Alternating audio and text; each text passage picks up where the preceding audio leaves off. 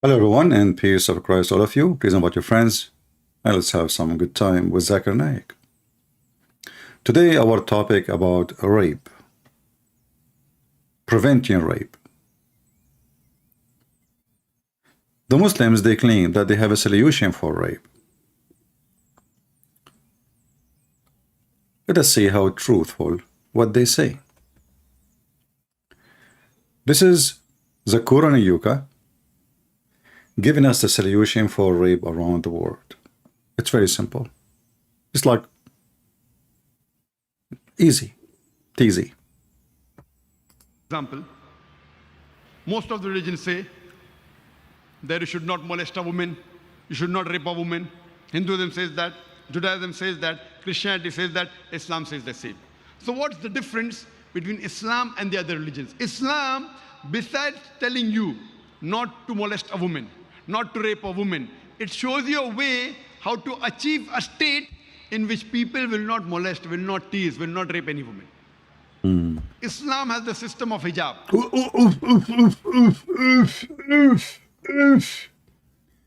So if a woman, she cover her head, that's it. She became invisible for Muslim men.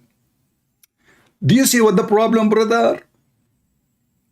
The women, they are showing their hair. The man, he look at the women hair. He get hairy, butter.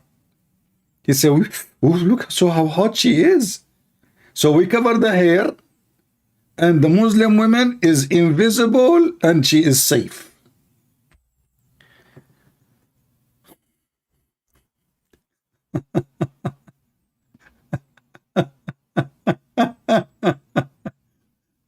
Okay, I want to do an experiment. So Zakir Naik, I mean, even your last name is the F word in Arabic. I'm just trying to be polite, not to say it. If we go right now, I did not search, but if I do right now and search for rape in the Middle East, well, what I will find out? You know what? I'm not going to search even for rape in the Middle East. I will search for rape in Saudi Arabia, the most aggressive, progressive Islamic country.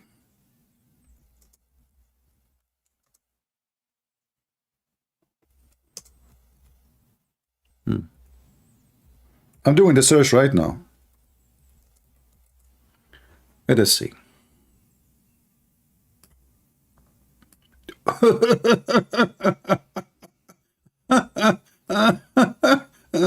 Look what I found.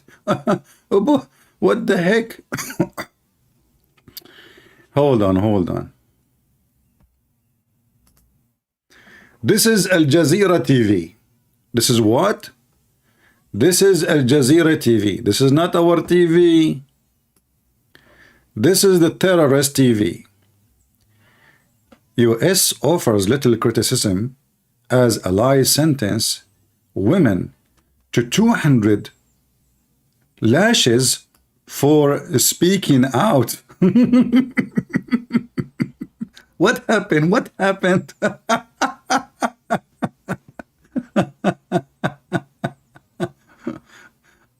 Oh boy. So you go to Saudi Arabia, you get rape. Okay. After she met him in her car, the pair were attacked by gang of 7 men who allegedly raped them both. Raped who? Raped the man and the women. Take a note. If you wear hijab, you are safe in Saudi Arabia. You are safe in Islamic countries. They did not only rape the women, they raped the man. 7 of them. This is Al Jazeera TV. Let me post the link. Maybe you don't. Maybe you will say I'm making things up.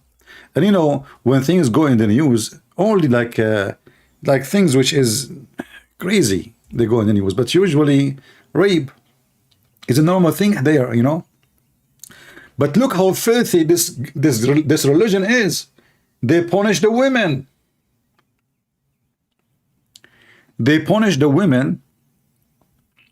And the man who was raped, he was lashed 90 times. He was raped. The women who was raped, the Sharia court ordered to lash her 200 times. Because she is exist in the wrong location, wrong place. Haram. And they accuse her that she is the problem. She seduced them by being alone with the guy in the car. Not long time ago, I think last year, a guy at the age of 70, his wife, I think he is 72, his wife is 70. In Morocco, both them attacked and raped. And I think they killed them after.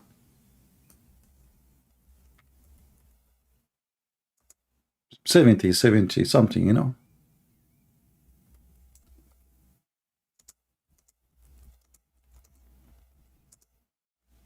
I forgot from where. I think like they are from maybe Netherlands, Norway, somewhere from the Scandinavian countries.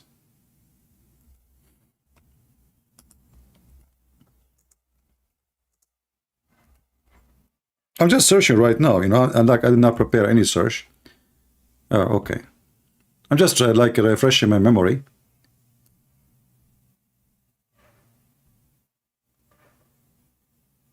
This I found something old, but the one I'm talking about is a new one. This one, it says Moroccan man arrested for raping 70 years old woman. Even rape is promoted in those countries. But let me show you something you will not even expect. Do you know that in Muslim countries they rape crops? They rape what? They have sex with dead women. After the woman she die, they bury her. Let me show you. Hijab, brother, we wear hijab. Islam caused the problem. Because Islam made a taboo, you know,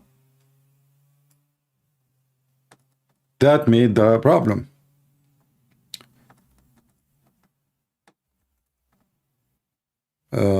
But I should search for in English. What is the word to search? I'm not sure. Rape should be rape. I mean, having sex with dead women. Okay, let us see. Sex with dead women. Egypt, Morocco, all countries.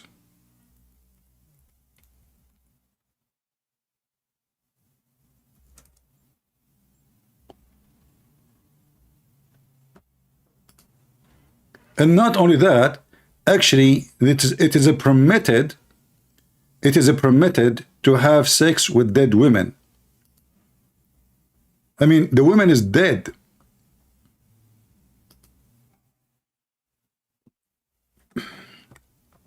I'm just searching, but I found something different. Look at this. Uproar over fatwa by Moroccan sheikh permitting having sex with a dead wife.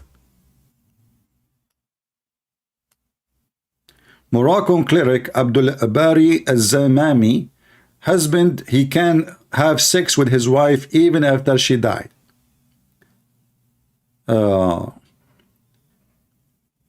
Egypt to bring in law allowing men to have sex with dead wife.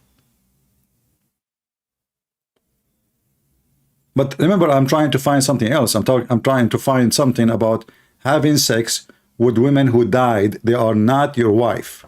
They are not even anything to you. They go to the graveyard. They wait for the funeral until everybody go.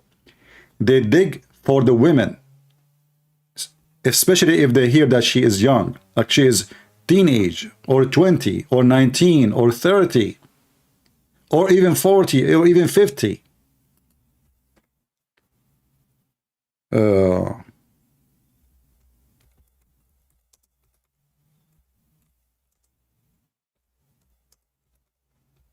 Let me see.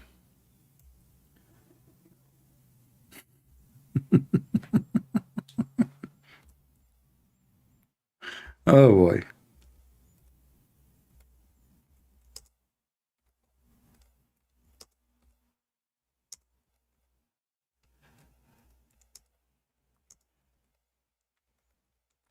I'm just trying to remember the news.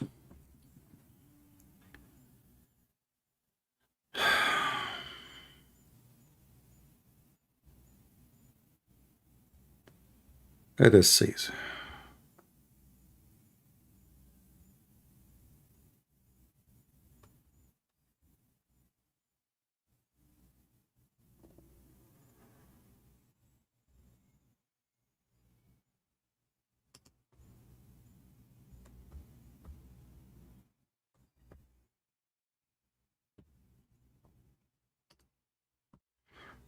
There is the one I'm looking for. I did not really find it, but there is many news actually. They are saying the same. Like this is a story about this handsome gentleman who he had sex with the dead women, and this one was arrested. But let us see.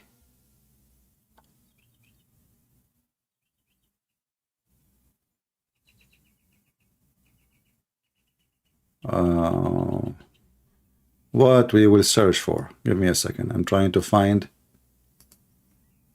what the title will be.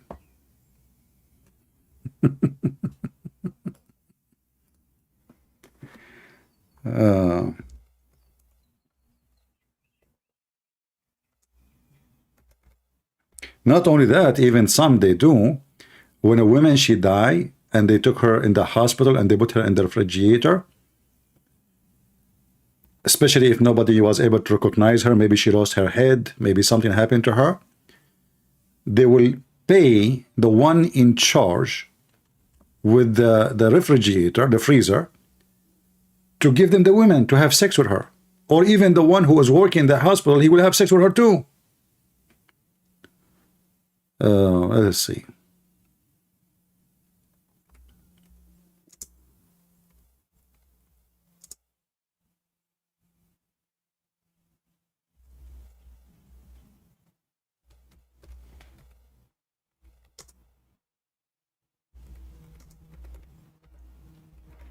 So what many they do, if you have a woman, she is young and she pass away, what her family they will do, they will put a bunch of guys sleeping in the graveyard area, like they put a tent, and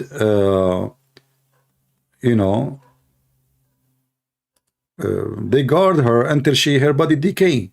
Otherwise, you go home, those filthy people will come, they will dig the grave, they will take your sister, your wife, your mother, it doesn't matter for them, and they will do that with her. Hello? Hello? Hello? This Abdul calling me.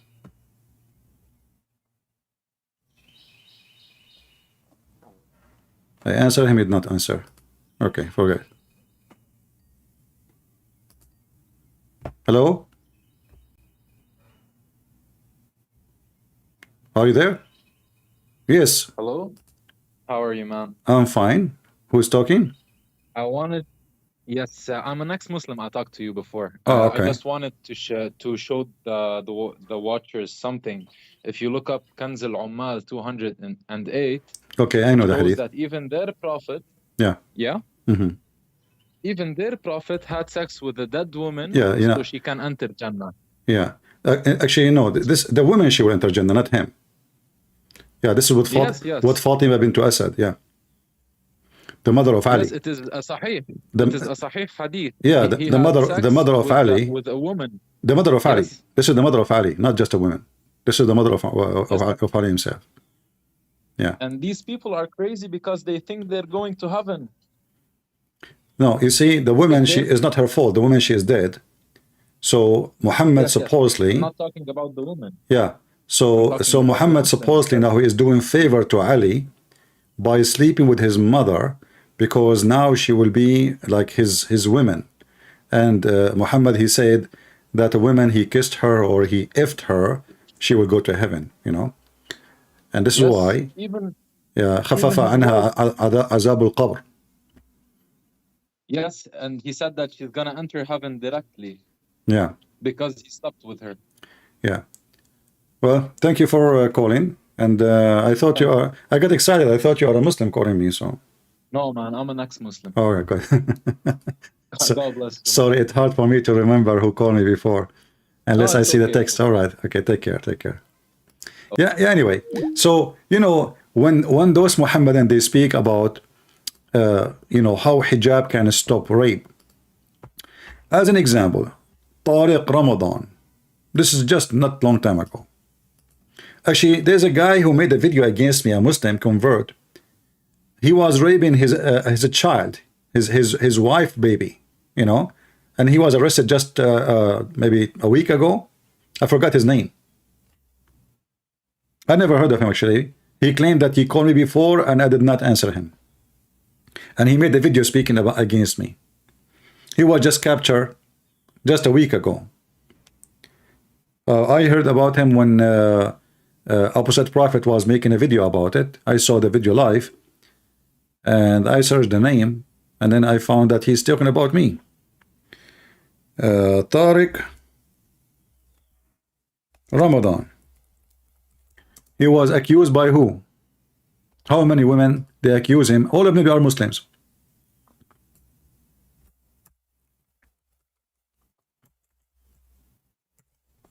And this is a Muslim sheikh, and he is the grandson of the founder of the Muslim Brotherhood. He do da'wah conference like Lili Dawah and Mimi Hijab. And actually this guy supposedly have a PhD and he is even teaching. Look how stupid the Western. I mean, they hire such a scumbag. Not only he is not very educated, not only he is nobody, not only his degree is fake, they hire him, you know, because where do you get your degree from about Islamic study? Who is the one who gave you the degree? This is the grandson of the founder of the Muslim Brotherhood in the world. How many women they accuse him of rape? One after one after one after one after one. Just in the last month, how many Muslims, like famous ones, been accused of rape? Like Hakimi, this guy Hakimi, he became, you know, everybody speak about him. I never heard of him before. Singers. But remember, if you wear hijab, Muslim men will not rape you. So I'm going to do little, you know, little trick. People start scratching their heads. Hold on.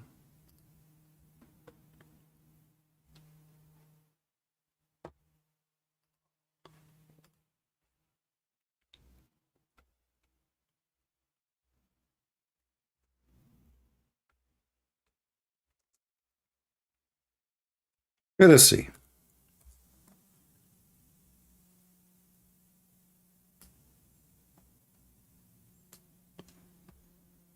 I'm going to search in Google, and I will not accept any website speaking about such a thing unless it's Islamic, approved by Muslims, and it's coming from Muslim countries. I just type in Google in YouTube in Arabic, but I'm going to use Google translation.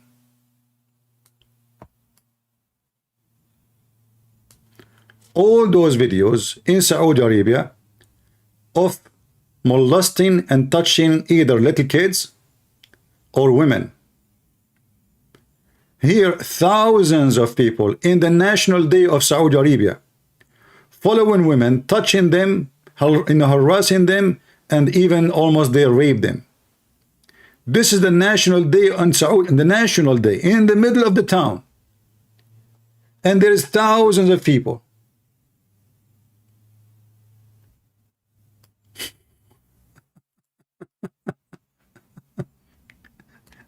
All the clips of harassment in the National Day. How many? Too many.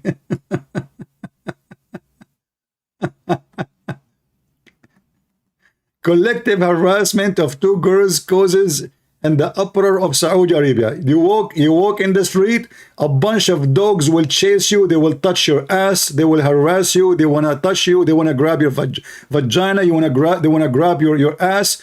All of this, And those women are wearing hijab, and even they are wearing burqa. Look at those women are not naked.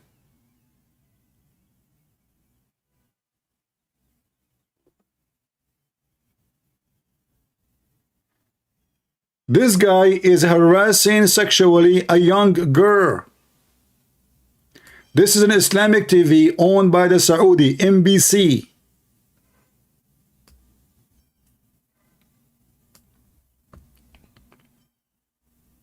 This is the land of the Muslims. This is a Lebanese woman in the elevator with a Saudi man.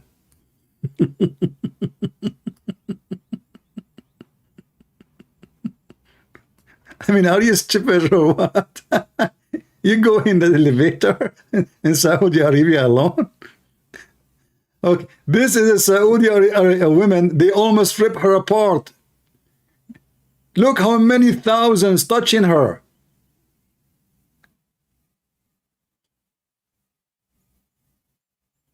This is a woman wearing the veil.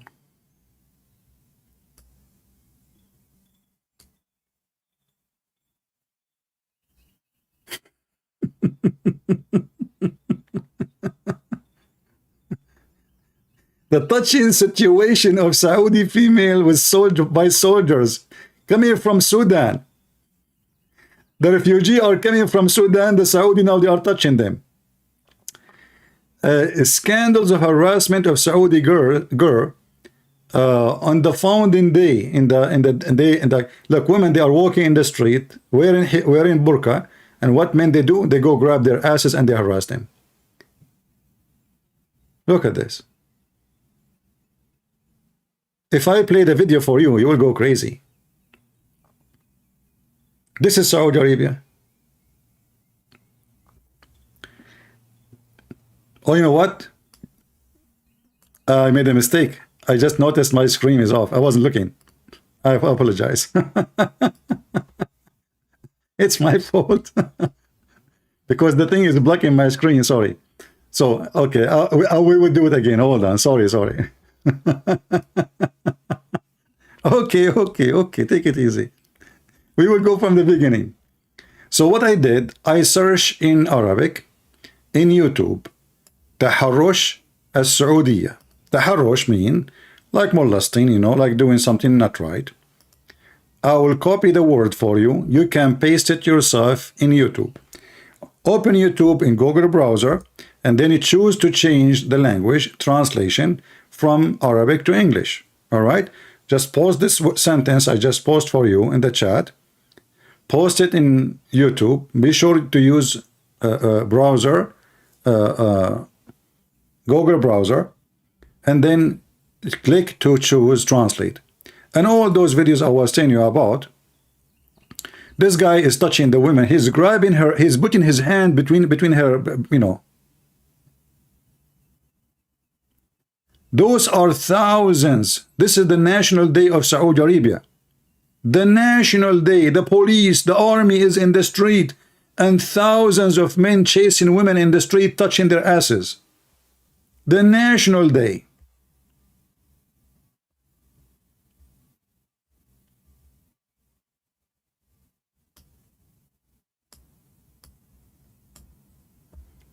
This is a person, he is molesting a child. This is the NBC Saudi TV. Those are Muslim men, and they stop in Saudi Arabia, in Abha, a girl, and they are harassing her, trying to do something to her. You know what they are trying to do? And she is wearing hijab. If I play the video for you, you will not believe how filthy it is.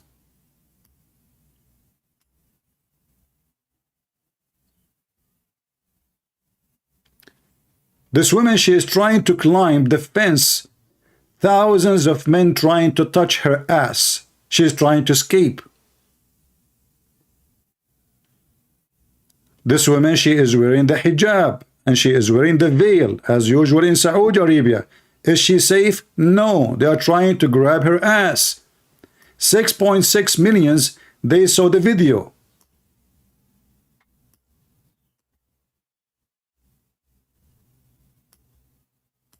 All of those is nothing but Saudi Arabia alone. What if I switch to Egypt? Oh, harassment in the Eid festival. Oh, in the Eid, we are having fun. We are going to go grab the ass of girls in the street, and if we can rape them, we will rape them. Praise be to Allah.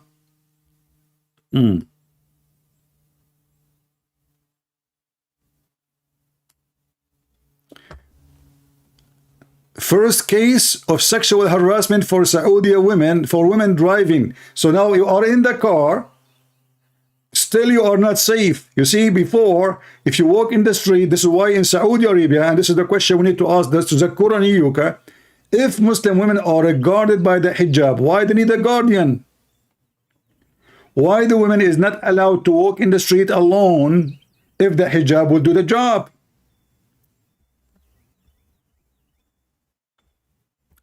Sexual harassment in Saudi Arabia. A girl walking alone, and she looked like maybe she is pretty, and all those guys, they want to take a bite. They are hungry. Harassment in Saudi Arabia market. Even they chase them to their cars. This one is dirty. Let us avoid this one. Not good for your age.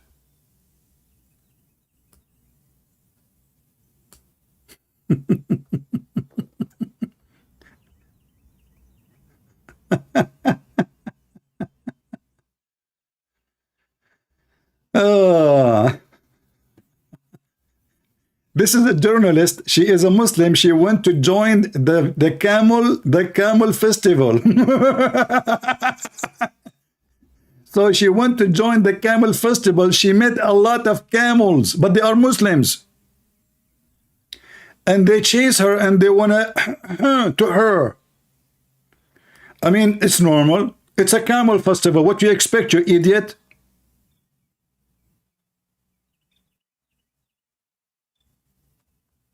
Camel festival. Are you crazy? Now let us search for different country. Enough Saudi Arabia. I will type Egypt.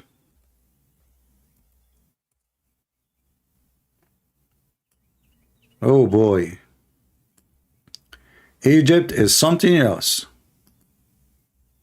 This one you have to join, you have to be like, I'm not signing in this browser here, so you have to sign in order to, like, hold on, let me see. I will click in the other browser.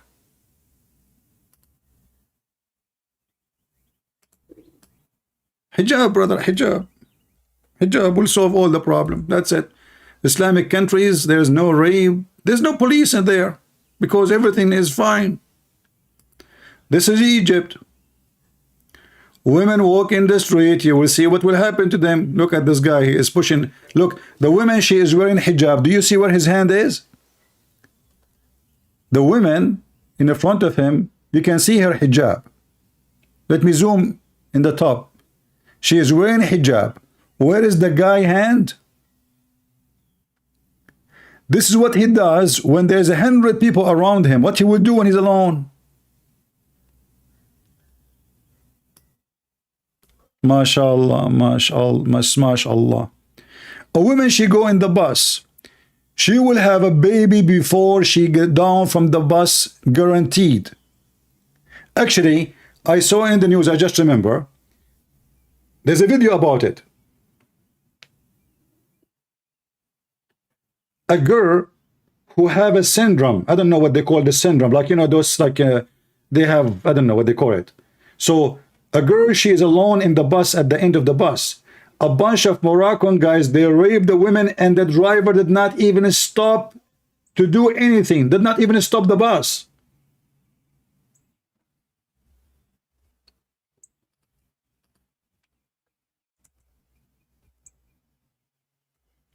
Let me see if I can find I'm trying to remember the title of the news.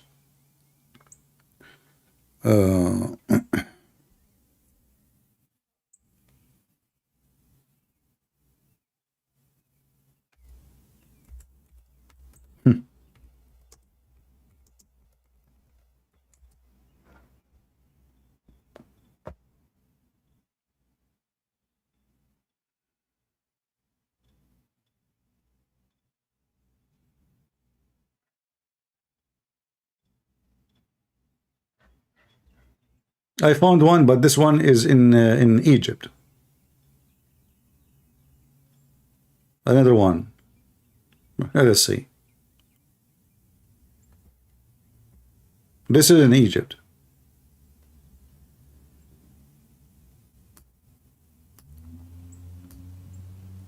I will use Google Translation again. The first one is in Lebanon. The second one in Egypt. The third one is I don't know where. I just searched there. There's rape her in the bus. Let us use translation. In the bus. And the bus is full of people. During the day of Ramadan, gang rape of mentally handicapped girl. 3 men, they raped the girl who is handicapped in the bus, and the bus is full of people. Handicap.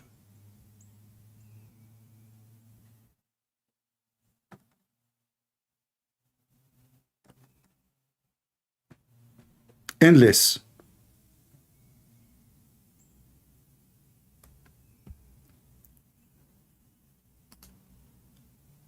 Somebody post the word militia in the chat. What is the name of this guy who was arrested in militia? He make article and he speak against me. He said Christian Prince is not worth to debate. Mimi Hijab. He finished him. What the name of the guy? He was arrested for porn with the children's.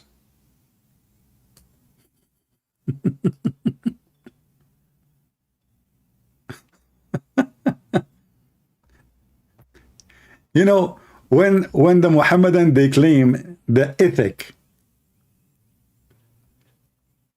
They claim the ethic. You are fooling who? If you Muslim men have ethic, women do not need a guard when they go in the street. If you have the good ethic, you will not have steel bars in every window in the Middle East. Every single window in the Middle East, there has a steel bars. Do you know why? Because everybody is ethical there. Nobody trusts nobody. In USA, there's no bars in the windows. For sure we have thieves, but rarely happen. Now for sure with the Democrat, it's happening big time in democratic area. Those are the friends of the Muslims. This is why they are friends.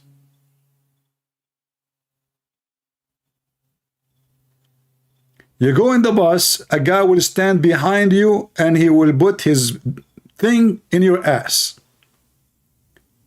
And the bus is busy. Or even if it's not busy, he chooses to be there. I mean, what you can do, he want to support you from your back. Oh, hold on. I just remember about sexual harassment and rape in Mecca. There is a group of women. They started a movement. It's called, let us see.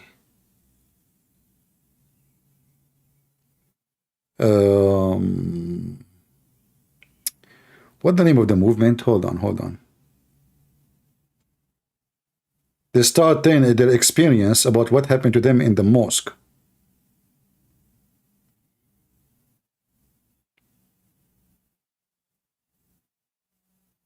Okay.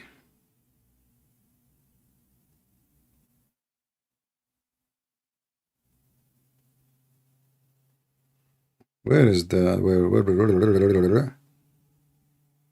I don't know. Hold on, let me.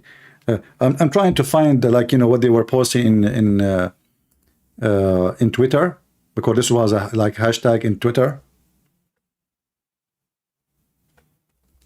To me in the mosque, maybe. Like happened to me in the mosque, something like that.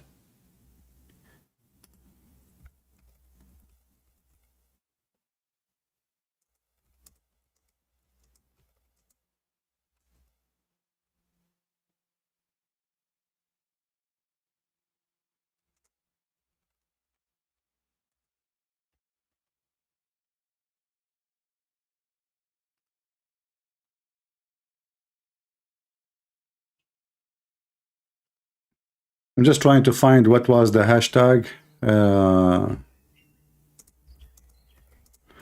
Let me change the search. Harassment in Hajj. We will search in English. Sexual harassment in Hajj.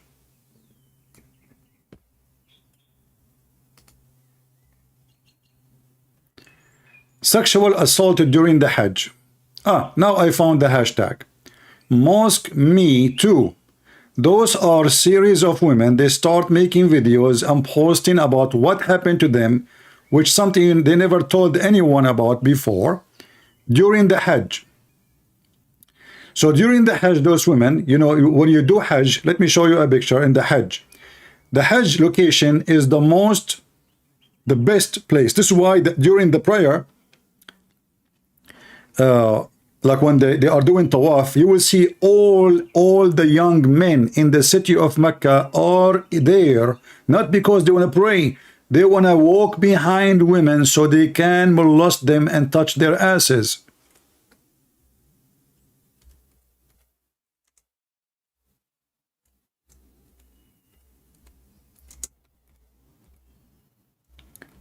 Because it's very crowded place. I just found one video, 2 videos, 3 videos, 4 videos.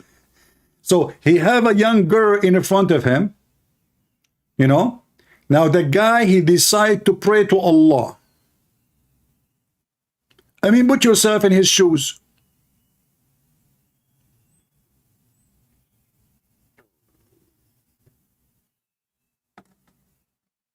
Normal. This is a woman, she is wearing many clothes. She is showing her shoulder.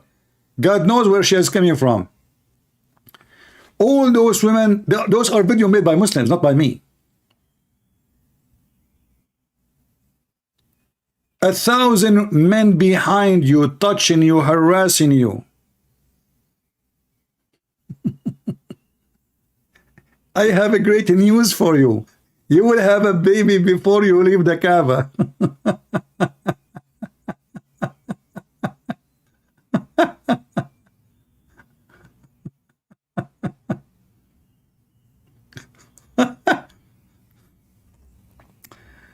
Brother and sisters, listen, Prince. First of all, you are throwing me a bad example about Muslim. We Muslim, we don't do that. You stupid. If your prophet he allow, I mean, how come women they cannot be with the men in the mosque in the same place, but yet around the Kaaba, you have all those crowd and they are around each other, touching each other, molesting each other. You created the best atmosphere for sexual harassment, and not only that. Actually, I remember once there's a Saudi guy. He told me that he cannot see a girl he like. She like him. This guy is not harassing the girl now. So what they do, this woman suddenly she became very religious, and he became so religious. She tell her family, I'm going to the mosque on the Kaaba. You know, okay, well, nobody can say no. You know, even her brother he go with her.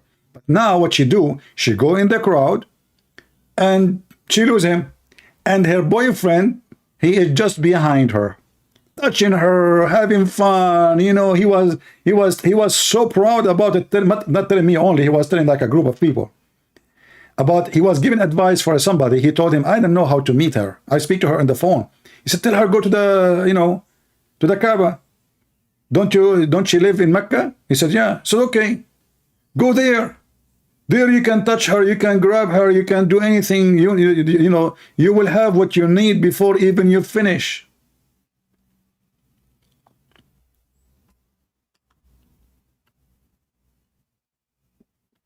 And the funny is, the one who is posting the videos, as you see, they are Muslims.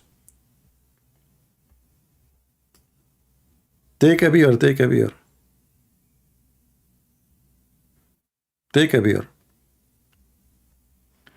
The sexual harassment even in Mecca and in front of the Kaaba.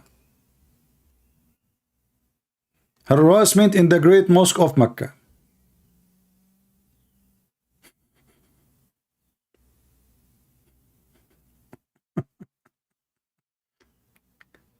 Not to forget what they do to those poor Indonesian, Filipinos, Bangladesh women who come to work as a maid. And that is a different story. And by the way, according to Islam, it's halal to rape your maid. It's your right hand possess.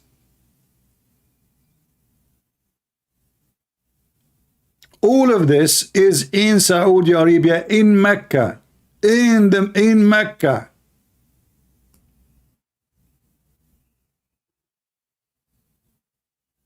Aman Rabbi Aman. They are wearing hijab, Aman. Everybody wearing hijab, brother. Okay, we have enough of this garbage.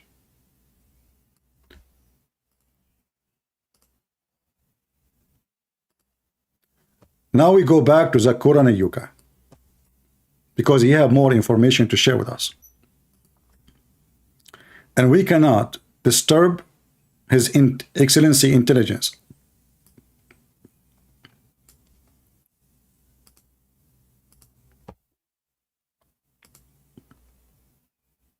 Not to molest a woman, not to rape a woman. It shows you a way how to achieve a state. Before he continue, I have a challenge for Muslims to show me one phrase in the Quran says don't rape a woman. In fact, we can show you many in the Quran says you can rape a woman. In fact, Muhammad himself, he raped many women. Is that true? Not a single verse in the whole Quran, the yellow pages of Muhammad, saying there's a punishment for rape. What is the punishment for rape? Muslims, who can show me the punishment for rape in Islam?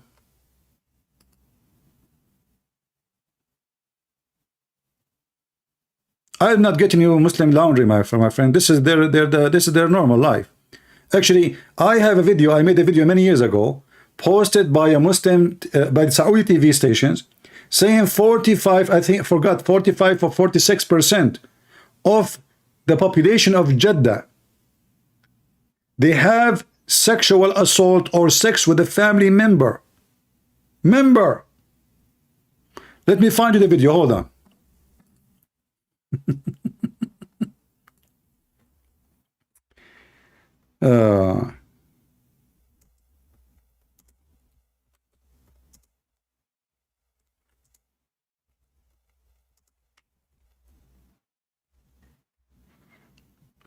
I'm trying to find what is the title. You know, I don't know what people use. Saudi Arabia TV.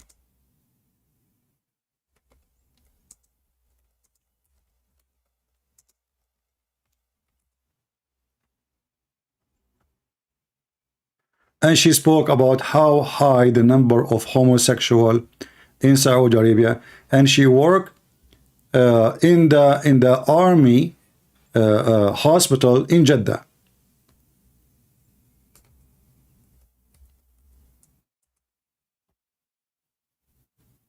I'm just trying to find the video. What the name of the video?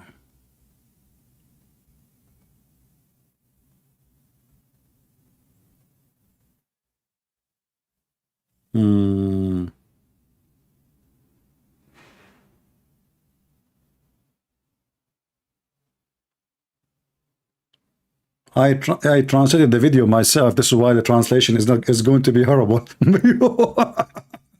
You know, this was many years ago. But I'm trying to find it. Hold on. Where is the video? Saudi Arabia TV. Let's see, Muslim TV.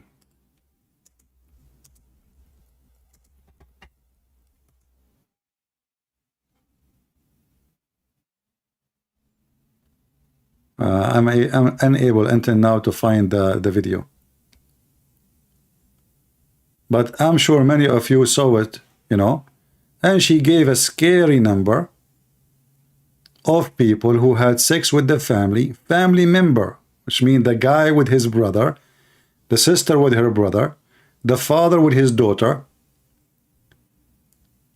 45 to 46%, as I remember.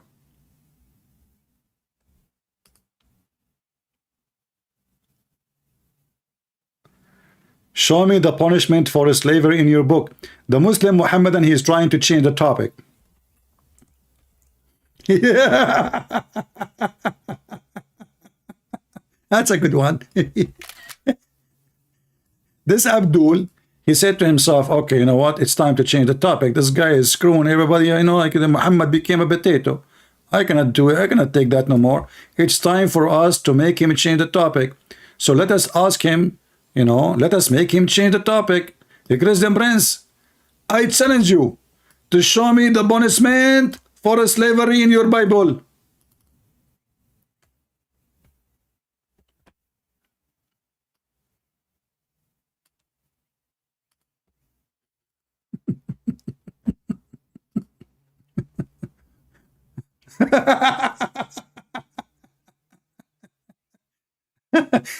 My friend, I can show you the punishment immediately.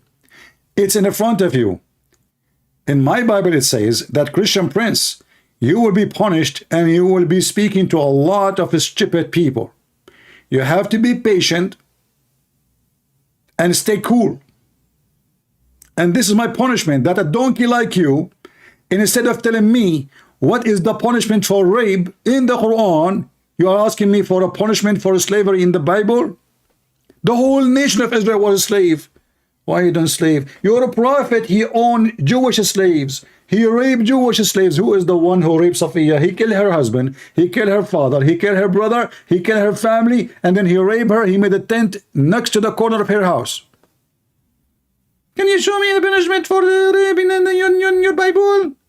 Ali Dawa, it's not you. Don't talk to me. You know, your voice is really... And the funny is, Ali Dawa, with the feminine voice, speaking about LGBT in Mecca. Oh, look at this. LGBT in Mecca, halal or haram. What? 1 month ago, the LGBT community, they found the best place to go to is Mecca. Aman Rabbi Aman. That's interesting video. Should I play it?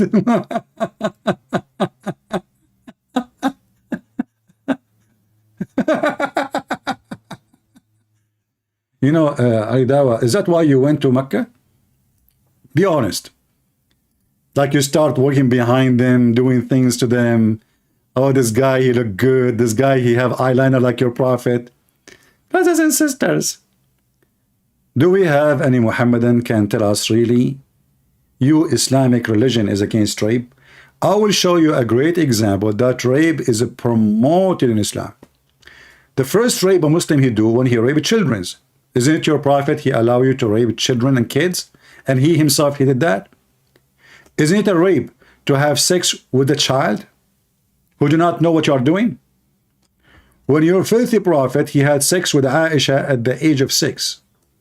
Oh, sorry, 5. Because 6 in their calendar is 5 in our calendar.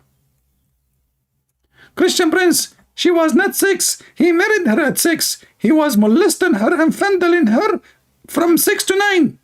Yeah, this is the movie time. Like, you know, between the 6 to 9, Muhammad, he was patient. He was so nice. He did not put it in because she would die. Actually, the hadith says that the mother of Aisha, she was feeding her with a cucumber and date so she might get fat because she was so small.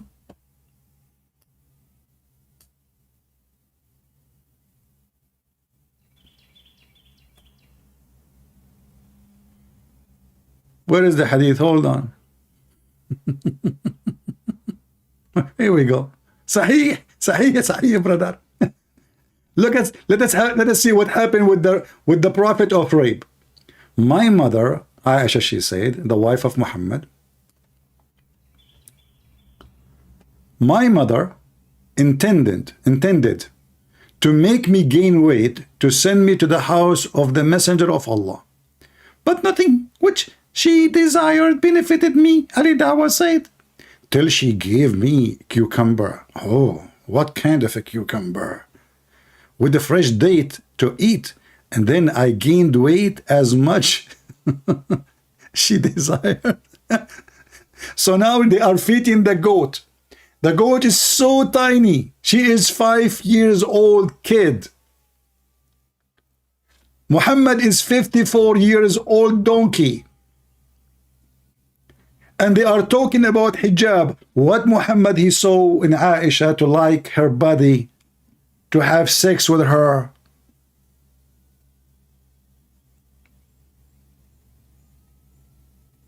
Isn't it this is rape? The mother, she is feeding the daughter cucumber. Since when a cucumber make you fat? Man, I'm not good. I'm eating cucumber. Nothing happening to me. You know? Cucumber make you fat?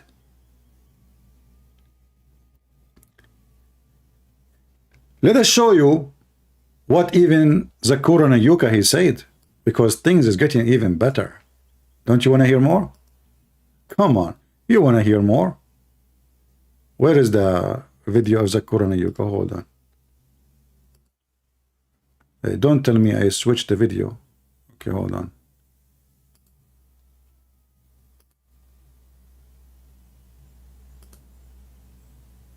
Where is the Zakir Naik video? Here we Let go. me give one more example. Okay. Most of the religions say that you should not molest a woman, you should not rape a woman. Hinduism says that, Judaism says that, Christianity says that. Where in Islam it says you should not rape a woman? Show me the verse. Coward, liar. He will quote for you a verse have nothing to do with rape. Watch and love. Islam says the same. So what's the difference between Islam and the other religions? Islam, besides telling you not to molest a woman, not to rape a woman, it shows you a way how to achieve a state in which people will not molest, will not tease, will not rape any woman. Islam has the system of hijab. Many times people talk about hijab for the woman in Islam, but Allah subhanahu wa ta'ala in the Quran first speaks about the hijab for the man and then for the woman. Hey, hey Muslims. Okay, hold on. So why you are not wearing hijab then, you stupid?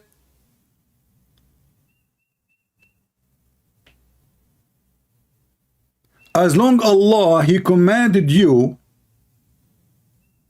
to wear hijab as a man. The Quran says the man, he should wear hijab. And this is the hijab. But this is something exists. This is the Arab, the Bedouin people, they wear it for thousands of years, you idiot. What does this have to do with hijab? This is to cover their head from the sun.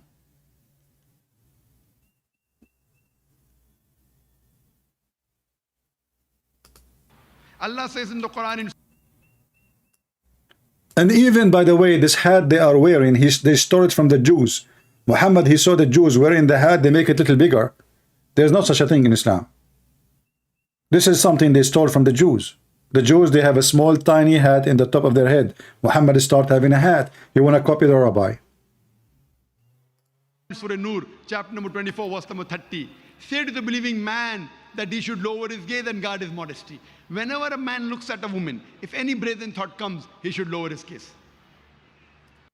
Look at this Muslim woman, her mouth is open. Guys, when a Muslim man, he see a woman, he should lower. He don't look. Let us see what Muhammad he did when a woman with big ass she walked by.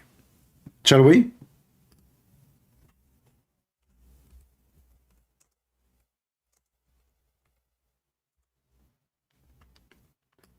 Muhammad don't look. Reported, and as you see, this is Sahih, by the way. I'm not showing you something weak. All of this is Sahih. Even here it says in Arabic, here, Sahih. Sahih. You see it? Okay.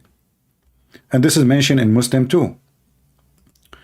So Muhammad, look at this. The recommendation to the one who sees a woman and is attracted to her to go to his wife or slave women and F her. Decent religion. See guys, listen. The Prophet now, he is sitting in the front of his house. The Prophet told Zakir Naik, don't look. Don't look. But Muhammad, he look. And the advice, brother, if you see a woman in the street and you straight looking at her ass and you like her ass, may Allah ask you, what do? Recommendation, brother. Chapter recommendation. The one who sees a woman. What do you mean sees a woman? What exactly means sees a woman? I mean, why you don't tell me that he, he's like he's a mule. His penis is going hard. Excuse me. Sees a woman. Is that what it says in Arabic?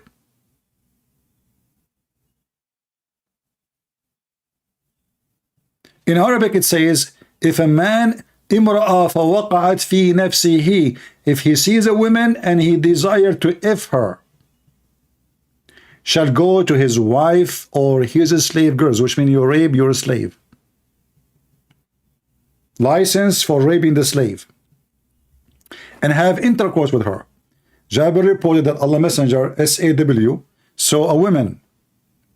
And he came, look what the Muslims, they say. He saw a woman, what does that mean?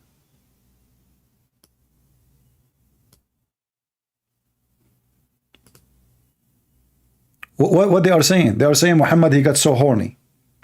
And do you think a man, he just saw a woman, he just looked at a woman like for like 10 seconds and he got horny? And this is a Muslim woman wearing the hijab. By the way, not hijab, sorry, the veil. Those stupid people until now, they keep saying and showing us pictures of women wearing a scarf in their head and they call it hijab. This is not the hijab. Those people are dummy and they are donkeys. This is not hijab. You see what this woman she's wearing? This is not hijab. Hijab is a curtain between you and someone else. It's not something you put in your head. Those people are mentally ill. They do not know their own religion. They do not even can explain their book. If we go right in the Quran and we type the word hijab, right away we can prove in 2 seconds that hijab is not a scarf in the head. Hijab, the name of Mimi hijab.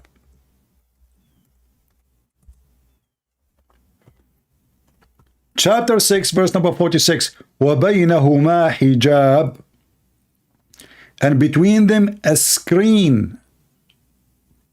Do you see? This is the word hijab.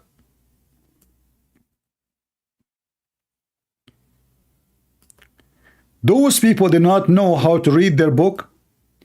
They don't understand Arabic. They are dummy like their prophet. They have no idea what hijab is. So this is chapter 7, verse number 46. Hijab is a barrier, is a screen, is a curtain. Let us go to a different verse. All the verses in the Quran making it clear, even though the Quran is a stupid book. Chapter 17, verse number 45. What hijab is? Hijab is a barrier, is a curtain. There is between you and them a barrier, a veil. The veil is not something you wear. It's a screen. It is a curtain. Between you, that's why it says between you and them. It's not something in the top of you. Do you see the word between? So hijab, the word in Arabic here is hijaban. Here we go. So it's a barrier between you and them. Hijab is not a scarf. Let's go to a different verse in the Quran. Chapter 19, verse number 17. This is supposedly about Mary, the mother of Jesus. She placed a screen. She screened herself from them. So how the hijab became something in the head?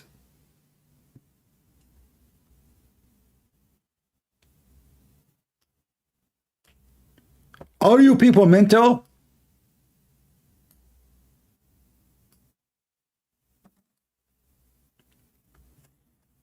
Hijab is something between you and someone else, which means he cannot see you. You cannot see him too. If you can see him, this is not hijab. If he can see you, this is not hijab. It have to be completely a barrier between you and the person. It can be usually a curtain. If you don't like this translation, we can change it, by the way. You can choose any donkey of your choice, but all of them, they are donkeys for me. This is how they translate here hijab as chosen a seclusion. So Mary, she did not wear hijab in the Quran. She screened herself from them. This is your stupid book. We go to different verse. Chapter 33, verse number 53. Those are the wives of Muhammad. Muhammad is a person, he don't like anyone. This is specifically about Muhammad wives. Muhammad is a cheap. He don't like people to come and ask for food.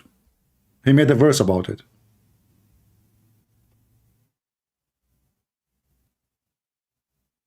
All these verses here in front of us about Muhammad, license for Muhammad to rape and F women. Oh Muhammad, it's made lawful for you to F this and this and this, and look at the list. The list alone will make a book. All those women, Muhammad can he can F them. And if the woman she offer herself to Muhammad, and Muhammad he don't like how she look like, Muhammad he made a verse saying any woman she offer herself to the Prophet, he can F her. And then older women, they start coming because they are seeking security. If she sleep with Muhammad, she will have retirement for lifetime. People will fear her. Nobody will bother her. Everybody will feed her. She was in the bed of Muhammad. And Muhammad even make it clear that nobody can marry his wives after him, even if he died, or the women he sleep with. When women, they are starting coming, now not to forget to mention that Muhammad in the same verses is allowed to rape the captive slaves, as you see in the screen. But then there's women, Muslim women, they start offering themselves, but they are very old and they are not good looking for different reasons. They can be young, but they are not good looking according to Muhammad. So Muhammad, he made another verse, says, oh Muhammad, you can choose whoever you like to F her, and you can post upon whoever you don't like. Like women are lined up in turn to be F by the Prophet. They have no panties, and they are struggling to get their turn. Muhammad, he looked from the window. Let this woman go back home. Allah, he just told me, any women you want, you can post upon. Any women you want, you can F her right now. So that woman there, Allah told me, don't take her. Let her go, let her go. Yes, the old one with the gray hair. And yeah, and that one with big butt. No, leave the big butt. I like big butt. Are you kidding me? We are big butt people. The bigger the better. Stupid, why you are kicking her? This is my best woman now.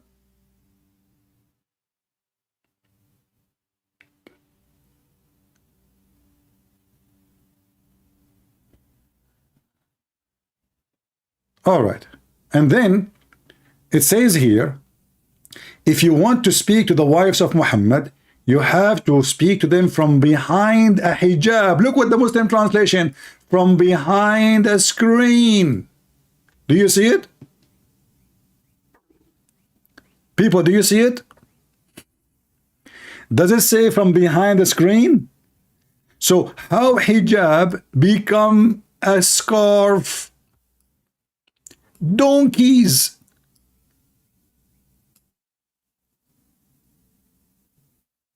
So the one who was speaking before me was Ali Dawa. You know, he was taking hormone.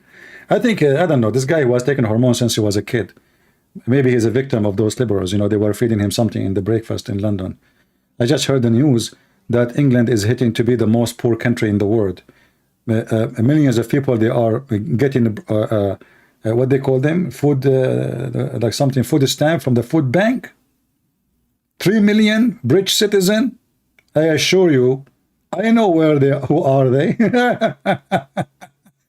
I know who they are. Those who they are getting the food stamps. They don't go to work. Yeah, let the rich man work and pay tax and feed us, and we make babies. So, فَاسْأَلُوهُنَّ مِنْ وَرَاءِ hijab. Hijab is not a scarf, you idiot, Zakir Naik. Hijab is a screen. Not only that, even Allah, if hijab is a word, mean a scarf, that means your God Allah is wearing hijab.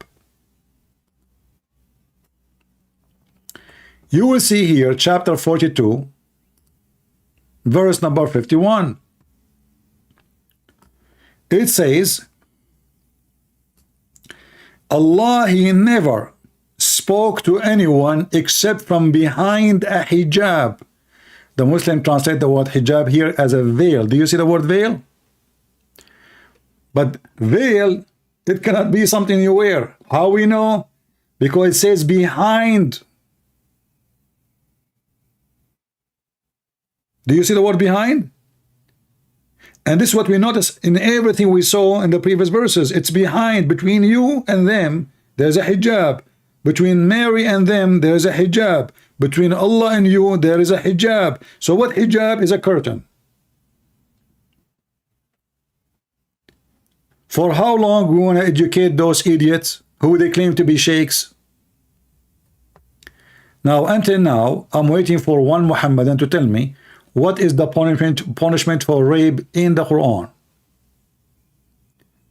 I forgot to mention that if you are raped, you have to bring 4 witnesses. And Zakir Naik, he was lying, saying, you do not need 4 witnesses in different video. No, not this one. Hold on. This one. Look, you're so cute.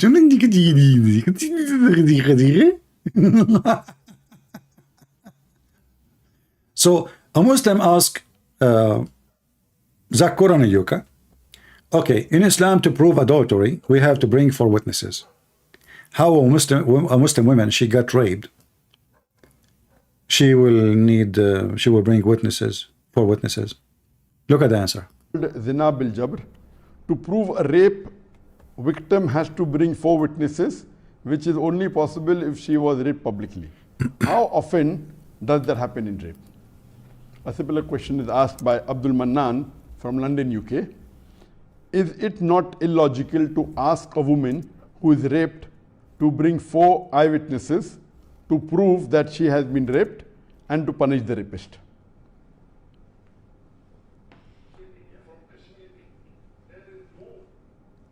The basic question posed by both the questioner is that isn't it illogical to ask the rapist or to ask the victim who has been raped to produce 4 witnesses to prove that she has been raped and to give punishment to the rapist? There is a misconception Really? amongst the Muslim Ummah as well as most of the people that... Hold on. Did you hear what he said?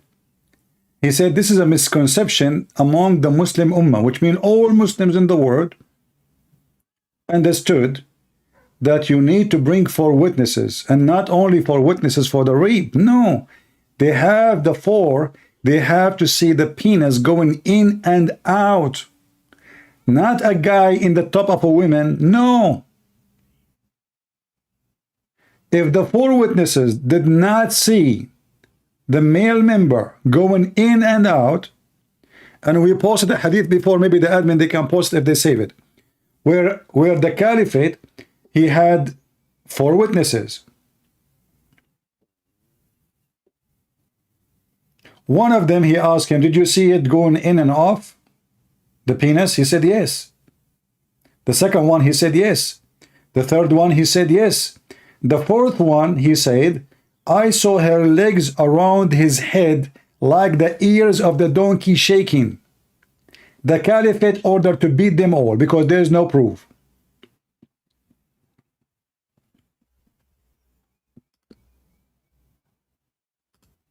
There's what?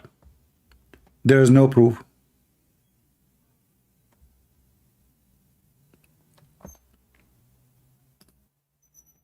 Four witnesses. Praise be to Allah. My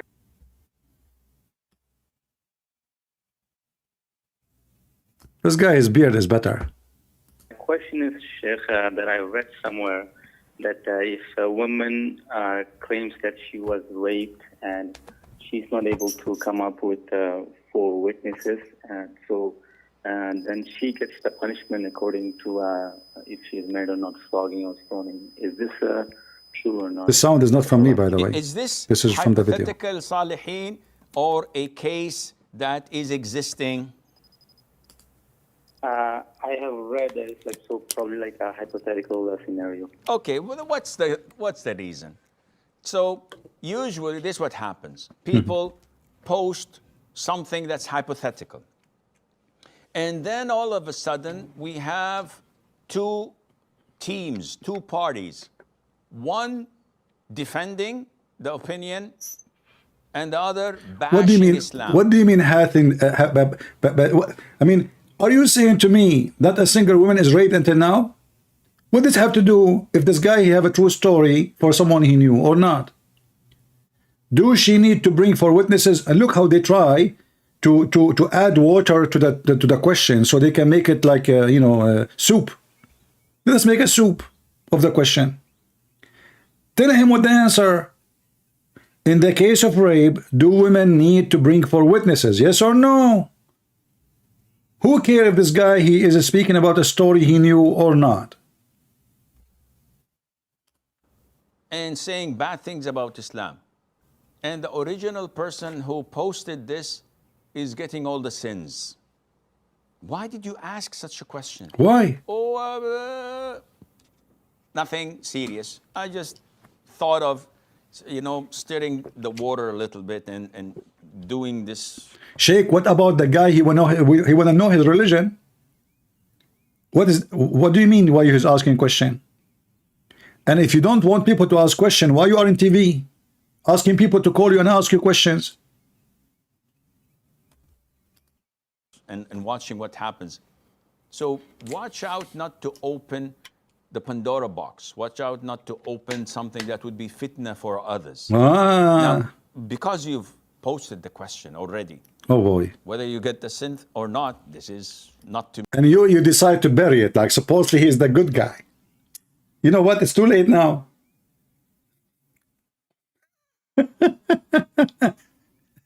It's like Zakir Naik. They asked Zakir Naik, why you don't debate David Wood? He said, brother Hitler, first of all, this person is trying to be famous. You stupid idiot, you just mentioned his name. And you don't want him to make him famous? If this is the purpose, already you just mentioned his name. You just said David Wood. And you are saying you don't want to debate him because you don't want to make him famous. But now everybody in your channel, he heard the name. And this guy is doing the same. This is the question we should not ask. Why you are doing that? This is not haram. Haram. We should not ask such a question. However, now you ask it, what I can do, it's not my sin. It's not my sin. It's your sin now. It's your sin. question. Oh, teams, 2 parties. One defending the opinion and the other bashing Islam and saying bad things about Islam. And the original. Barbadine, I have an offer for you. Why you don't call me and I will change the topic to talk about slavery right now? If you don't, I will block you. Do you accept the challenge, guys? Let us see who is the hypocrite. You are a donkey, son of Muta. Your prophet even says, if a slave he married without permission of his master, his marriage is not valid. What you are showing me here is about obeying Jesus, you stupid donkey. This is not about obeying a man, he is a master. And even if it's about obeying a real master, because the Bible is not teaching us to do violence, because if we don't obey, what we will do? You will go and kill the guy. Then the whole government will be upon you, and they will kill you. You are just a tiny slave. So you are a stupid, coward, you don't have a dignity. Aren't you Muslims believe all of you are a slave of Allah? Isn't it your prophet? He ordered Bilal and all the slaves to obey him. Isn't it the verses we just showed you that a man, if he saw a woman he liked her, he go and he if he's a slave? So how huge the difference is between obeying your master, bring me a dish, you bring the dish. If you don't bring the dish, what will happen to you? They will beat the hell of you.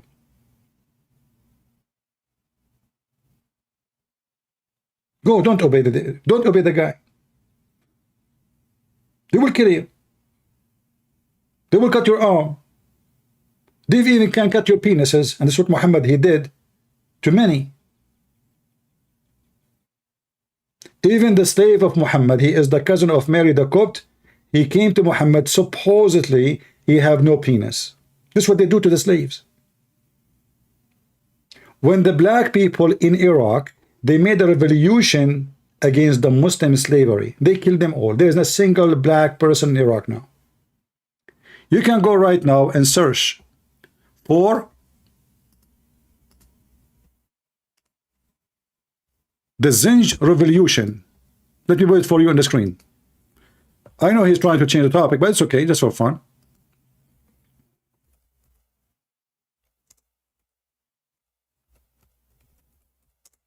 Son of Muta. The Zinj Revolution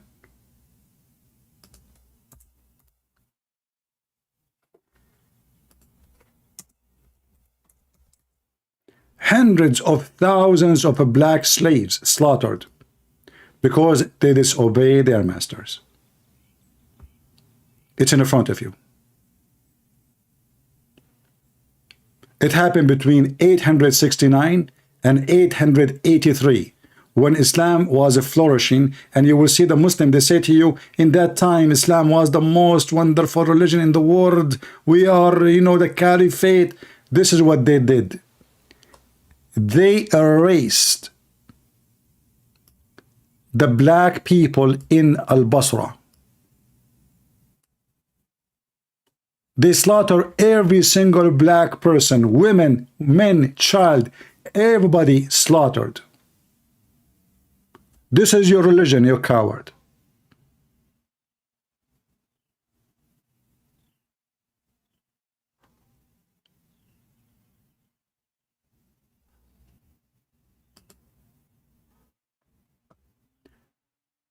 Show me the verse I gave you talking about Jesus, and I give you your number.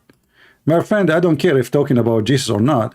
Slave, in the Bible, Jesus himself, he used the word servants and slaves. So even if the Christians there in that verse advising us to obey our masters is not because we approve of slavery, but that for peace reason. Because if you became rebellion, the Roman, they will slaughter them. As simple as that. And you are a son of Muta like your prophet. The slave owner is not the Christians. The Christians were the slave. This is a message was given to the Christian slaves, not to the master. Do you see the difference? You Muslims enslave us. We Christian, we say, don't go in war with your masters. They will kill you. They will rape your wife. You are a small minority. They are the majority. You are no match. That's why you are a slave. And the coward you claim that you know something. This is what they did to the black community by hundreds of thousands. And now if we go right now and check in Iraq, how many black left in Iraq? Nobody. There's no black. What happened? The revolution happened when the east of Al-Basra, all the territory have nobody except black African. They capture them from Africa and they bring them to work for them for free.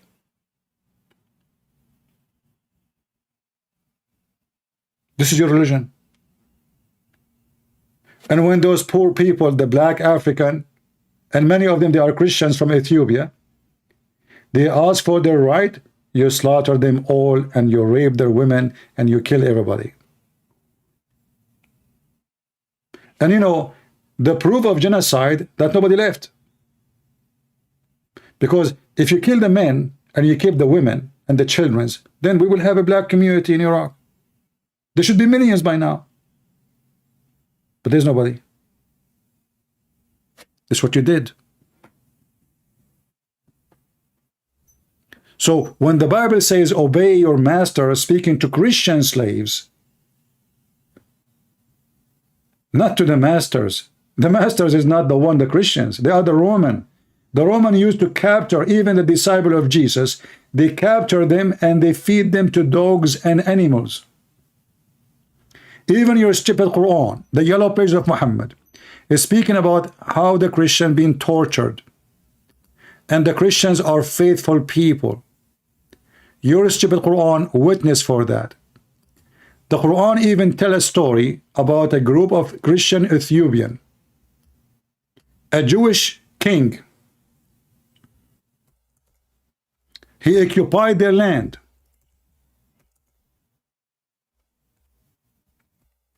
And he burned the whole country. The people of the country alive. Your story is in the Quran.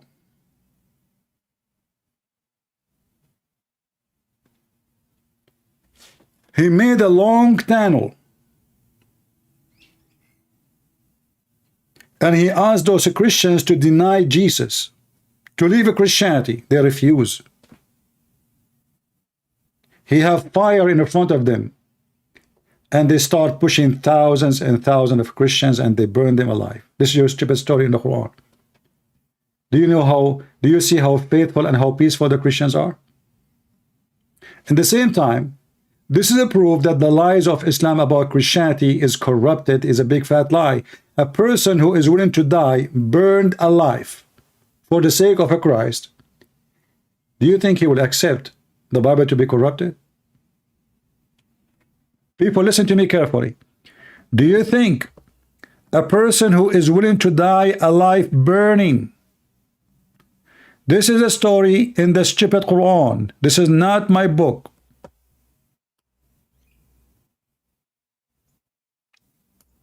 Even there is a story, in the story there's a kid, even a kid.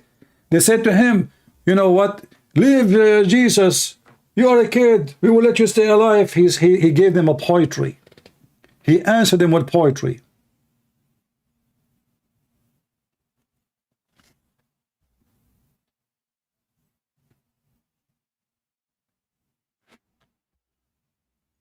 Actually, until now I remember the poetry. I think it says لو وضعت في قب قبيح لو دفنت حيا في ضريحي لما أخلفت في قول الحق يوم وما أنكرت الدين الصحيح أنا عبد المسيح بإذن ربي ومن يقدر على عبد المسيح.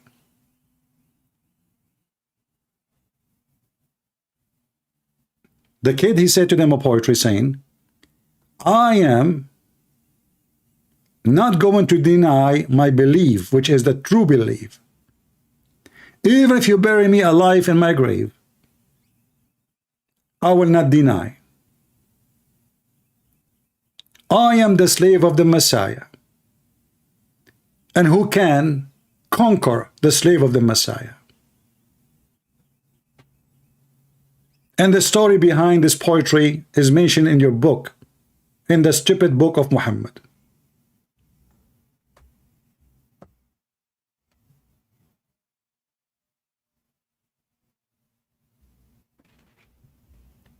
This is who we are. You Muslims are allowed to deny your religion. It's called taqiyya. In the Quran, we Christian, we die and we don't deny. The Messiah, he said, the one who denied me, the one who denied me, I will deny him. You are allowed to take a false oath, for you are following the devil, We are not allowed to do so. Now let us go back to our topic. They are trying to take us away, but good he did, because we spank him in different locations. Actually, yesterday there's a guy, he posted a comment, and I was going to go live just to talk about it. He's posting in different language, I don't know. Long comment. I said, I got a fish. The coward, he deleted his comment. The second I said to him, wait for my answer. In the comment, the donkey, he said, do you know that the God of the Christians is a stone? And he said, Galatians 3. I mean, those the black stone kissers are talking about God who is a stone. So who is Jesus then? If our God is a stone, you donkey.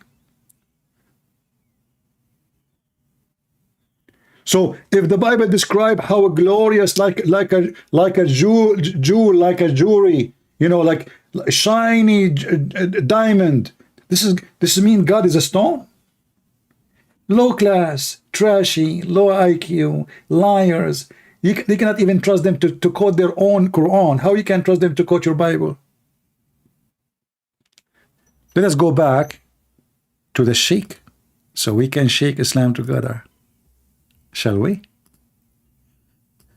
Look at this image. Look at this. His finger is up. I mean, he looked like a zombie. He just came from the grave. The religion of a finger. The only people who give finger to their God is the Muhammadan. So now what is the solution? The person, he asked a question. Should we have 4 witnesses for women get raped? And they have to see the penis going in and out? So usually this is what happens. People post something that's hypothetical. And then all of a sudden we have 2 teams, 2 parties. One defending the opinion and the other bashing Islam and saying bad things about Islam. And the original person who posted this is getting all the sins. Why did you ask such a question? Oh, nothing serious. I just thought of, you know, stirring the water a little bit and doing nothing this serious. and watching what happens. This is not serious. So watch out not to open the Pandora box. Watch out not to open something that... He is not opening the Pandora box now. Now, because you've posted the question already, whether you get the synth or not... Okay, the Pandora box is open now. State, but I'll answer you. Okay. A woman comes forward stating that this man has raped me. Okay. So the forensic services or whatever, the police or what? Come and... What forensic? What forensic? We are talking about Islam. Abdul, forensic? For what? Medical reports, she has been violated. What does have to do with the question according to Islam? What the forensic and the medical report? And raped. Do we have any DNA proofs, etc.? See? We may not. Now, to the Muslim judge, I have a woman with medical reports or without, claiming that this individual has raped her. I bring this individual and say, did you? She said, no. No. She said, you did. He says, no. And by the way, she took $2 million from me. Did you take $2 million from him? She says, no. I said, well, touche. So it's her word against his. Why would I believe her when she's accusing someone, and this one, we don't have evidences. So what evidences do you want, Sheikh? We need 4 male witnesses to testify and... Hold on. We need what? 4 male witnesses. Let us go to Zakir Naik. Zakir Naik, he claimed, we do not need 4 witnesses. 4 witnesses is a requirement in cases of rape to prove that rape has taken place. This is a misconception.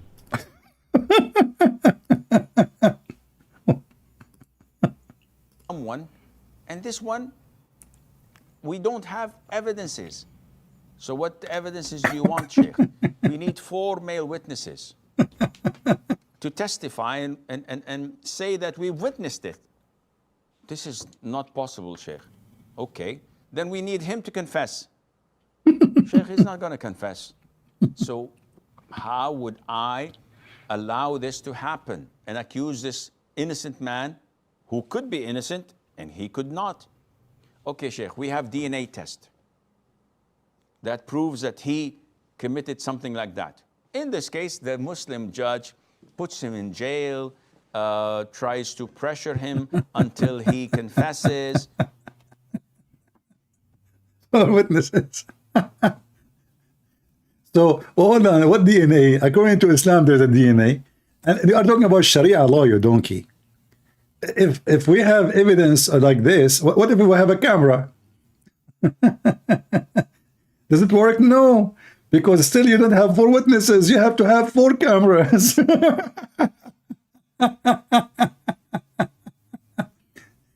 And the funny is, this religion, everyone give you a different answer. This guy, he said, you need 4 witnesses. The other donkey, he said, you do not need to. Brother Twitter. This is the most common thing. In Islam, you do not need 4 witnesses. This guy, he said, no, you need 4 witnesses. Which one is the, which religion we are talking about? Are we talking about 2 different religions? Or we have the same religion? Are they both reading the same book? Or they have 2 different books? Both of them, they are Muslim Sunni, support terrorism. And everyone is giving us different answer. And by the way, Zakir Naik said, Brother Thutter, Allah gave the Quran in a clear language. And it's very clear. So if you read the Quran in Allah, you will get the clear answer. So here we go, the clear answer. One, he said you need 4 witnesses. The other one, he said not. But let's see what Zakir and Yuka want to say. I don't know. The basic question posed by both the questioner is that isn't it illogical to ask the rapist, or to ask the victim who has been raped to produce 4 witnesses to prove that she has been raped and to give punishment to the rapist?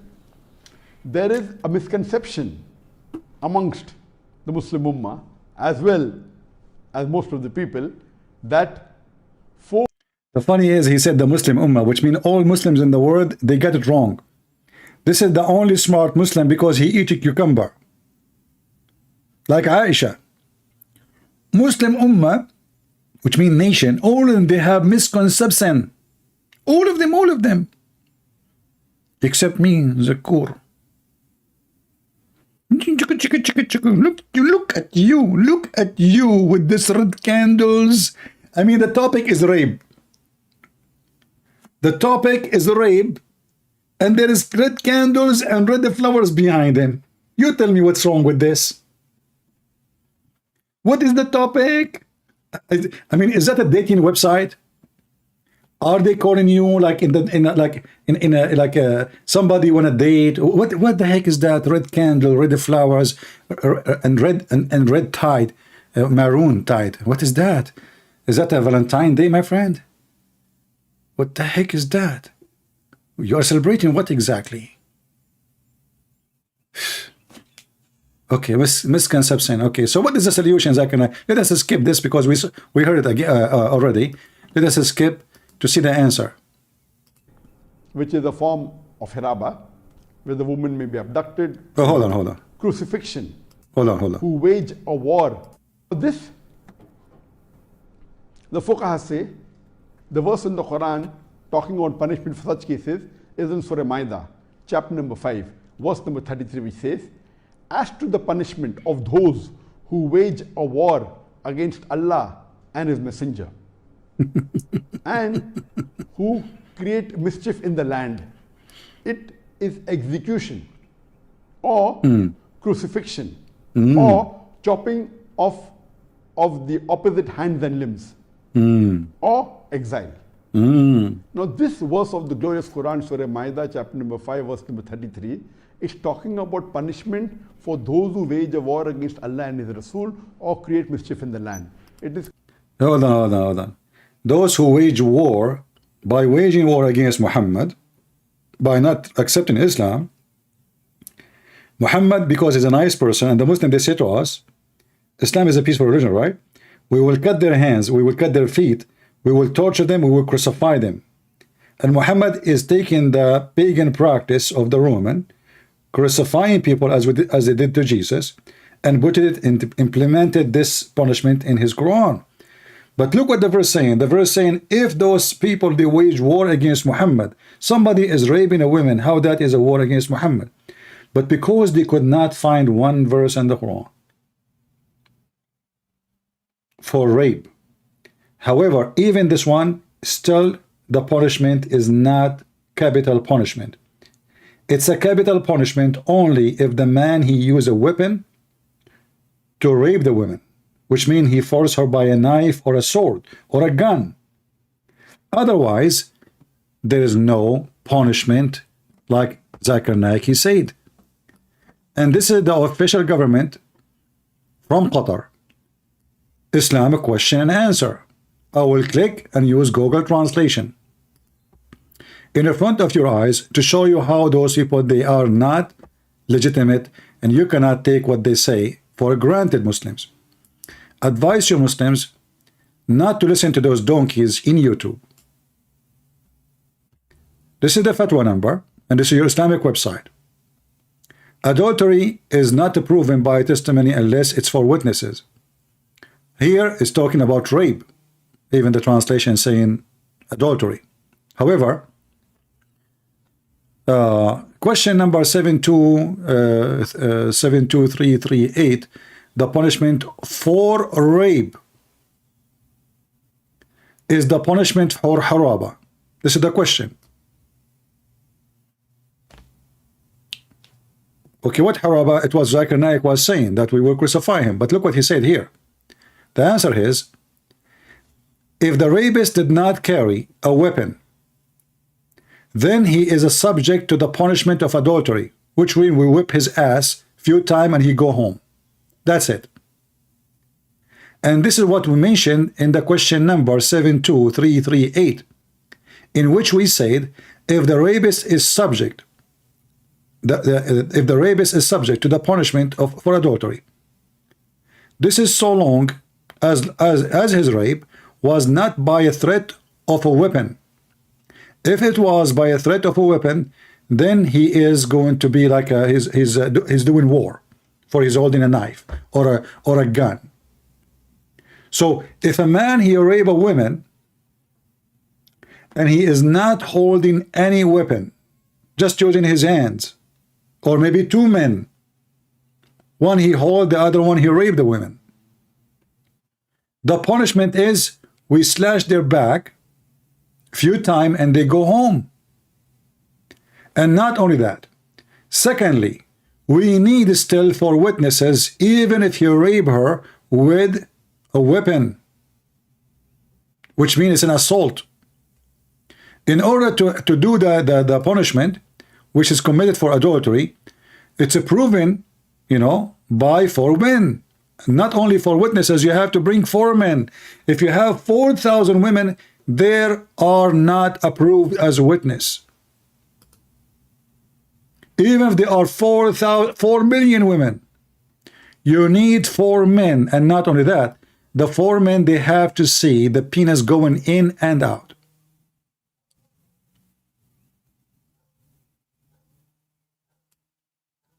And let us show you the evidence of what we are saying. Actually, here he's explained that. Let me pause for you this link for your reference. And remember, you have to open it with Google browser. Actually, this website, they have the question in English and in Arabic. Maybe you need to find it in English. This way you do not need.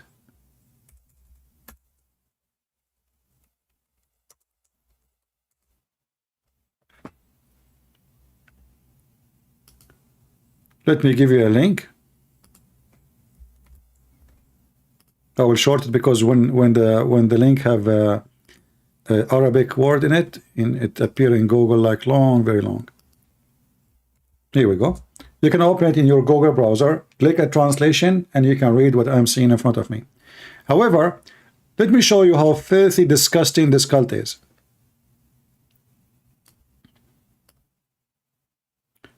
You know, when those 4 women, they accuse the pimp, I don't know, 4 or 7 women, 7 women, they accuse the pimp, Andrew Tits, of rape. Now, for me, none of those women really are valid for the accusation because they are hookers. And they are sleeping with the guy already. So how you accuse him for a rape? However, this guy, he have evidence that in his text, he was telling the girl, you know, I rape you and you enjoy it. So he confessed. Otherwise, for me, those cases, if you ask me, if I am the judge, I will not consider what he say to be truthful. I will not consider what those women they are saying, even though supposedly they are the victims, because they are hookers and they are selling their body for money. So both of them, they are scumbag. Here we are not talking about that. Here we are talking about a real woman who is not a hooker. She is not a woman, she take off her panty for a bunch of dollars. She been raped. Or even she is fornicating. What we will do? Still you need for witnesses. And not only for witnesses. They have to see the penis in and out. Read with me carefully and try not to laugh.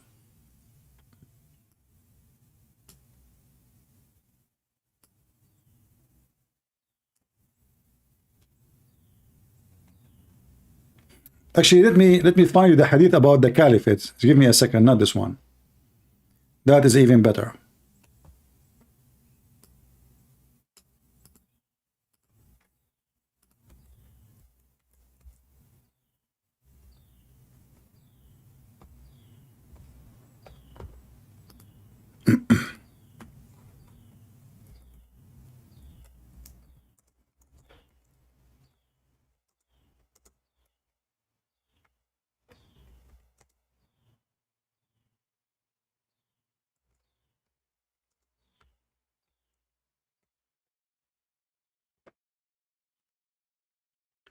Oh boy, we are typing in English. Oh, I thought I'm typing in Arabic.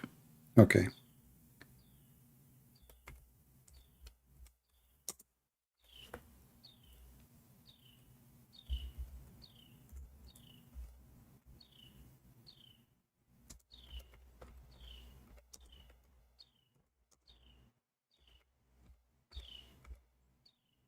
Four witnesses.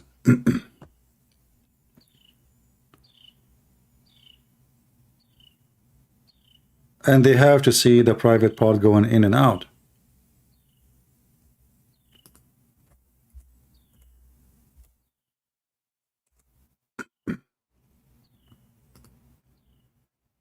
All right, we found the hadith.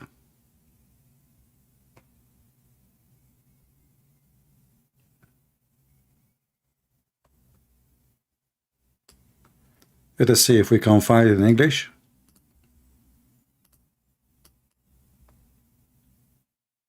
Imagine you have a woman. 4 people, they saw her having sex. 3 of them, they saw the penis of the man going in and out. The 3rd one, he did not see the penis. However, he saw her legs around his neck. And he described her feet, they are shaking like the ears of a donkey. The caliphate, he dismissed the case and he beat the hell of them. I'm just trying to find the hadith in English. I have it in Arabic in front of me, but I want this hadith in English.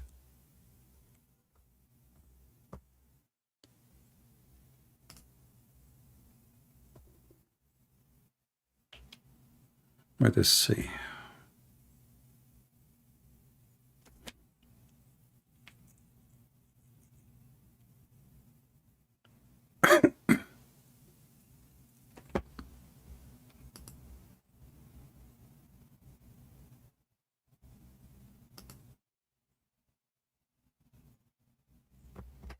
I remember once I found it in English, right? Anyone have the link for it? I think we found it once in the website, on their website. Not the one about the Jewish, the one about the caliphate. Okay, let's see.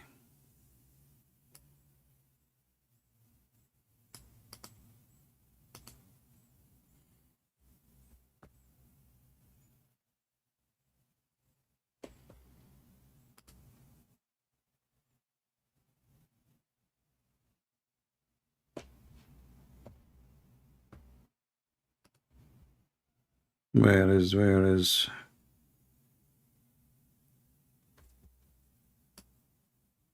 Well, if we did not find it in English, we have to use the Google translation as a last solution.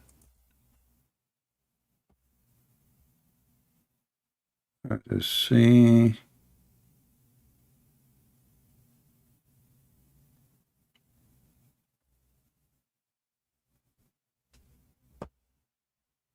Hmm.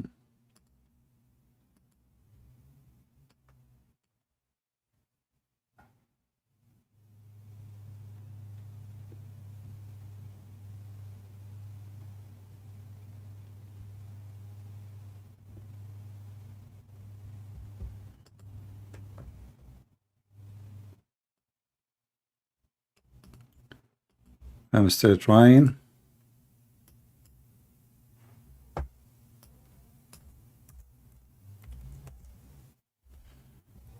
Okay, let's do different search. See how hard it is to serve your needs. And because, you know, I have to do all of this by myself, so you have to be patient with me. Okay, the caliphate. I will search in English. Maybe we can find an English translated already.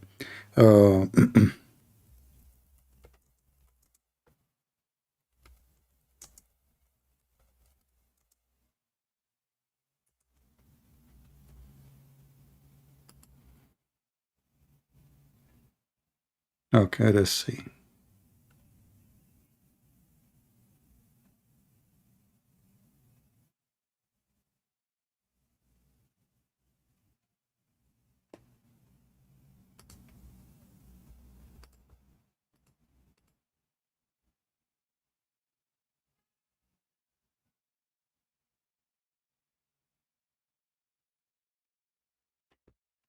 Sometimes you get lucky and you find what you want right away.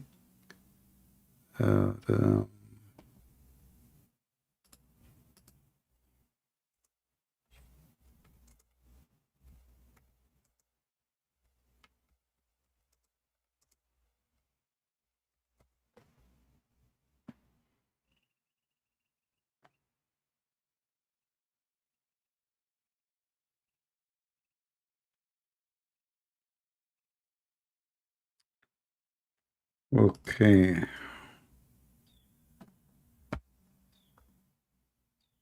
We are still looking.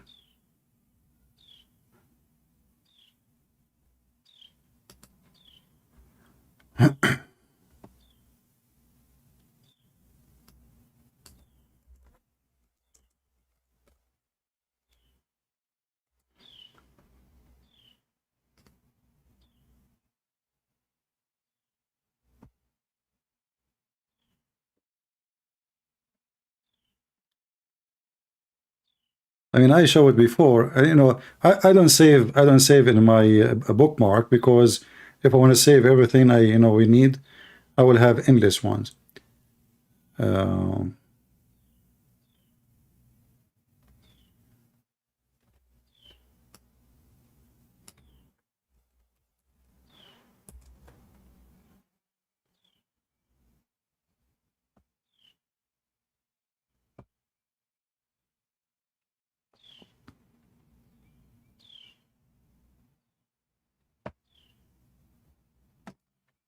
And to see if we get lucky.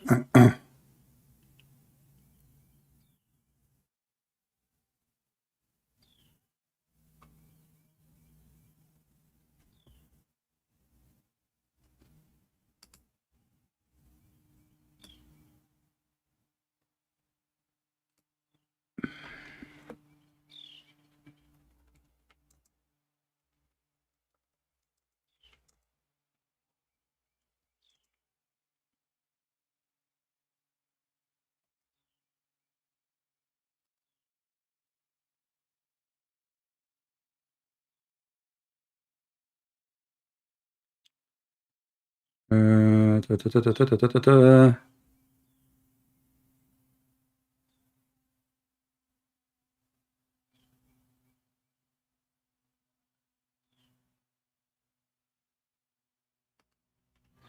I cannot find it. Can you believe it? Well, in this case, I have no choice but to show it to you in Arabic, and then we will use Google Translation.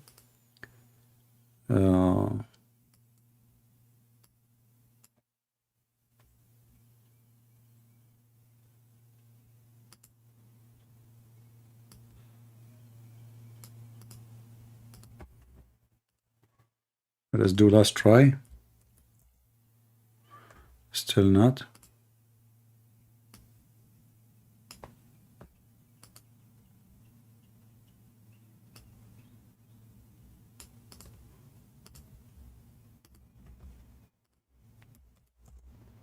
Still not.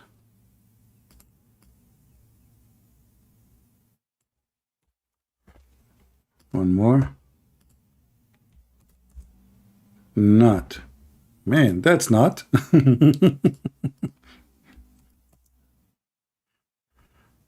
Okay.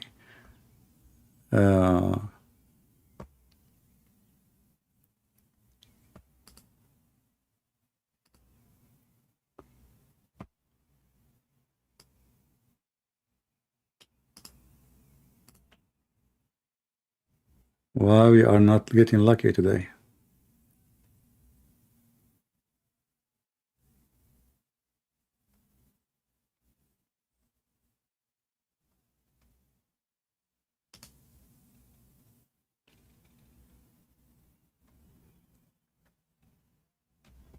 Let's see.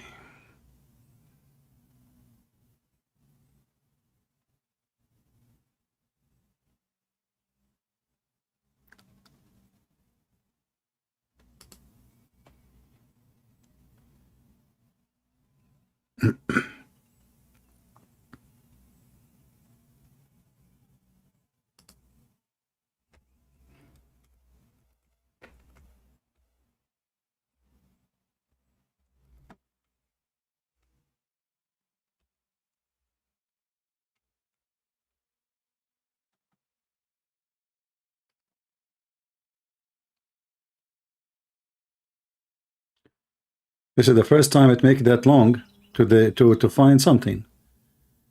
I know I'm not getting lucky.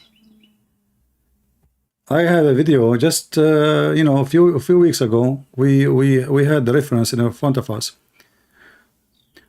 Well, in this case, we will use then the Jewish story. Let us use this one. Better than nothing until we find. So supposedly Muhammad here, he was with a bunch of Jews. But I wanted to show you the story of Umar, how he did beat 4 witnesses because the 4 witnesses, they did not see the penis of the man going inside the female with their own eyes.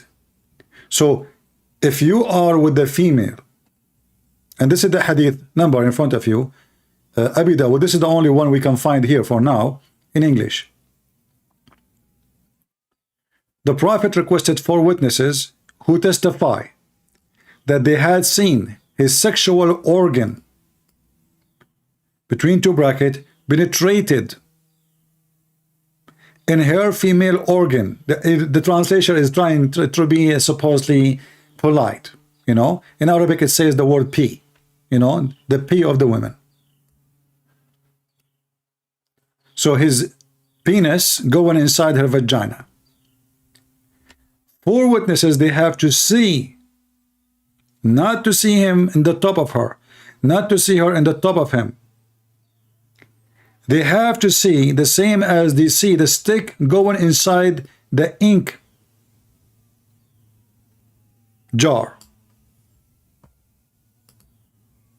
This is Islam.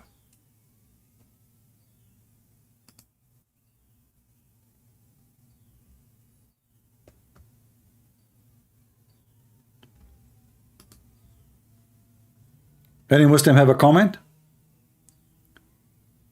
So how in the world we are going to find 4 witnesses for anything?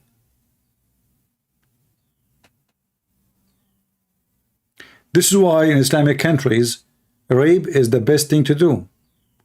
For a man, he can get out of it so easy. There's no proof. Now in the West, they are the opposite.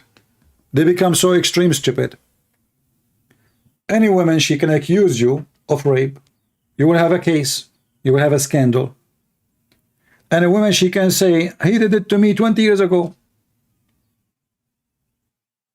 Still they will accept the case. That is stupid.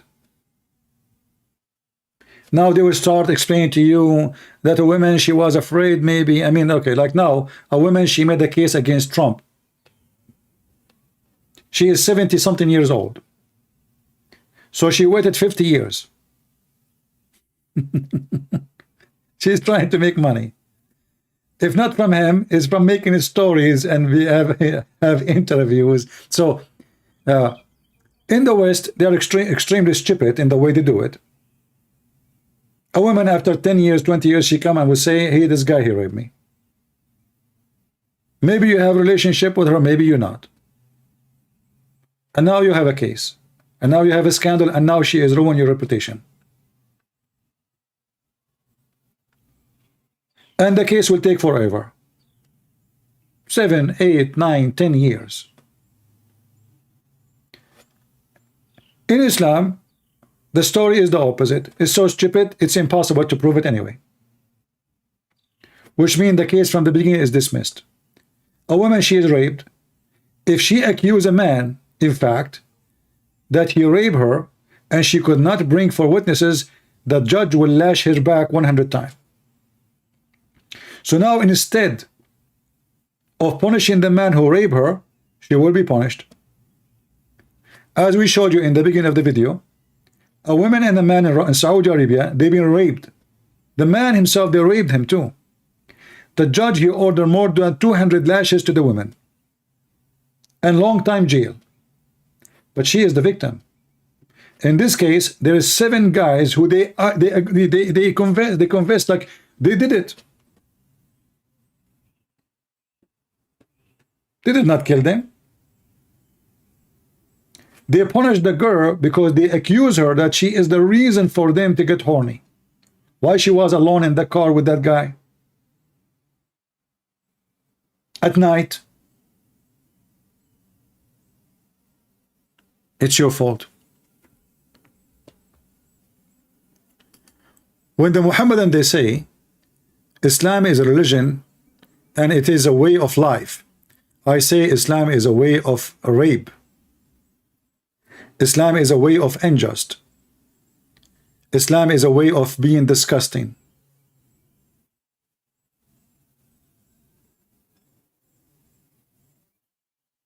Do we have any Muhammadan want to prove me wrong?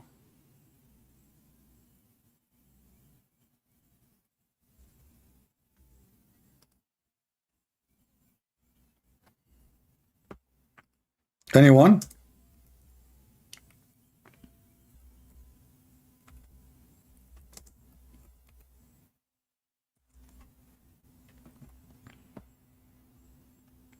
Mayday, mayday.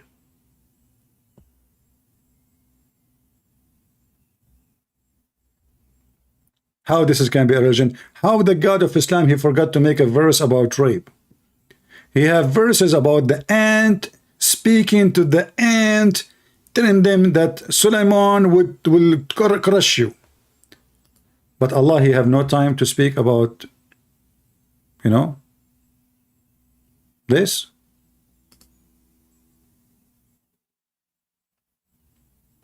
Look what this Muslim is saying to me. This guy, I called him many times. When I call him, he don't answer. Look, he's filthy. Look how filthy he is. Let us call him and you will see he will not accept to answer.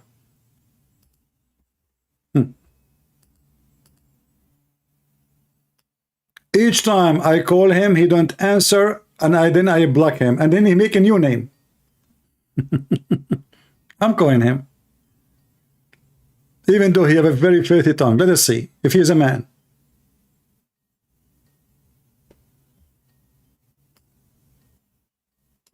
ringing. Howard, son of Muta. Don't come here again, potato. Let me block you.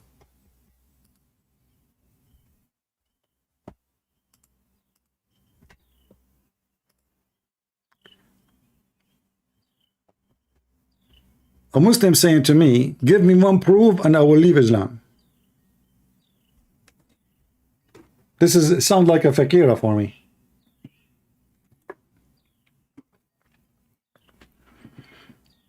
We are calling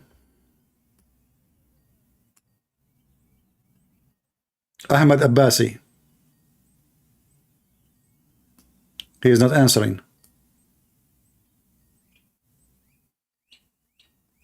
What's wrong with those people? We called them. They don't want to. Why you text me? Why you?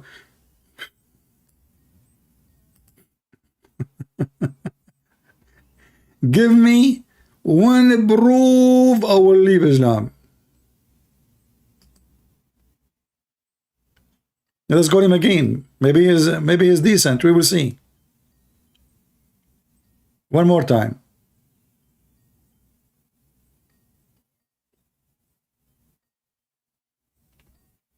Is it answering?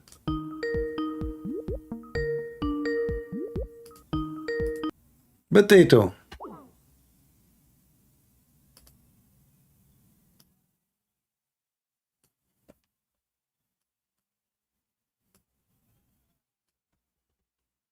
All of you are potato for me. Do we have any brave Muslim? So if you see your wife having sex with a bunch of guys, you know, by the way, Islam approved group sex. If you remember, you know, the Muslims, they were talking in the video of Lili Dawa and his page about having secret wives.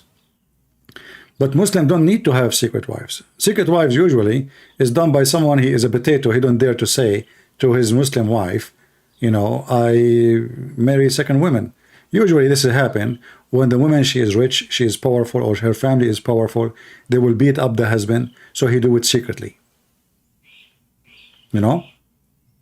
So we know that Islam approved group sex, and this is why we say gang sex. Actually, even in the heaven, a Muslim man, he is promised to have hundreds of women in his bed for sex. This is a group sex.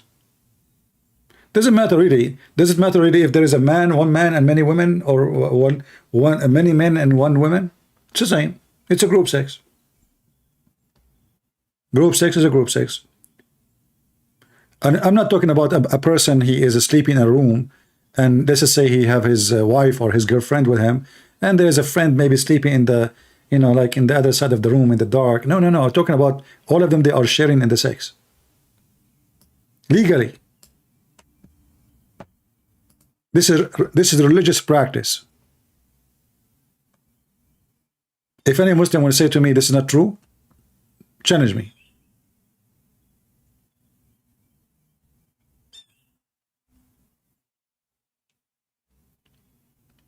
Any Muhammadan?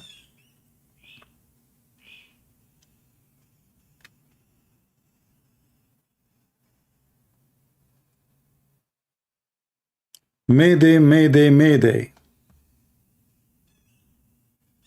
And this is why you will find that Muslim women, they don't dare even to accuse anyone of rape unless they live in the West. Because if they live in the Middle East, you will be facing humility. Your family will spit at you. Nobody will marry you. Community will look down at you forever. They will treat you like a whore, even though it's not your fault. Same time, you can prove it. So what Muslim men, they do, they rape the women, and they are guaranteed that nobody will talk about it because they knew she cannot prove it. If she prove it, if she could not prove it, she will look bad forever because now she been raped. This is what she said. So now she admitted that something happened to her.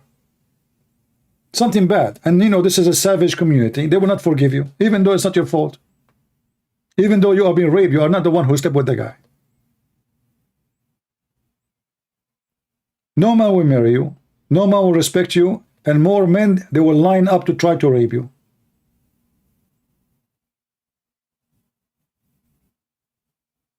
And now she can't prove it. So what she do? She shut her mouth forever. And then she go to the West. And then she file a case. This guy, the son of the founder of the Muslim Brotherhood,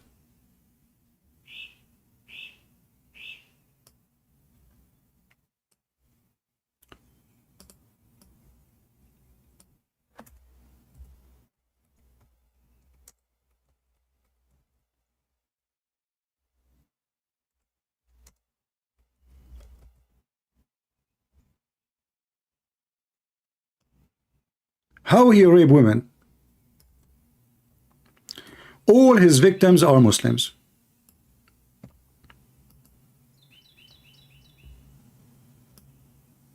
And by the way, we are not saying that only Muslims they rape women. There is filthy men who claim to be Christian, even priests, they rape women. It's true. Evil people exist everywhere. So we are not just pointing finger, but we are showing you how unjust the Islamic system, if we can call it a system, how stupid it is to defend women and to prevent bad things from happening.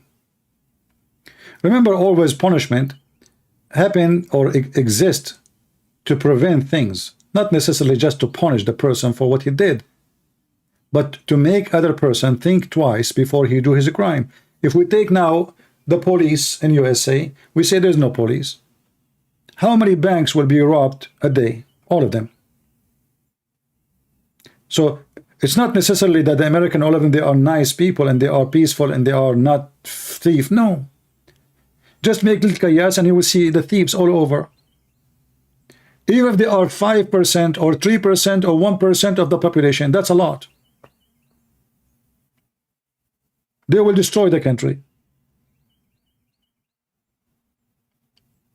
You do not need 1,000 thieves to rob a store. If a town have 5,000 people and there is 5 people only, from 5,000 they are rapists. They will destroy the community. Women, they cannot be secure. Nobody can even walk in the street safe. Filthy people exist always. This is why in the Bible make it so clear that a rapist shall be killed. How we know that the woman is not just fornicating? If the woman she scream, if the woman she asks for help, that is a woman she is raped. If a woman she go with the man, she lay down with the man, she never scream, she never asks for help, well, she is obviously sleeping with the man.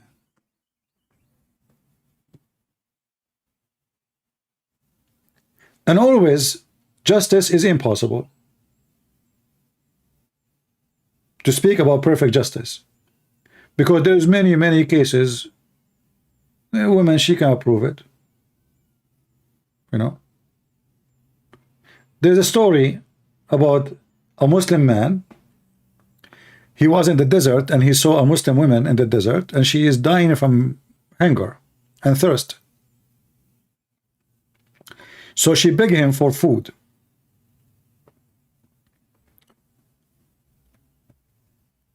The man, he said to her,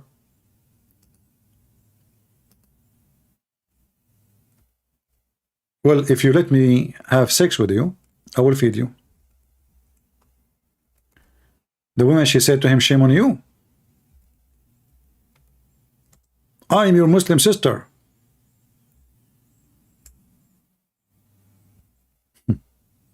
He said, that doesn't matter. You let me sleep with you, I will give you water and food. The woman, she have no choice. She let him sleep with her. Is that a rape? The woman, she went to town and she went to the caliphate. At that time, it was the Caliphate Umar.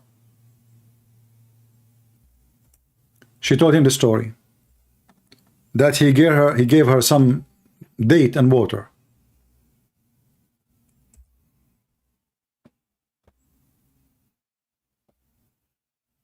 The Caliphate, he says, this is your dowry. Suddenly, it is a marriage. It's not even fornication.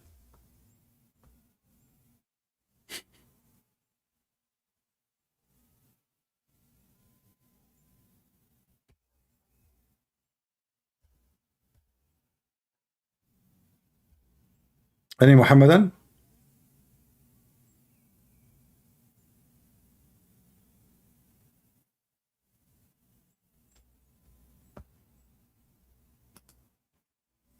Nobody?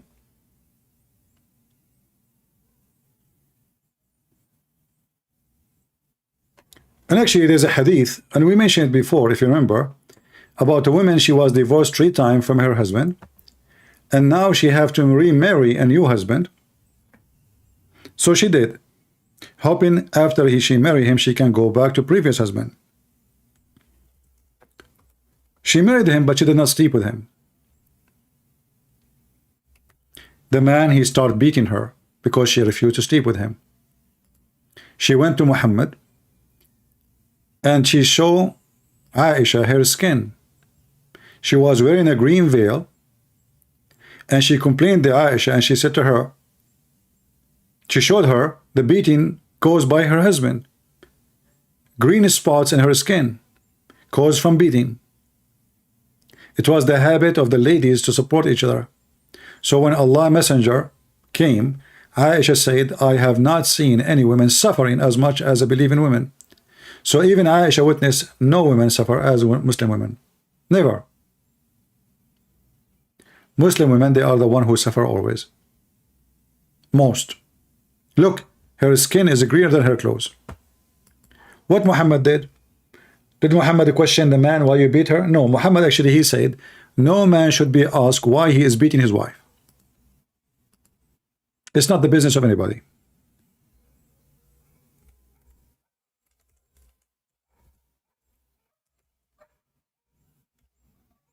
Not the business of the police.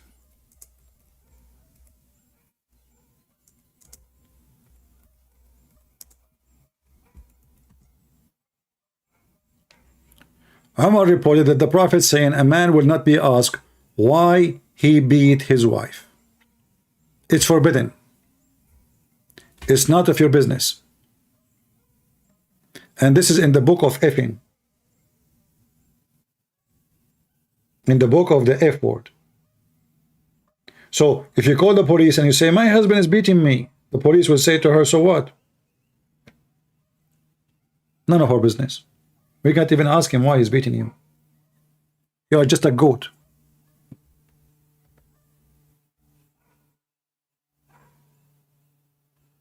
You are just a goat.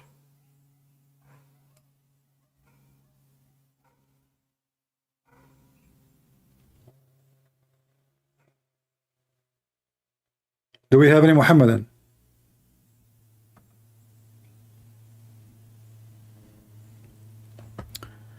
Muhammad as a thief, he have the ethic of a thief. As an example, there's a hadith here in the book of Jihad. What Muhammad he said to the Muslims, the one who kill a man, his money is his. And the funny is, in Arabic it says, Man qatala qatilan falahu salbahu. He can steal his money. Salb is a theft. Let us see what the Muslim they said about the word salb. Whoever kills a man, someone, can he have his effect? This is not what it says in Arabic. It says, فَلَهُ سَلْبَهُ. He have the right to steal his money. Look at the false translation. A salb is a theft.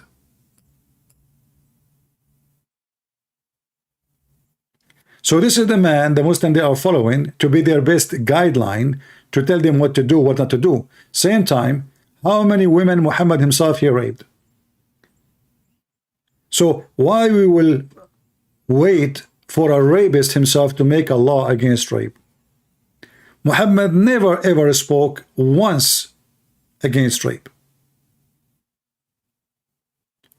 Muhammad, and don't you find that this is very strange? That a man, he spent more than 20 years claiming to be a prophet, not a single time spoke of rape? And if he spoke of rape, it should be in the Quran.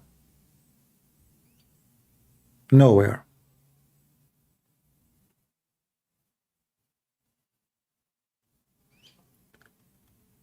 Do we have any Muhammadan?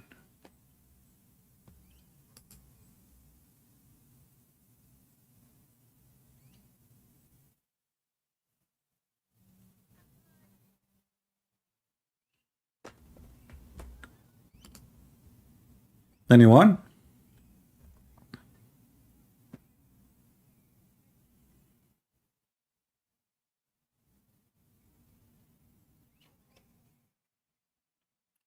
Mayday, mayday. Do you dare?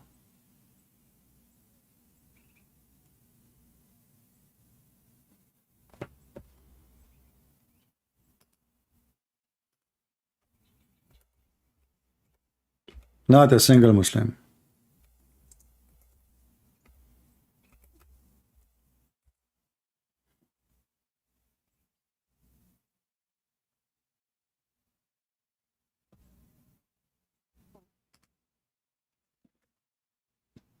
They knew that Islam is a filthy cult, so how they dare?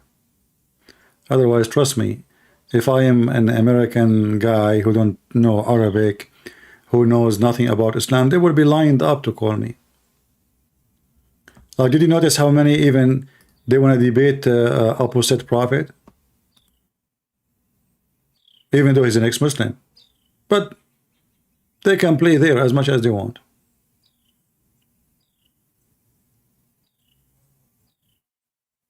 Here they knew their size.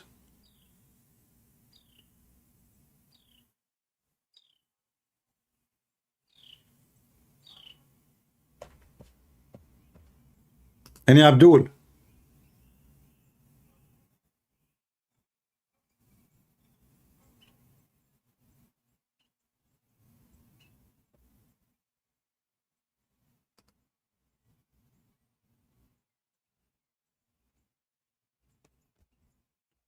No one?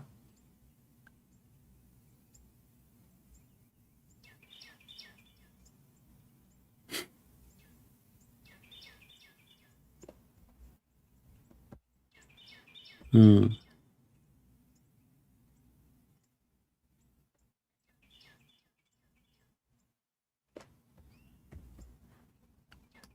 know, actually, there's tons of evidence that Muhammad even don't care to follow the law of Allah. Like there's a story about a man. He came to Muhammad. He said to him, by the way, Prophet, I did fornication. Muhammad, he shake his head. The guy, he went a few days ago, again, and he came back. And he said to him again, Prophet, I had fornication. Muhammad, he shake his head. Okay. The guy, he went a few weeks after, he come back. Said, Prophet, which means don't you should do punishment? I did fornication. Muhammad, he did shake his head. The guy, he come for the fourth time, saying to Muhammad, Prophet, I did fornication 4 times. Still Muhammad don't want to practice the Islamic law.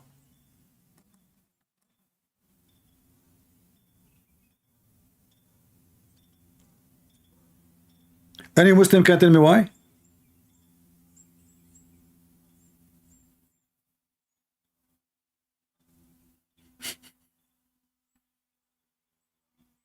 Any Muhammadan can tell me why? The guy, he confessed first time, Muhammad did nothing. Second time, Muhammad did nothing. Third time, Muhammad did nothing. Third time, second time, first time, and then fourth time. Read carefully with me. Muhammad, then he said to him, you have said it 4 times. Now Muhammad decided to ask him, you did it with who?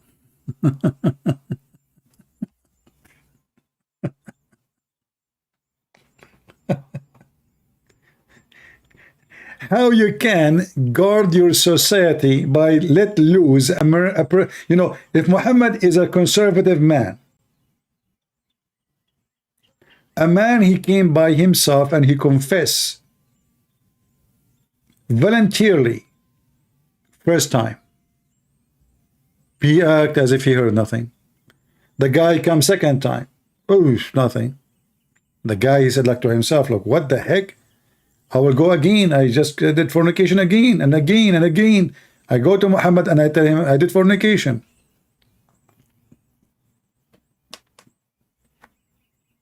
Any Muslim can tell me why Muhammad did not punish the man?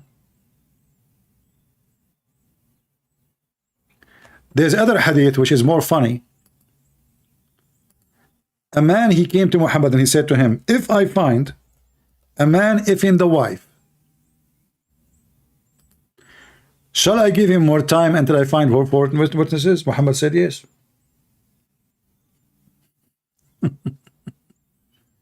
Read. This is Sahih. It says here, Saad, he said, Ubadah, he said to the Messenger of Allah, what do you think? If I find with my wife a man, should I give him some time until I bring 4 witnesses? He said yes. In fact, this story is about a man, his wife really did fornication. So the man, he's coming to Muhammad, he's not asking a question about something like what it should do if it happened. It happened to him.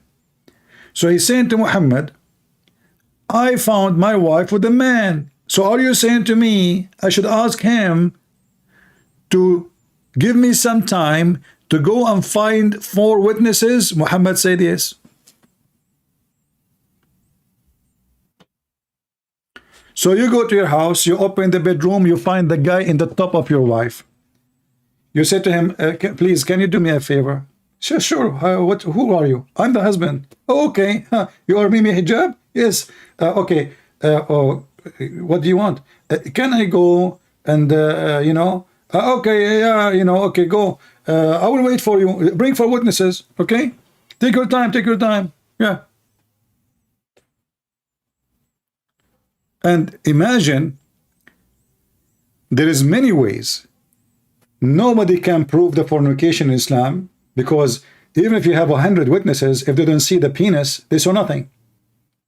I don't want to be dirty describing like how you can do it, but if the woman wear a skirt or the man is wearing long dress, the Arabian dress, how you can see it? He's covering it. You know what I mean? It's impossible to see the penis going in and out. If the woman in the top of the man, she is wearing a skirt, how you can see the penis? So now we have the witnesses. The husband, he came back. He have 4 witnesses and they have video cameras with them. Slow motion. Still there's no proof. And the guy is going up and down in front of them. Still there's no proof.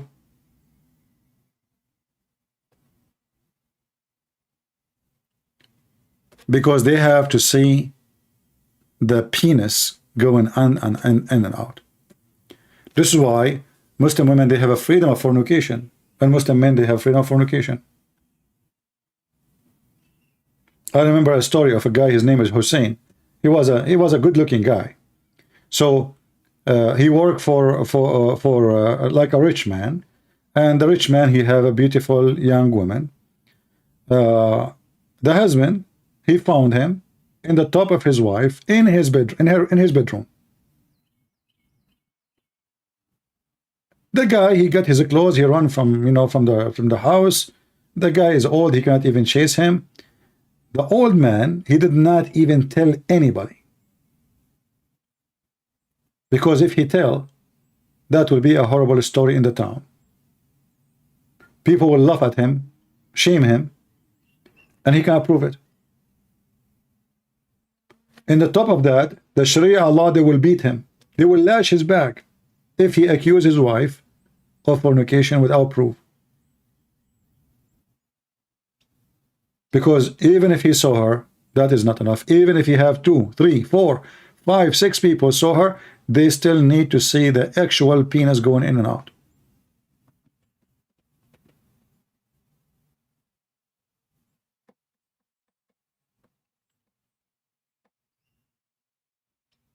The wisdom behind this, there's no wisdom. I will tell you the reason. Muhammad's wife, she was accused by 3 people that they saw her doing fornication. So Muhammad increased the number of 2 witnesses to 4. The witness of Islam for any crime is 2 witnesses, not 4.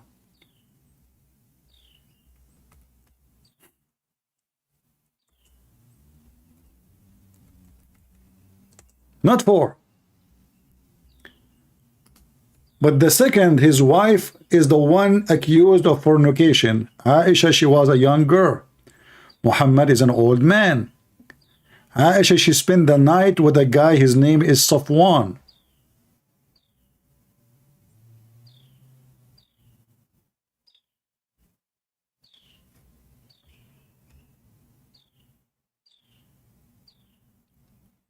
And then there are 3, not 2. So 3, they can prove it.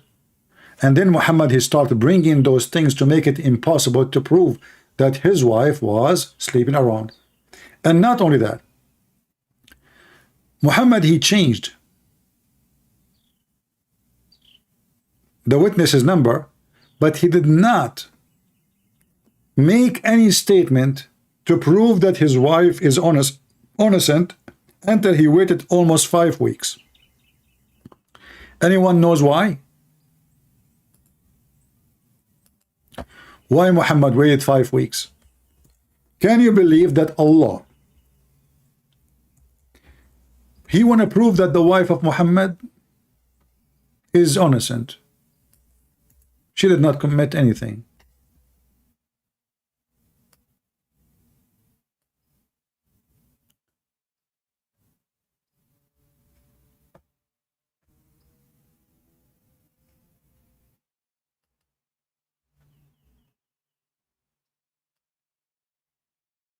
He waited for a month and more because he want to see if she is going to have her period or not.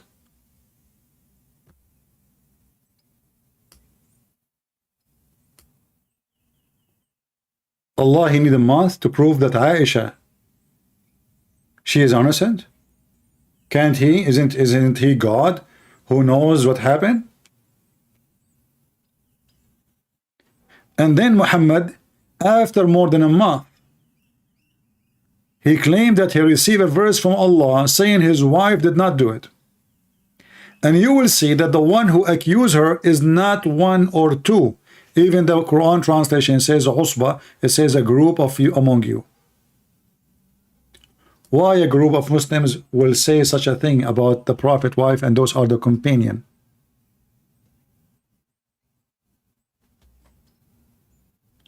And now how we can prove that Aisha, she have sex with Safwan ibn al-Mu'attal,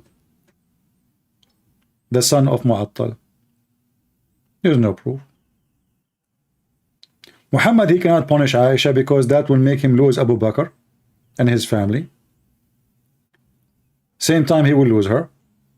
Same time that will shame him. He's a prophet, claiming to be a prophet, honorable man supposedly. His wife sleeping around. And there's many evidence that Aisha, she was sleeping around. As an example, there is a story of Al-Jiral al-Khudr, the green jars.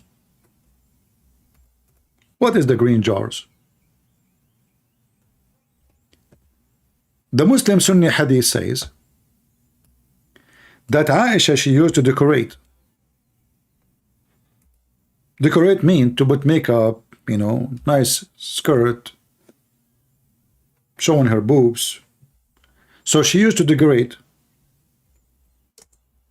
a slave girl.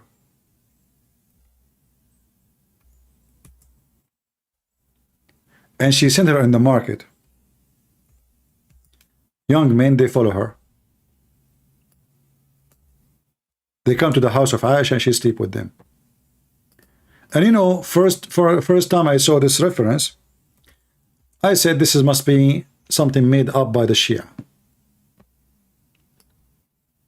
There's no way the Sunni, they will say that Aisha, she used to send a young slave girls so she can hunt young men to sleep with them. But then it turned to be, I'm trying to find the hadith in English.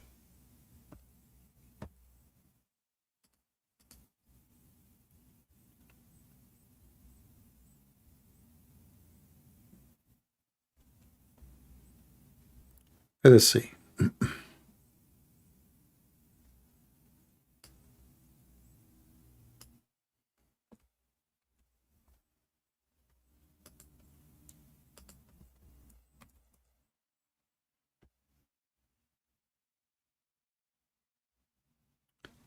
Uh,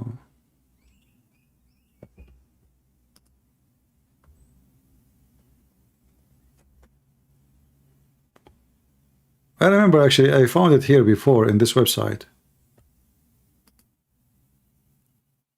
Let us see. See, I wish all of you speak Arabic. That will make it easier for me.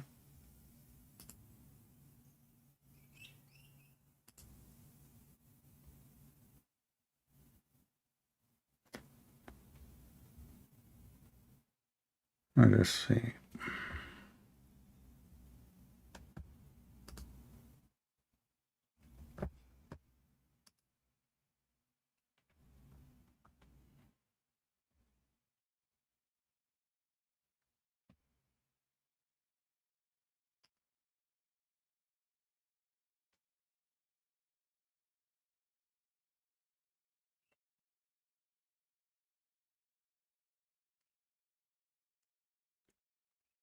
I'm trying more.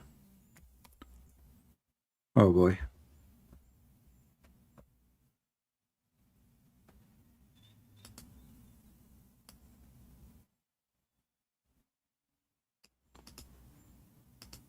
Well, we can show it in Arabic then.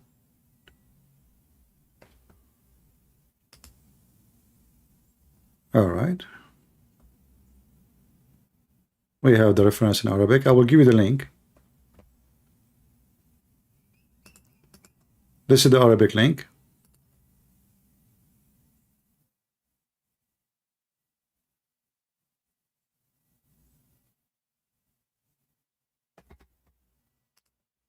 Let me post for you. You can open it with Google Translation, please.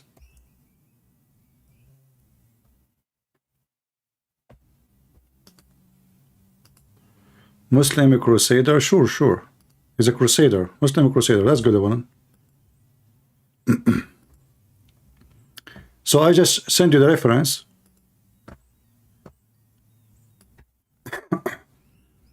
I will put it in the screen and I will use Google Translation.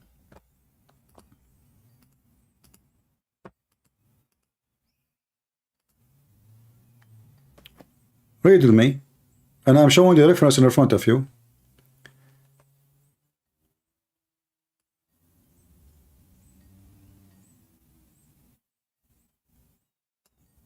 Let us see here. I'm calling you the one who called himself a Crusader. If you don't answer, I will block you.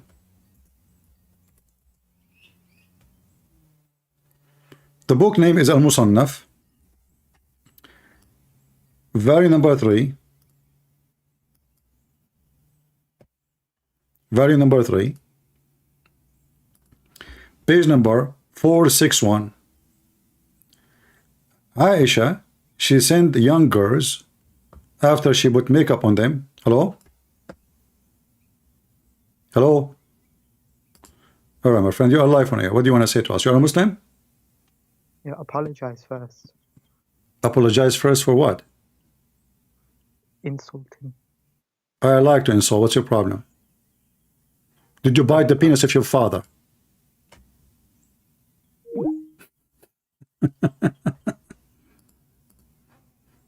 A Muslim talking about apologize first for insulting. Isn't it your prophet, he says, he hang up.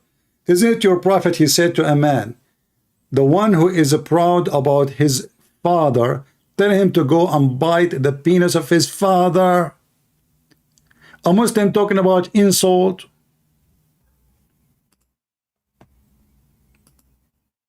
Bite the penis of your father. Do you want me to show you the hadith?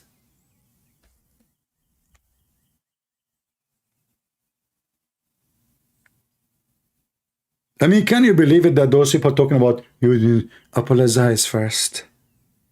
Did you have makeup? Do you have makeup? Apologize first, okay? Are you serious? Yes, apologize first. If you apologize first, I will talk to you. You apologize first. Okay, so why you not apologize first? If you apologize first, you know, bite the penis of your father. This is your religion. Don't come to me and talk about insult potato.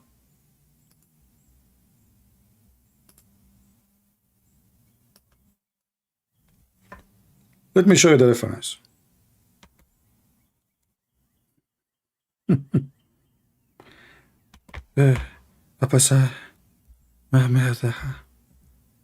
You scared the hell of me, man. Even your voice is very manly. And the funny, you call yourself a crusader? A crusader, if he scream at you, you will have pee-pee in your pant.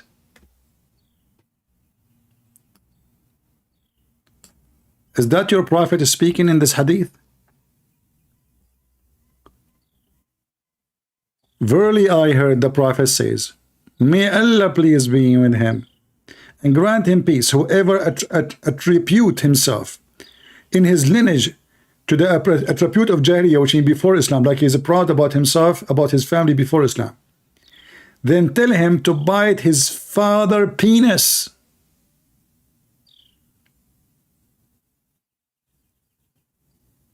Do you see it?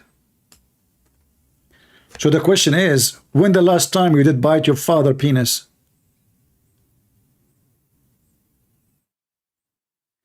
You best pray I do not find your address. Abdul, what will happen if you find my address? What you would do? I'm so scared.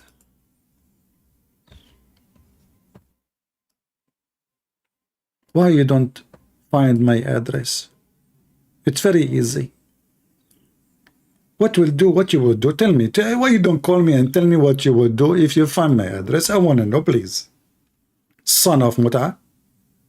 I will tell you what will happen if you find my address. You will go back to your mama and you have a boy in your belly. And that boy is Mimi Hijab. I will insert him in your anus. So find my address and be a man. Coward. You better pray I don't find your address. I'm scared. Guys, I'm not coming tomorrow. That's it. Sorry, I have to go now. You know, that's scary. It scared the hell out of me. Go and bite the penis of your father and do your best. As you see, everything we say is in front of you, and this is Sahih. Now let us go back to Aisha. She is sending girls to hunt men from Quraysh. In his authority says of Aisha, she not so, she decorated, not so. So she shawafat, we mean she show. She made a show. So she show a slave girls after she decorated her, and she sent her around. And she said, read carefully, this is not my website, this is not my book. Perhaps we will hunt with her the youth of Quraysh. How lovely. The wife of the prophet, she is going in a hunt. She's horny. It's in front of you. And what make it more funny, this is not a Shia book. This is a Sunni Muslim book.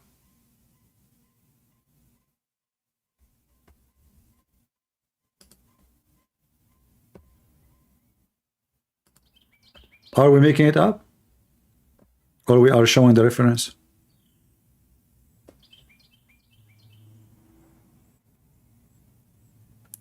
Do you see how decent the wife of the Prophet? This is his book.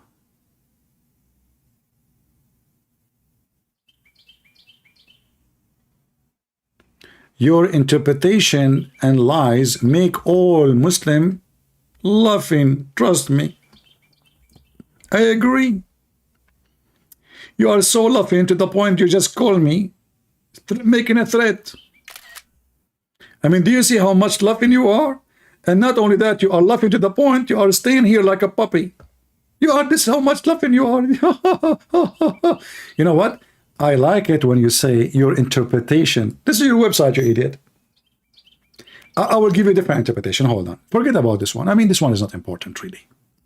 I will give you an interpretation which you love, which is proving Islam to be from God. That's it. Interpretation of Ibn Kathir. Shall we go, Mr. Takbir? Let us go there.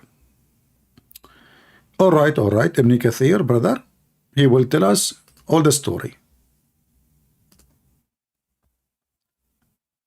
Interpretation of Ibn Kathir, not Christian Prince. Hello. So let the man see from where what he is created. This is altering the man weakness of his origin from which he created. The intent of it is to guide the man to accept the reality that the hereafter, because whoever is able to begin the creation, so Allah, like Allah now is telling you he's the one who created you. I can say that too. I can say I'm the one who created you. And then he continues his saying, which is this is the interpretation of Ibn Kathir. خُلِقَ مِنْ مَاءٍ دَافِقٍ. The man is created, the human being created from sexual gushing fluid. Okay, what is that? And then it says it's a bursting forth out of the man and the woman.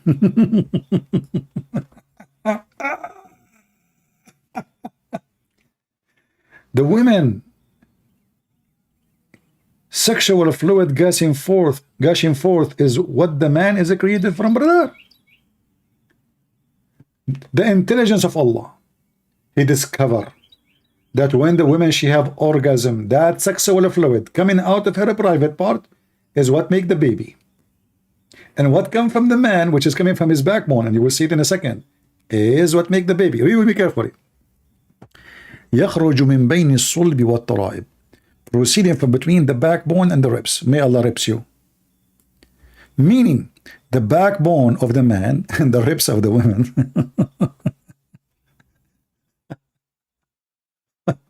You know, this is the reason actually I'm scared to get married.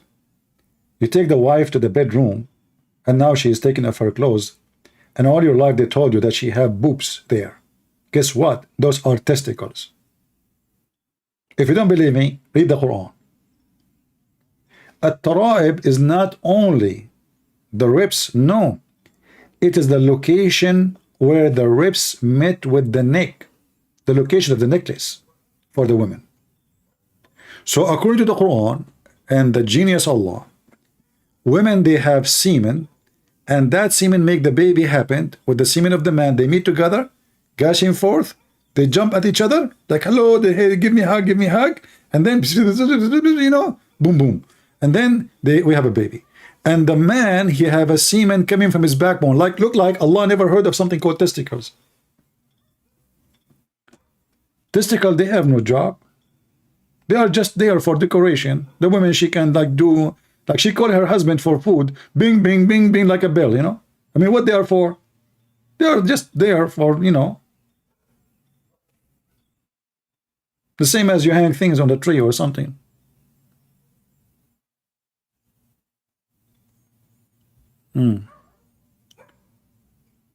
تفاسير ابن كثير والبخاري وكل جهابير إسلام إسرائيليات.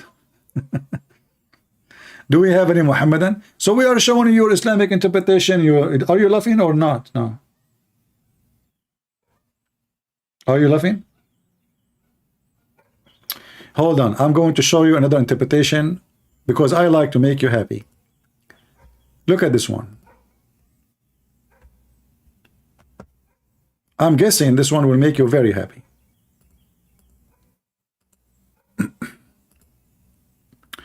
Always, my friend, I was looking when I was a kid at the sky, and I could not understand why the sky is dark at night and why the sky is blue in daytime. But finally the Quran explained it. From the narration of the authority of Ibn Abbas, he said, the interpretation of Allah saying Qaf, chapter 50, verse number 1. He says, it is an azure mountain overlooking the world, and the color of the sky takes from it. That's deep. That's deep. Come to Bradford, England, and we will deal with you. I never heard of a man. He is going to threaten me, and he asked me to go to his house to deal with me. You are the one who threatened. You want me to go to your home? Do you have a beautiful sisters? What's up with you, huh? Sound fishy. Are you a pimp or what? Come to our home, okay? People making fun of your prophet all over the speaker corner, and you are a potato. What you can do about it? What you can do about it? Come, get lost, get lost.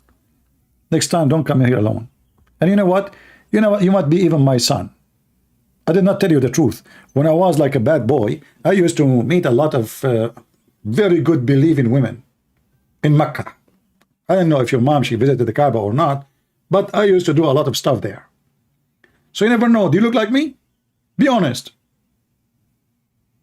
Now I know who sent you, one of them. You're my son, which I neglected. I cannot even raise all those kids. I have like 10,000 kids. Muta everywhere. The legend of Muta. Look what your prophet, he says, what your mother, she can do. She can share the bed with the man for 3 days, 3 nights. The most hippie ever religion. Prove me wrong. How nice. There's no marriage. You see, the Muslim, they add the word marriage there, but it's not there. It says أيما رجل وامرأة توافقا فعشرة ما بينهما 3 ليال. Any man and a woman, they agree to sleep together, not to marry. The Muhammadan, they try to fix it. They say temporary marriage. Lili Dawa, what temporary? Where is the word marriage there? It says عشرة, sex. عشرة. 3 days, 3 nights. Do you see it?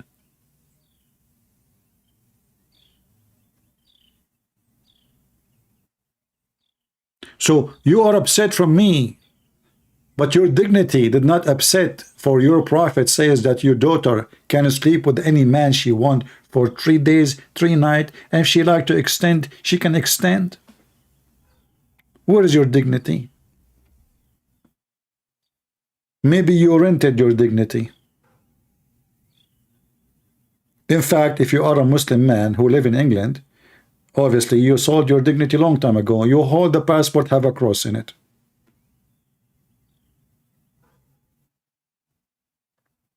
What is your dignity? What's wrong with that? Well, Aziz Ali, he says, what's wrong with that, CP? Okay, go rent, I don't know.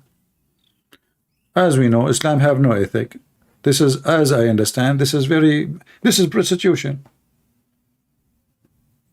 This is nothing but prostitution. And the women, she have to get paid, by the way. The women, she will not have sex with you for free. She have to get paid, and you have to tell her for how long, and when the time is up, the sex contract is up. You know, in the Bible,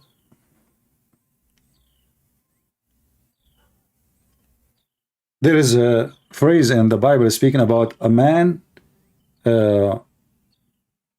he can rent himself, he can sell himself, he can sell even his daughter, he can sell his family to be slaves. And the slavery here is a kind of rent, but not rent for sex, not muta. Let us say you borrow money from somebody, you cannot pay him back, you are very poor. You say to him, okay, you know what I can do? We are talking about time 1,000 years ago. If you want, I can work for you. You have land, you have sheep. My wife, she will cook for you. My daughter, she will do the laundry. I will do the sheep.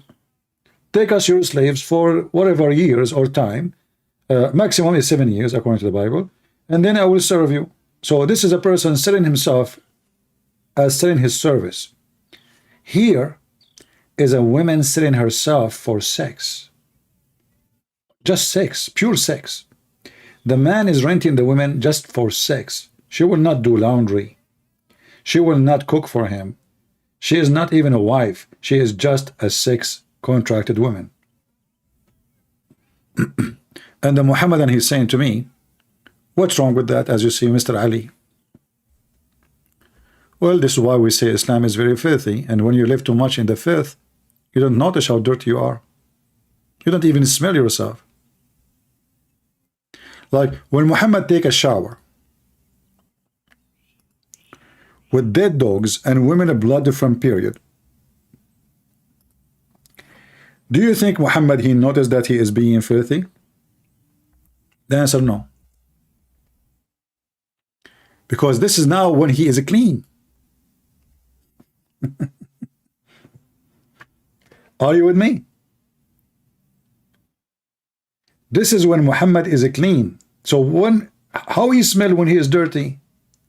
This is now after the shower.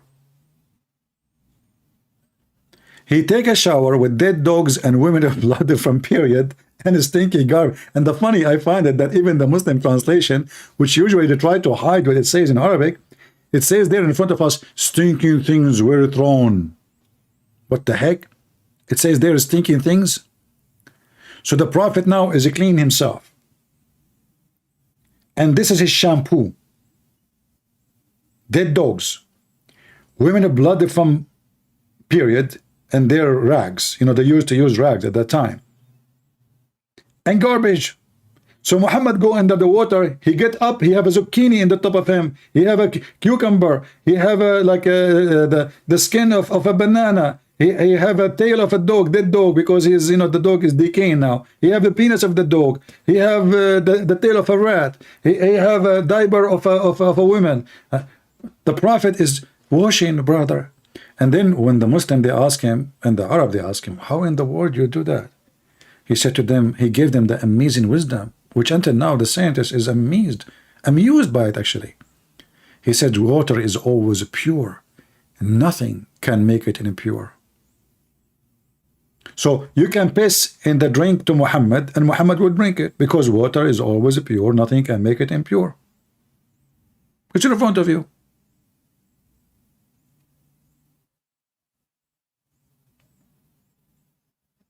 Did I make it up?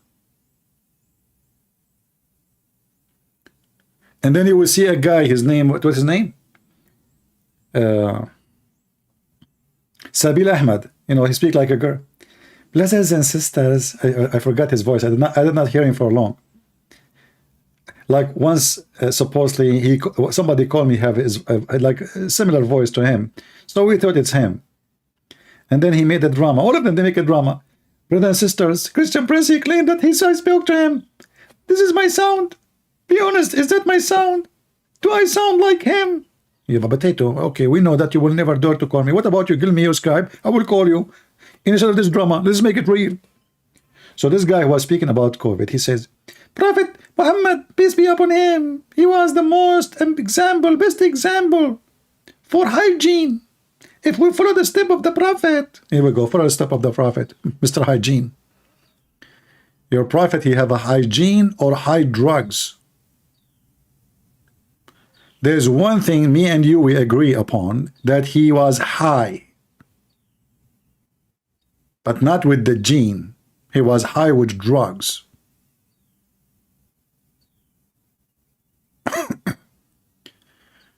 Mayday. Do we have any Muhammadan? Until now, not a single Muslim. The Muslim he called, no, the one Muslim he spoke to me, he wanna, you know, he's threatening me. That's all. They threaten me, but they never do anything.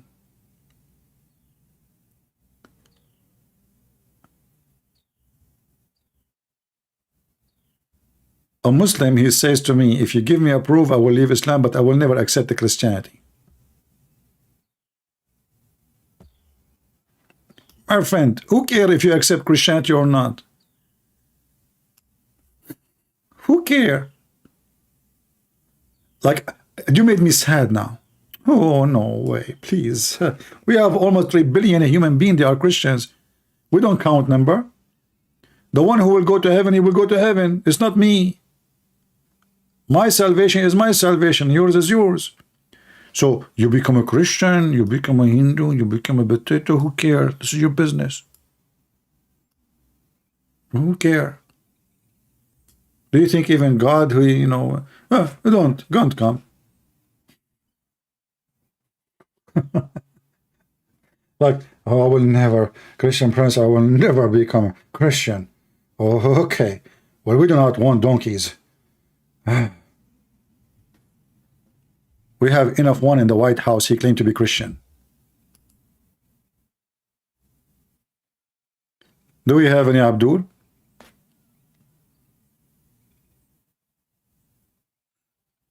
Anyone?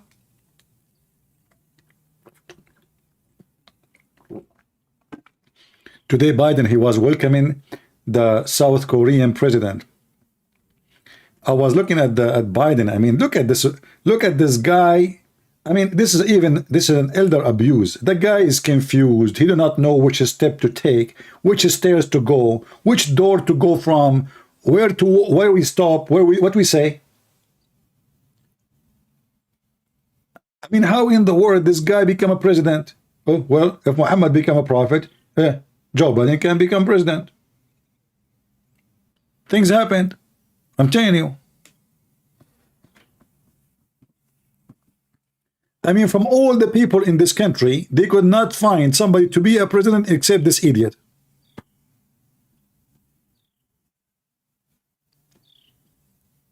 Imagine if Joe Biden, who quoted Muhammad before, he decided to quote Muhammad with this hadith. So now he want to teach us how to be clean in America. He make a jacuzzi full of dead dogs and garbage and women blood from period. I know. You will say, where he will get women blood? From the bloody, Democrat. They are bleeding. Hold on. People are leaving this party. So you can get all the blood from the bleeding party, put it in the jacuzzi in the front of the White House, and he take a shower to show us how the Prophet used to shower together. And he can bring his foreign minister. This will be the Caliphate Umar. Nancy Pelosi will be Khadija, because she is very young. Aisha, she will be, sorry, who was going to be Aisha? I know, which one?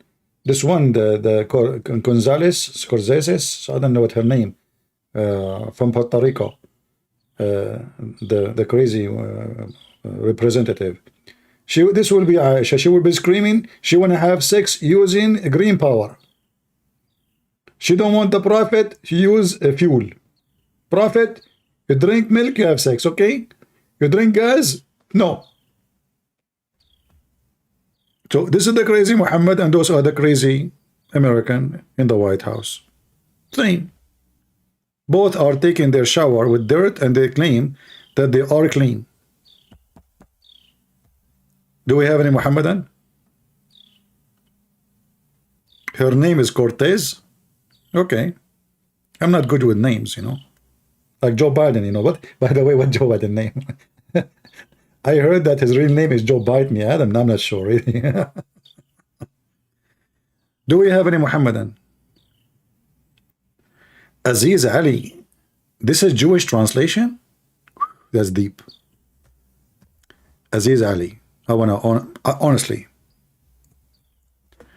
I have a suspicion about you. Guys, Aziz Ali is a very dangerous person. And I do not know now what to do. You know me, from time to time I sing like bad boys, what you gonna do? What you gonna do when I come for you? I cannot sing the song no more. For we have now the bad boy which we cannot deal with. He is so smart, so intelligent, and he is powerful. Look what he just said. That is a Jewish translation.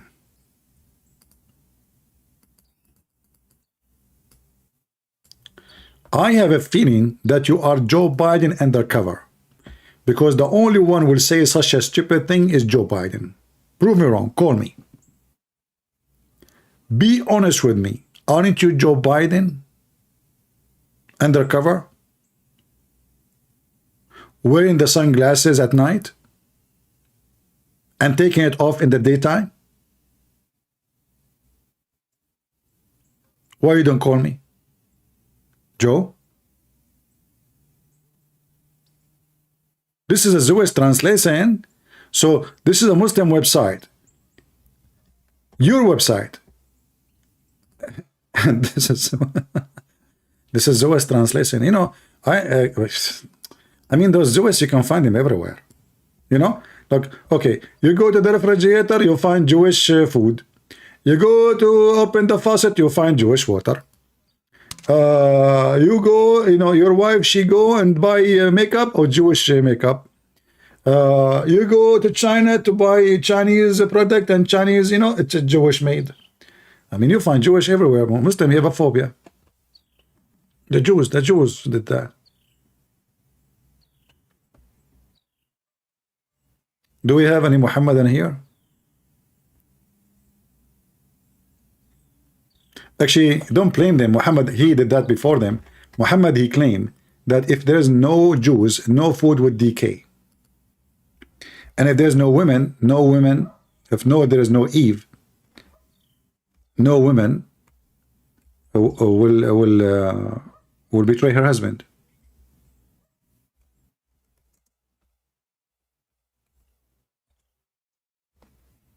See? This is why they blame the Jews for anything. The reason you have a freezer, it's because of the Jews. If there's no Jews, the food will not decay.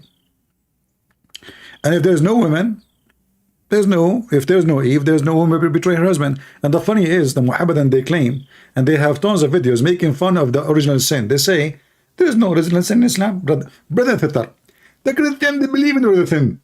And it's not logical. The Quran said, that Allah will punish you for your sin. Not the sin of your grandfather. And then you read what Muhammad said, and you will find that Muhammad, he believed in original sin. And not only that, he is blaming only the women for the sin of Adam.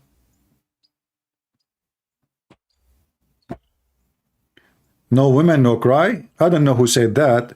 I say to you, if no women, there's no spending. What cry? What are you talking about? If there's no women, there's spending. You know, women, you know, makeup, clothes, you know, that's it. You have a woman, get ready, you know, you will go bankrupt. Unless she is a Khadija, you know, like, you know, a young man like me, 17 years old. Actually, now I'm getting 17. I think next week I will be 18. Hold on. No, next week I will be 16. I'm a little confused with mathematics, sorry. So anyway, next week I will be 17 actually. No, I will be 16. 15, sorry, 15. So I will find a woman in the age of my grandma. She's rich. And the second I will see her, I will tell her what Muhammad said to Khadija. Mama, mama, marry me. Give me the money, give it to me. I'm a prophet, I will marry you. Take me the jewelries, I will bury you. Marry me, marry me. My name is Mimi. And then you, when you marry me, you go to heaven, but not with me. You don't want to see her in heaven. And when Khadija, she died, Muhammad, he started jumping like a monkey because she's rich. So when she is alive, he don't have the courage to go and get married. She will fire him. She will send him in the street. At that time, he don't have an army. He's nobody. So the time Khadija is the wife, Muhammad is a potato. The second Khadija, she died. He got the sheep. He got the camels. He got the money. He got the gold. And he started going all over the place.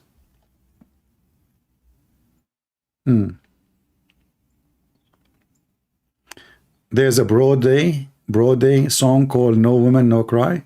Oh, okay. I'm not too much familiar with those songs. I make my own songs, as you see. But sadly, nobody hear me when I'm singing in the bathroom. You know? Do we have any Muhammadan? Actually, I can make a song in 5 minutes better than all the songs you hear.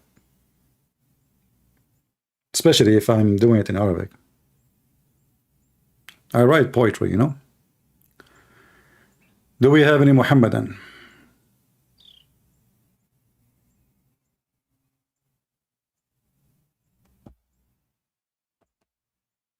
Okay, I guess there is some, I think Sam Shamoun is going to go live soon, right?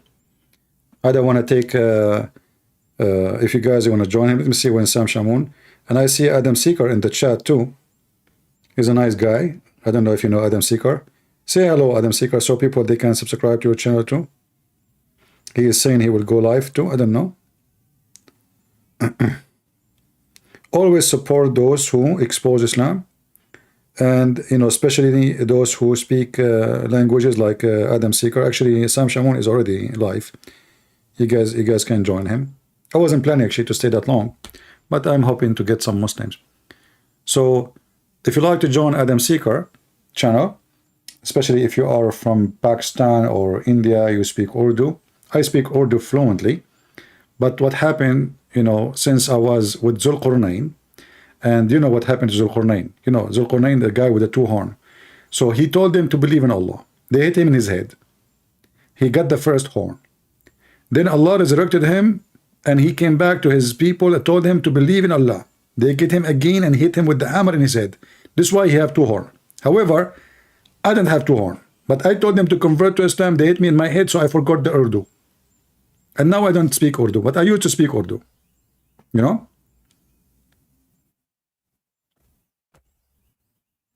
I understand any Indian movie without even knowing an Indian word.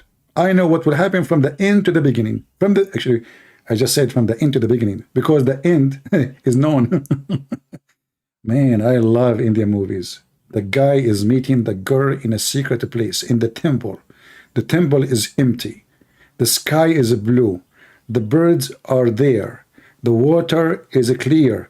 And nobody there. And then suddenly, in the middle of nowhere, there's 15,000 people dancing behind them. How? Don't ask. It is an Indian movie. Unbelievable.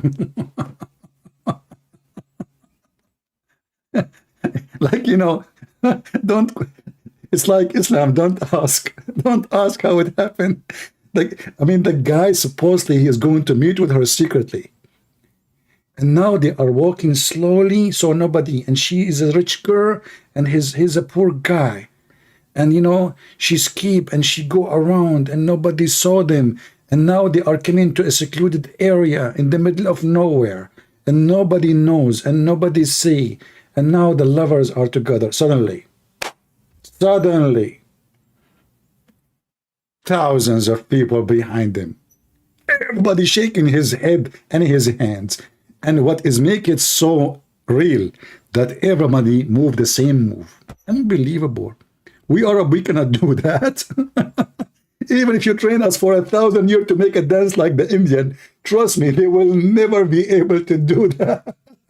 You know, if you watch an Arabian army, you know, you will see that like they train them. They bring the Russian to train them. They bring the American to train them. They bring the English to train them. They cannot even walk the step of the army together. One, his leg is up, one, his leg is down, one, and the best scenario is you have a special forces, which each one of them his belly in the size of an elephant. Anyway, let it, man, let it be. هل يمكنك الخروج للجمهور وإجراء مناظرة مع المسلمين وتسجيله وبثه على الهواء مباشرة؟ لا يا أخي، لا أستطيع. فأنا لست جميل الطلعة. نعم، ملاك فطرس. تتكلم معي بالفصحى يا هذا؟ أفصحك الله. Sorry, I cannot translate for you. This guy is asking me in Arabic. Christian Prince, are you willing to go in public and do the debate in public and record it on air? So what I'm doing, you know, this is not public now.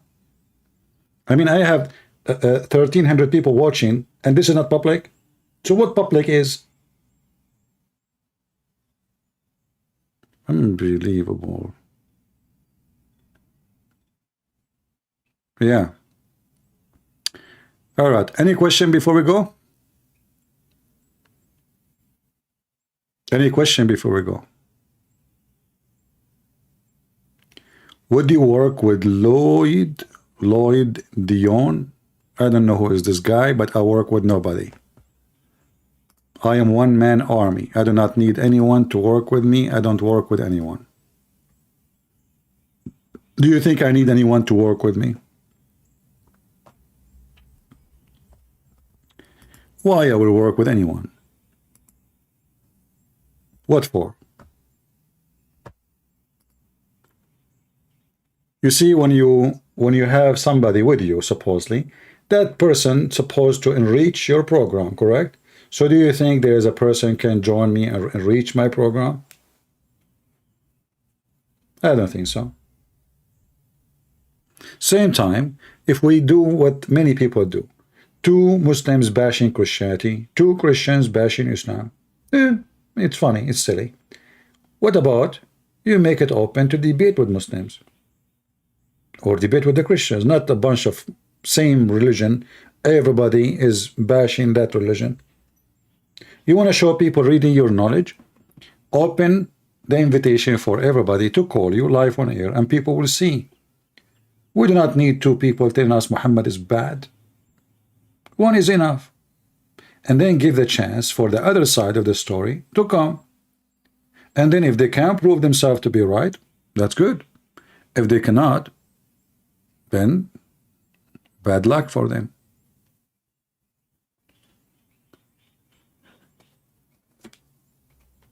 You will buy my new CD, no women, no spending. Is that a CD now? You know, I'm the kind, if I go in the street, I never buy a sandwich because I don't even think about food. I don't buy ice cream. I don't see any of what you see. When you go in the street, even men, I don't know, you know, they want to buy food. They want to buy, etc. They cannot even walk 10 steps without, they get tempted so easy with things they see. In my story is different. If you go with me shopping, you will never buy anything. Even if you are the one who spend the money. Because I want to stop. You know? So I have a different way to see things. And people have different way to see things. For me, I prefer, if I'm traveling, the only time I eat in a restaurant, if I am only traveling. If I'm home, I will never eat in a restaurant. Ever. Because why eat in a restaurant? But there's people, they eat every day in a restaurant. If you are busy, if you are a businessman or a businesswoman, I understand. You don't have time to cook and eat. I understand.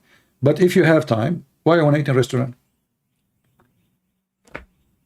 Some places even, if you eat in a restaurant, is even cheaper, but not in America. In America is very expensive. So that will increase your budget, that will increase your spending, that will be not right. And you have to be smart. Otherwise, you will be a loser.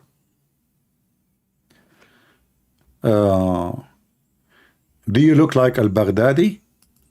You mean the caliphate of ISIS? No, my friend. I don't like to talk about myself, how I look like, but I am very handsome. And I will tell you who is the most close person I look like. The only difference is my beard. My beard is really very thick. This guy is putting fertilizer for the last 20 years to have a beard like this. And if he shave it, it's not going to come back until 20 years from now. For me, if I shave my beard, the beard will be up in one night. And now you have an idea. You are publishing my videos in TikTok. That's good. Let everybody take TikTok there. What about people who cooking sucks? That's good. You know, if your cooking is sucks, eat your cooking. What's wrong with that? Trust me, the cooking in the restaurant, especially in America, is sucks too. You don't even know what they are cooking for you.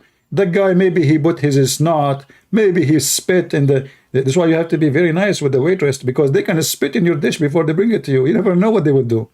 So I don't trust restaurant. I don't like restaurant. I will eat in restaurant only if I know that the country I'm going to is very clean. Like, because there are some countries really restaurants are very filthy. You know, I mean, the cleaning in many countries are horrible.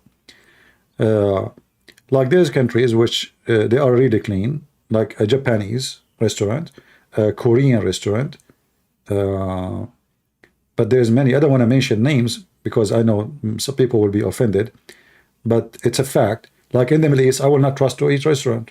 In the Middle East, I will not. I will never, because you never know what they are putting for you in the food. Like I know a story of a guy. He's a Turkish, from Turkey. He put drugs in his dishes, and so he can make the people addicted to his restaurant. So people kept coming back. They don't know why they're coming back. If they eat food in different place, they don't enjoy it. There is something badly missing. So he put drugs, and they keep coming to eat from his restaurant. He buy very cheap drugs to influence them.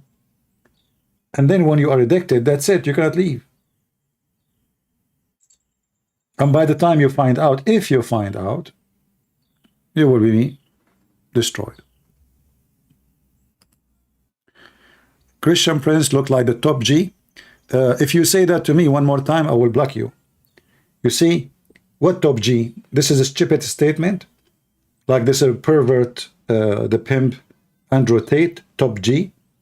Don't say such a statement. Anyone he think of himself to be the top, he is the lower or the lowest. A wise man is the last one to think he is the top. Because, my friend, every man, no matter how big he is, how small he is nothing but a piece of dirt. He will be buried under the ground, and nothing will be memory of him except his good or bad. So don't say those stupid things, top G and top D and top potato. A smart human, he don't see himself as top. That is not a smart statement. Self-worship is your enemy. The more you are proud, the more you are stupid. The more you are empty, the more you are vacant. So don't act like them, and don't speak like them, and don't copy them. They are fake, they are liars.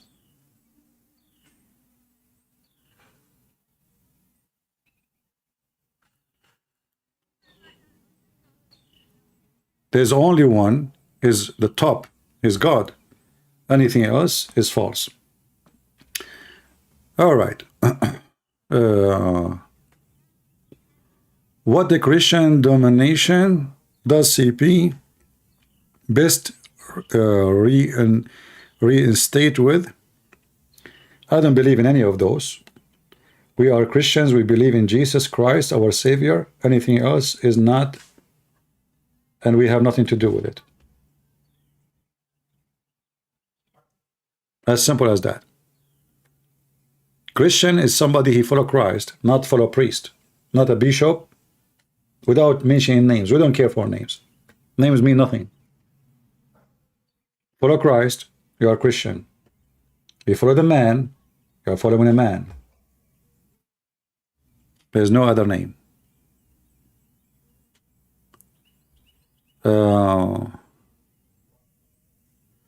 You have been in Latin America? No, I never been in Latin America. Actually, yeah, I was. No, I wasn't. Is that Latin America? I don't know. I was like in Mexico. Is that Latin America? I think this is Latin America, isn't it? Yeah. But I will tell you about Latin America. I've been in a Latin restaurant. And then the lady, she was speaking to me in Espanol, and I didn't know what she is saying. I was saying, okay. At the end of the day, she ended, making for me like 20 dishes, and they brought them to my table. And then I had to pay for all the dishes because I do not know what she was saying. I was saying, okay. She speaks in Spanish, señor, sí, señor, blah, blah, señor. I say, okay. I thought she is saying she will add a spice to the dish I choose from the picture behind her, you know. But she keep talking, and I say, okay. So I sit at the table. A guy with the big tray came to my table. He started putting dishes. I said to him, what the heck is that? Senor? Senor, senor. I said, what senor, man? What is this? So this is the time I went to the Latin America, my friend. I got to pay a big bill for a food I did not order. So I learned, if you go to a Latin restaurant, don't say okay ever. No, okay, no. She say whatever she say. No, say no. No, no, no, no, no. Point your finger at the picture and that's it. Never say yes. Never say okay. No, no, no, no. You know, this way you can be safe and, you know.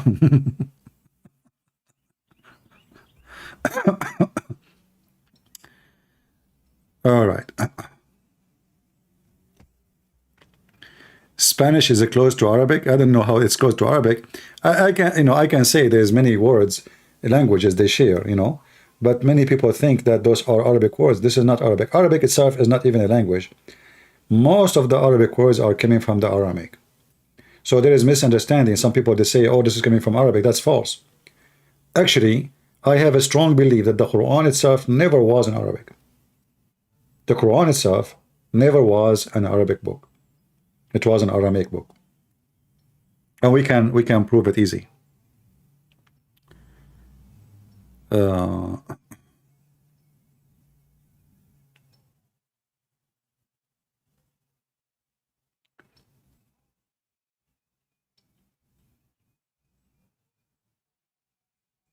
Just like man follow an expert in war, like the general into battle, does man follow priest in the spiritual journey. My friend, priest, I mean, nothing wrong with the word priest, right? There's good men everywhere. But you don't follow a priest. If you follow a priest, well, then you are following a priest. And a priest can be bad, can turn to be an evil man, can be a child molester, can be a good man. So why you want to follow a priest? Why? Do you have better person than God and you know, like the Bible to follow? I do not need to follow a priest. You do not need to follow me. Me myself, I commit sin. The priest commits sin. So why we want to follow a man who commits sin?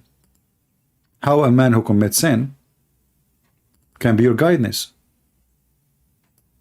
He cannot be even your general, as you claim in the chat, in the text.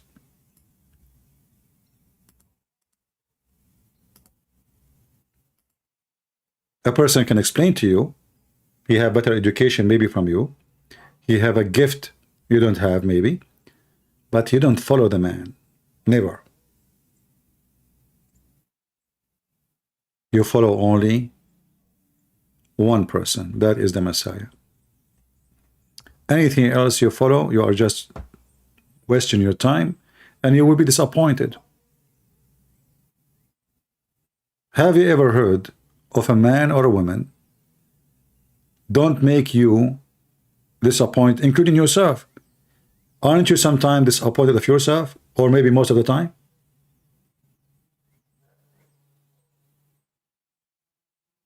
Do you know what I'm saying? So why you want to follow a person? Every one of us, we can be disappointed of ourselves. And there's no human being is perfect. So why you want to follow any human being? Don't do that, because you will end in very disappointed. You think of me highly, and then you find, oh, this guy is not what I thought. And this is what happened with many people. They think of a priest or a preacher. Oh, he's a wonderful man. He speaks good. And then you find something really bad about this person, a scandal. And then what will happen to you? Your faith will collapse, because your faith was not built on God, was built in a false man.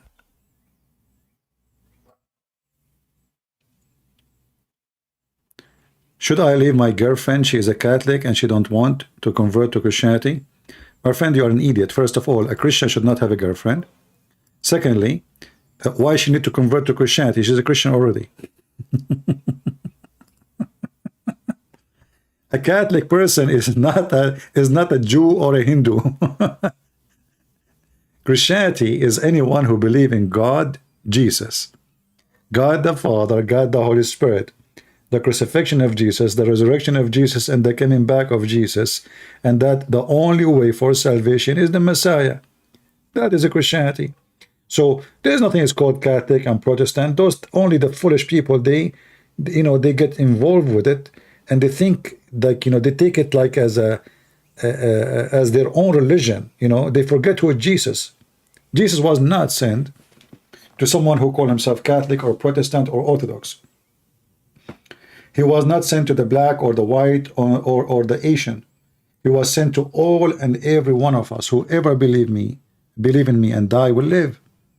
So only foolish people, they put themselves inside the box and they think, oh, I'm a Protestant, I'm the one who will go to heaven. That is because you're foolish. That because you are foolish. The one who will go to heaven is the one who follows Jesus. His name is a Protestant, Catholic, Protestant, who care? So don't be stupid. Yeah, Novak, I know. Not only many words in the Quran, they are Aramaic. The whole Quran is Aramaic. Actually, the word Quran itself is Aramaic. Stay away from division, for division is from Satan. The Bible says a kingdom is divided, is what? Is going to collapse. A kingdom, and this is the kingdom of Satan. So the second you are a divided kingdom, you are serving Satan. The Quran in chapter 5 verse 14 says that Allah will spread hatred and enmity between the Christians until the day of judgment. And obviously Satan was very successful, aka Allah, aka Muhammad, to spread hatred between the Christians, so you cannot be united and you cannot have victory against him.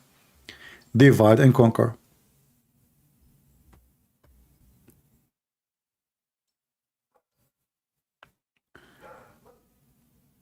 You just search for the link about Ali Dawa, Allah enter his creation. Just search, as you said in the chat, you will find it in YouTube.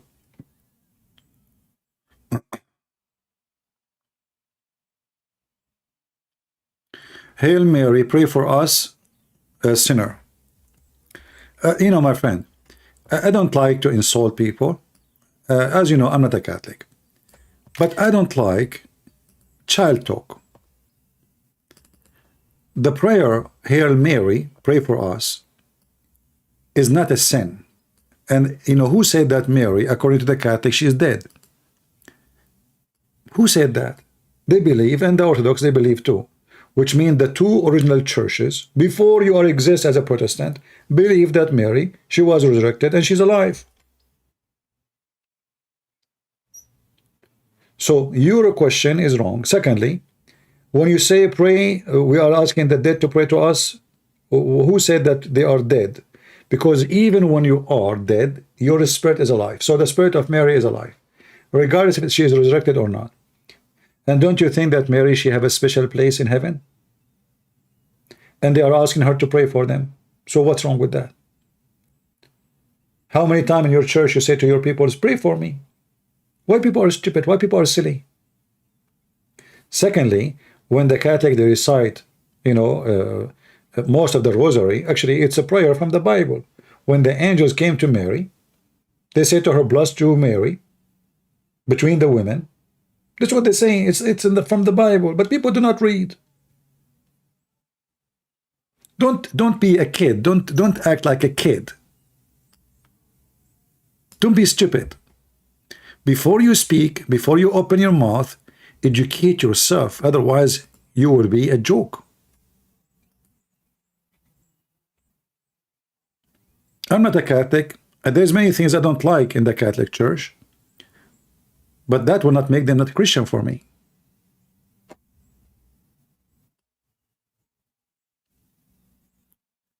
The Lord, he says, from their fruits you shall know them. So we don't judge people by a name of a church. We judge individual by their fruits. If your fruits are bad, then we can tell if you are following Christ or not.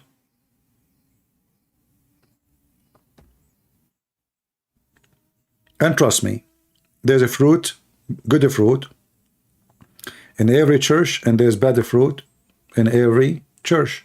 When we say church, we say group. We mean a group of people, not a building. Have you ever heard of a group of people, all of them they are decent? Impossible. In fact, the majority, they will not be the decent one, mostly. Because there's nobody is decent really. I mean, decency is something relative. Like, you might say, I'm decent compared to that guy, but if you check with yourself, you will find that decency is far away from you. You desire things is not yours. You wish things have nothing to do with you. You have hatred in your heart. You don't forgive. You have anger. You are angry even about yourself. People that try to commit suicide. People they suffer from depression. I mean, all of this is a sign that you are not even happy inside your skin. So how you can be happy with someone is not your skin.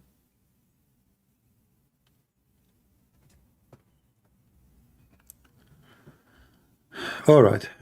Any other question?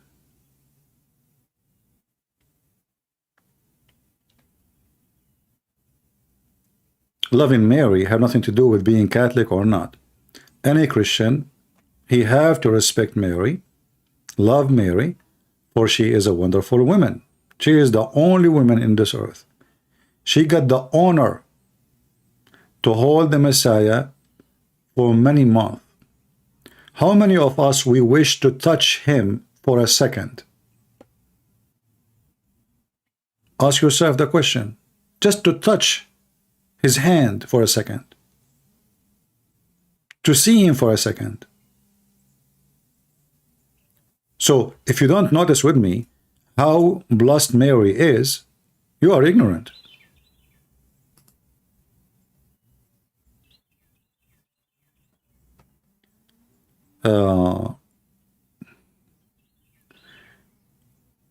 You can tell me more about the Eve hadith when they say it's weak. Weak, it's mean accepted, but there's no enough proof to prove it or to disapprove it. That's it. Which means there's no enough proof to throw it away. So we say it's da'if, which means it's okay. It's not really rejected.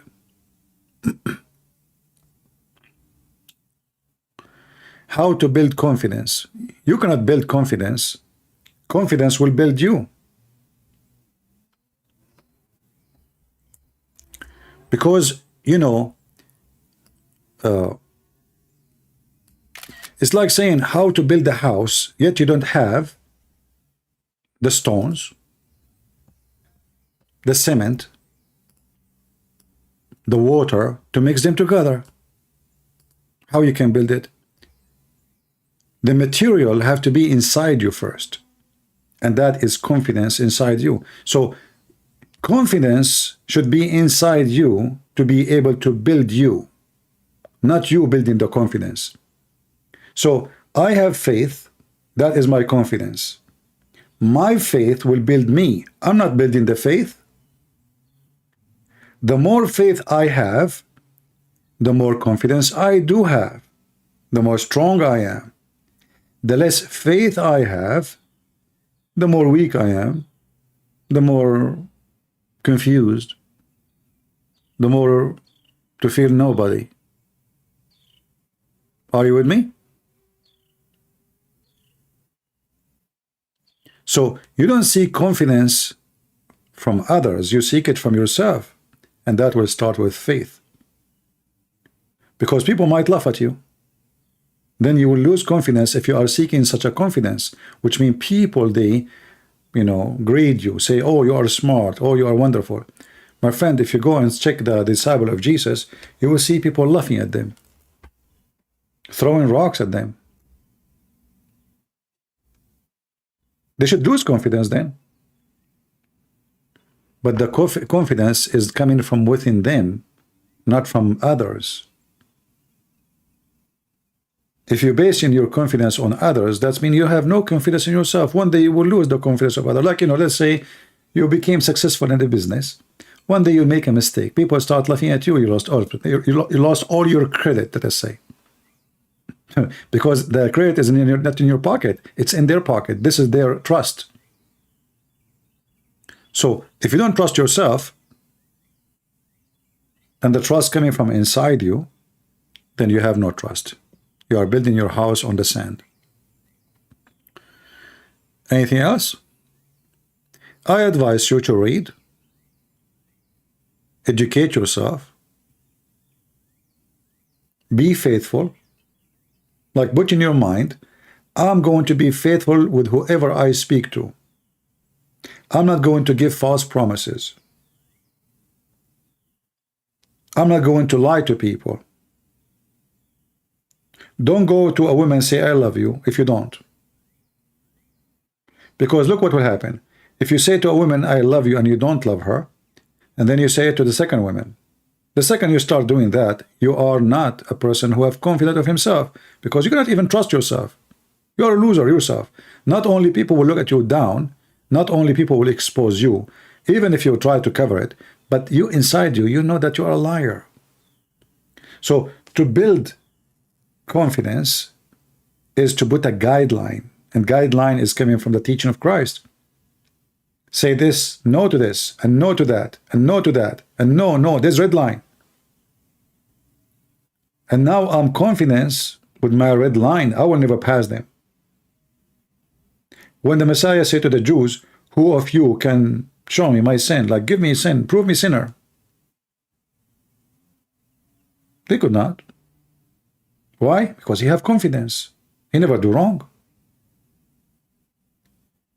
You can speak with such confidence when you don't do wrong.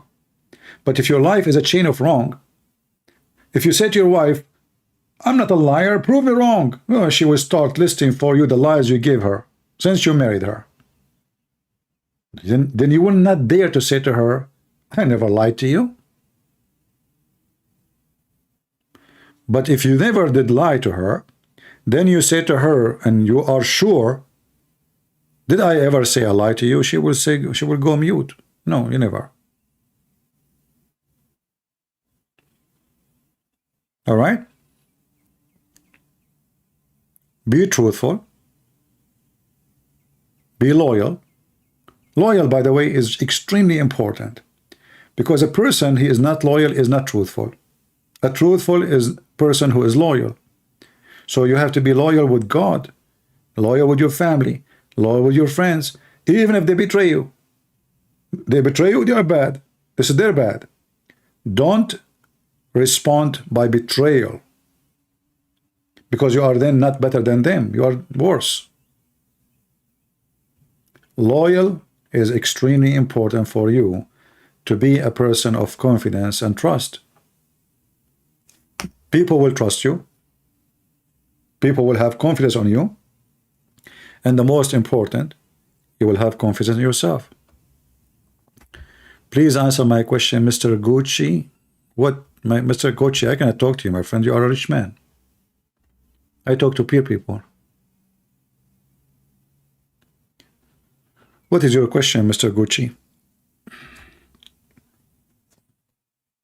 First time I saw this word Gucci, I don't know what, like, I cannot even pronounce it. Like, what is that? Kukuruku? Okay, what is your question, Mr. Gucci? Here we go. You got my attention.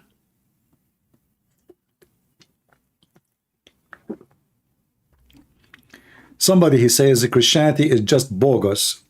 Well, my friend, lucky to you, or luck to you if you live between people who believe in Christianity, because their bogus is to love their enemy. Do you see how bogus it is? That is weird.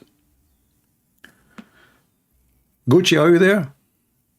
I will never be your customer. I go to Walmart, I buy a jeans for $10, I'm happy with it. What is your belief in praying in tongues? Well, I don't know, for me, I believe praying in tongues, it is possible, but it's not just saying blah, blah, blah. This is my belief. I believe praying in tongues, which means speaking a language. People understand. Otherwise, saying things mean nothing doesn't make sense to me. I believe that the Messiah, he made miracle of making people speaking in tongues. But tongues mean languages. languages of people who understand it. So the Messiah can make me go to China if you want, and I don't go to school, yet I will speak Chinese. That will make me speaking in tongues. Now, some people, they have different understanding. That's their opinion. I give you my. Doesn't mean I'm right, you know, but this is my opinion. They might be right, though, if they give you different opinion. Anything else?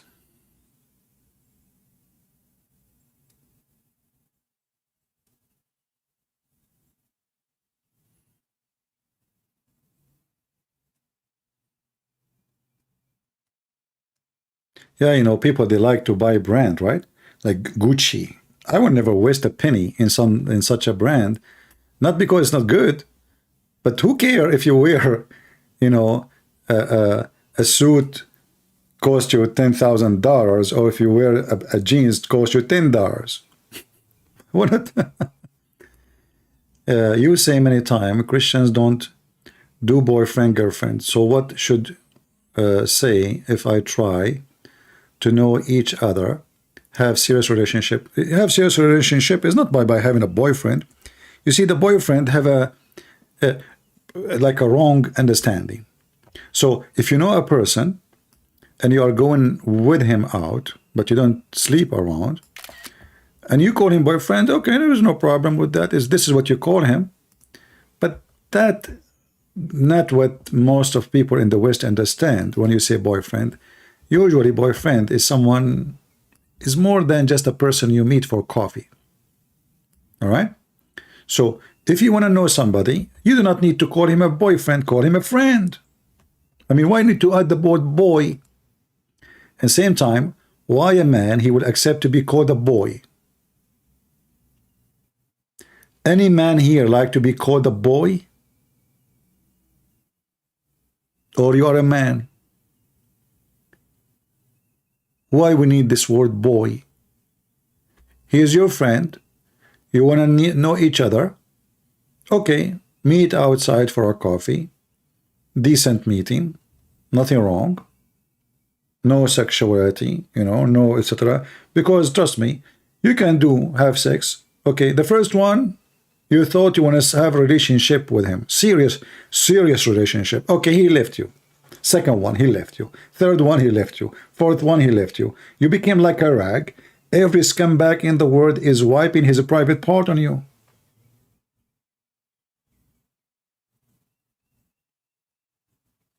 Simply, they are playing with you. A person who want to have a serious relationship, he will not even sleep with you. He will fight the temptation, even though all men, they like to sleep with men. Nobody can say it's not true. But we should fight the temptation, and if he is serious and he love you and he respect you, he should not sleep with you. He should marry you.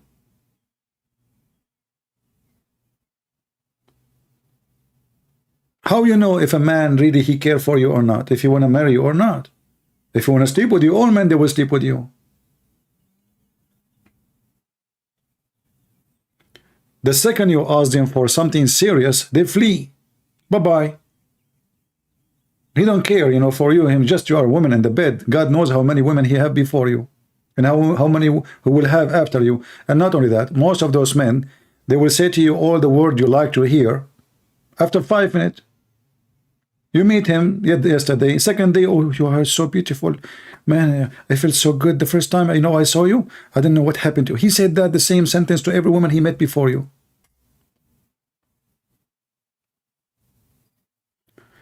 The second a man he asks you to go to bed with him, he is not a good man.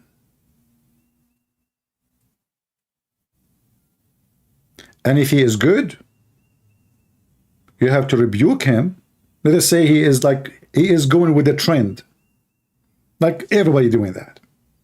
Rebuke him and see his response. If he agreeing, he admit that this is wrong, still he want to see you, still he want to talk to you, still he interested in you, then good. Maybe we have something good. A person want to sleep with you, that means he sleep with everybody. And a woman, she sleep easy with people, she will sleep with everybody. And the more you sleep with men or women, you find yourself, you are losing yourself. And you give yourself all kinds of reasoning. You know, okay, I'm alone, I'm etc. I'm lonely, I feel bad, blah, blah, blah, okay. But then after you sleep with those men, or men sleep with, or men, you know, doing that, you will find that you gain nothing. Okay, what is the benefit after having all those boyfriends? Nothing. Nothing. Actually, you are more depressed. You are more sad. Because now you have too many failure. You just added more failure to your life.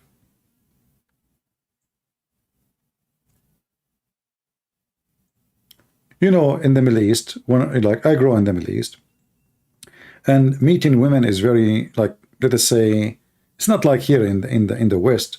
So very, very strict society, and you know, everything is really horrible.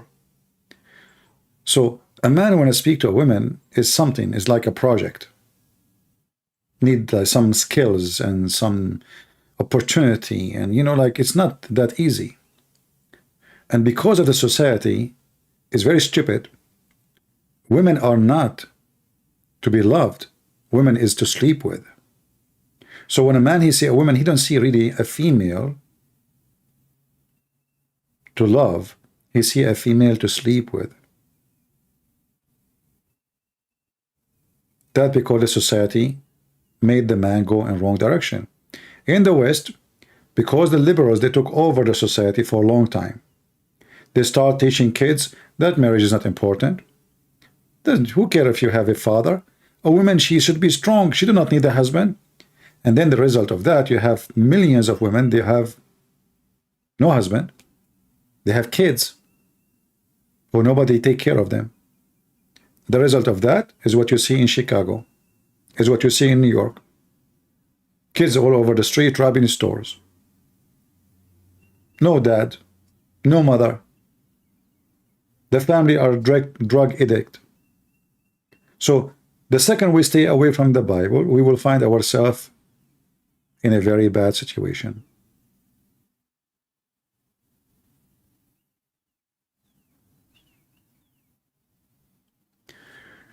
The marriage system in America is against men, and men get destroyed in divorce.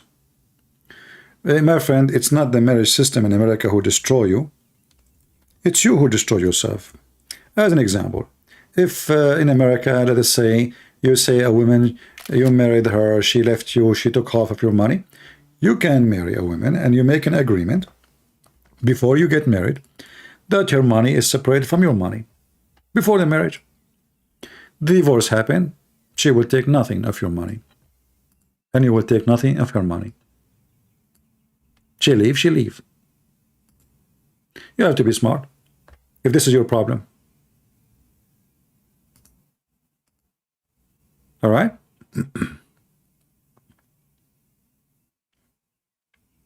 And don't marry the wrong person.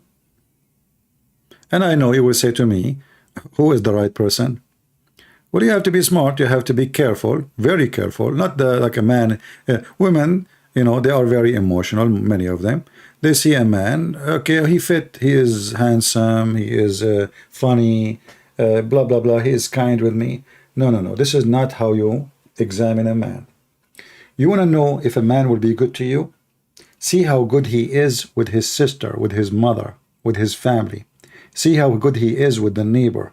See how good he is with his friends.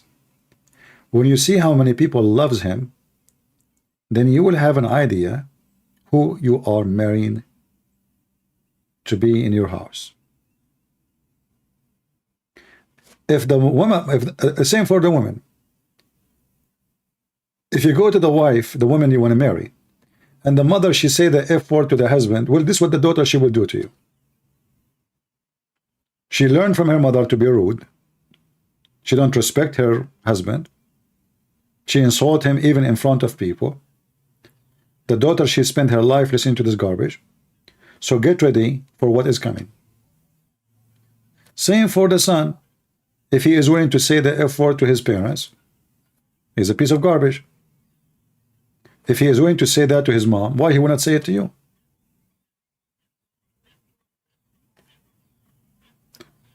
One simple sentence from the Bible: from their fruits you shall know them.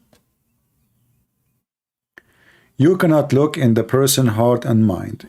Exactly. That's why we are saying, from their fruits we shall know them. We do not know what is inside the tree, but we know from the fruits. That's why we keep saying you have to follow the Bible. That's your guideline, not a man, not even yourself. The Messiah, he gave us a solution. And that's what I'm trying to tell you. Fruit, not speeches. I can speak to you about how to be good for the coming century. And maybe after I hang up, I start saying the F word to people around me. So you don't judge me by a speech. You judge me by the fruits. So learn from that. And that goes for everything in your life. Work, business, partners. Like you want to take a partner for work, for business. If the partner, he was proud about how he is stealing, how he is not doing the right thing, or doing illegal stuff, or he's proud about the cheating, you just agreed to partner with the cheater. So if he cheats with others and he's proud about it in front of you, how in the world do you want to partner with him to do business? That means you're a fool. It's like, those people that do scam business. The person is so proud that he scammed somebody. And then you say, okay, you know what, let's do business together. You are just as stupid. That's what he do for a living. He's a scammer. You are next. So you cannot read their mind, but you can read their fruits.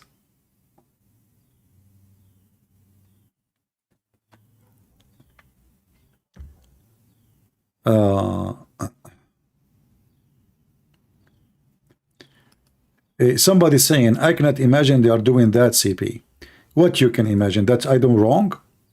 You are mistaken. Doesn't mean I'm saying I do wrong. But don't be fooled by good speeches. Never. Remember, the Bible says, the Lord, he said to us clearly, that every human being, like the best man of us, the most clean person, is not even equal to a filthy rag compared to God, in front of the eyes of God.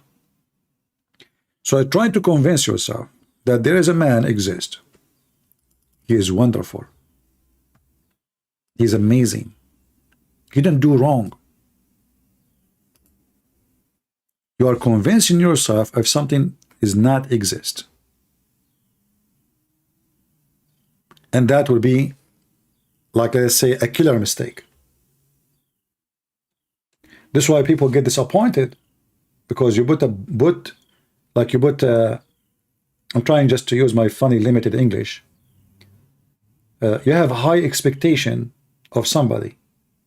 Like, let's say a woman, she want to meet me, and she was, oh, CP, he sound nice, etc. And then when she met me, oh God, look at him, look how we look like. Scared the hell of me. This is a Christian prince. So you have high expectation of a look. You have expectation like you will see somebody very good looking, etc., or something in your imagination, and then you see the guy, oh, this is not what I saw. Oh, man, I'm going to run. Expectation should not exist. Fruit is what exists. Because your expectation most likely will not fit the fruit. And the fruit of the man, very suspicious, even when he do good. So you have to be careful. In fact, the most successful scammers is those who convince you that they are good.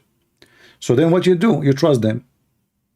You open your door for them, you open your house, oh, they are good. That's what they do for a living. They have to build a trust. Otherwise, how they can scam you, how they can control you, how they can fool you. So you trust them, and when you trust them, you close your eyes. Your alarm is in sleep, and that is the moment to hit.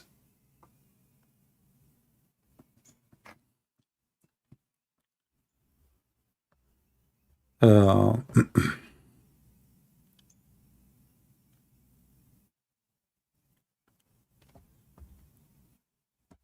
right, anything else? Look like we kept on talking with anything else. We will finish tomorrow.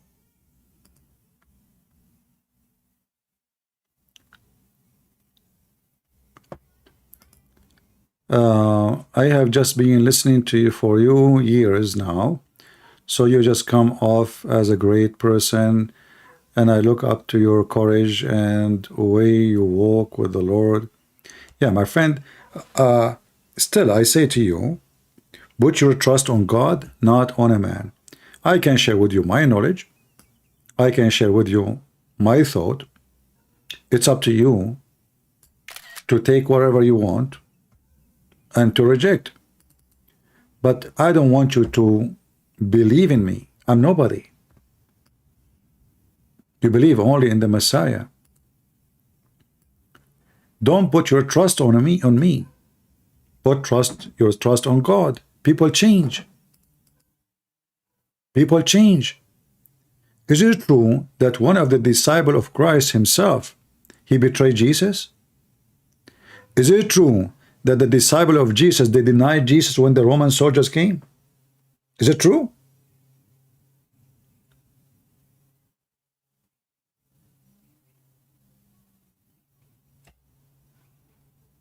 They deny him. People who spend all their time with him, they saw all the miracles he did. They denied the Messiah, my friend.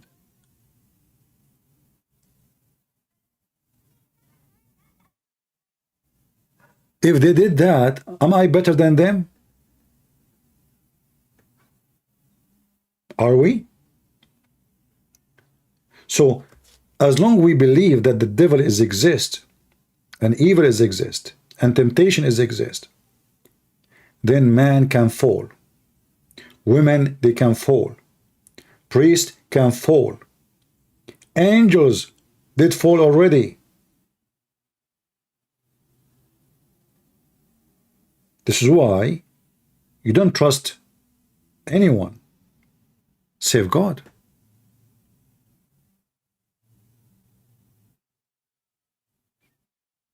Do you understand what I'm saying? Isn't it Lucifer was an angel?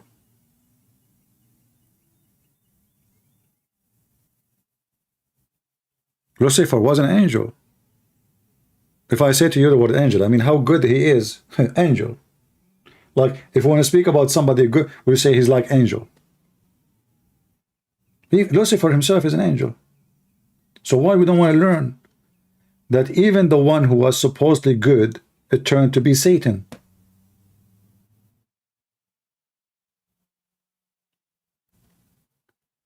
So I'm not saying to you, oh, I'm a bad person, or I'm not saying to you I'm a good person either. I'm saying to you, put your trust only in the Messiah. Take from me what you think is good for you. Don't take from me what you think is bad for you. At the end of the day, anything you take from me should be in total agreement with the teaching of Christ. If not, that is from the devil. No matter how nice the speech is, no matter how convincing the man is, if he make a statement against the teaching of Christ, he is speaking of the devil.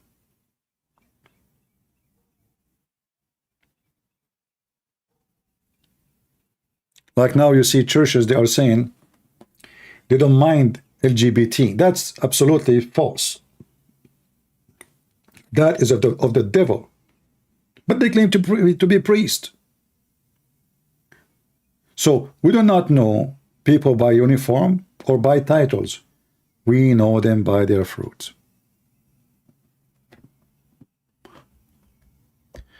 Nothing wrong with having good leader.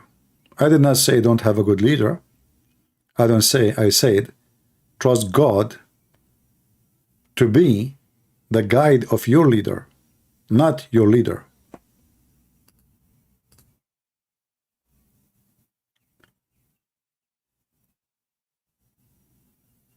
All right.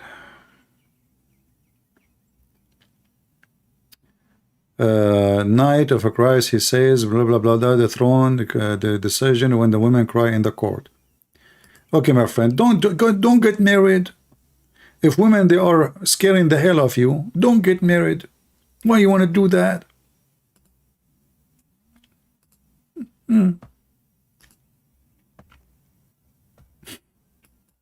Don't make a drama. What this drama is about? Who's forcing you to get married? If you think women cannot be trusted, women, they are not good, okay, don't get married. Here we go, you're happy.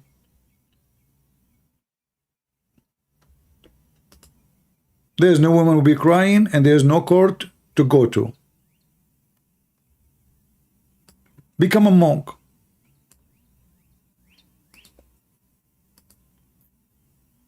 No need for drama.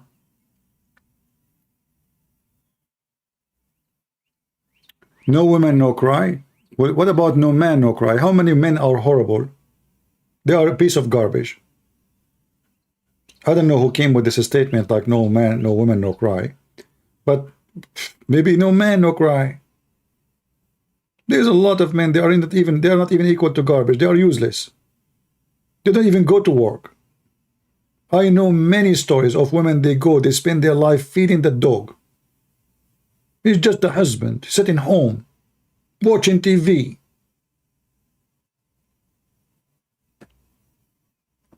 If you've ever been in the Philippines, you will see almost 100% of women working, and there's a lot of men.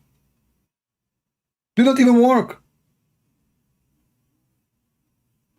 The guy sitting home, playing games on the TV, and the poor woman spending her day working.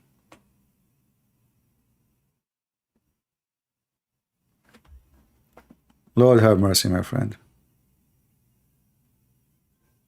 Lord have mercy. That's why we say, from their fruits you shall know them. Don't marry a lazy man. He will be a couch potato. Don't marry a lazy woman. Your kitchen will look like a rat kitchen. Don't marry a liar, for he will feed you lies. Don't marry a cheater, for he will cheat on you. Isn't it simple? Hard-working man is a hard-working man. He can't even change. He can't even stop working. He's used to it. It's his in the blood. He have to wake up in the morning and go to work. You marry a guy, he want to wake up at 11 o'clock. He spend the night watching TV. Second day you try to wake him up, he's not getting up. You just married a piece of shit. Excuse me.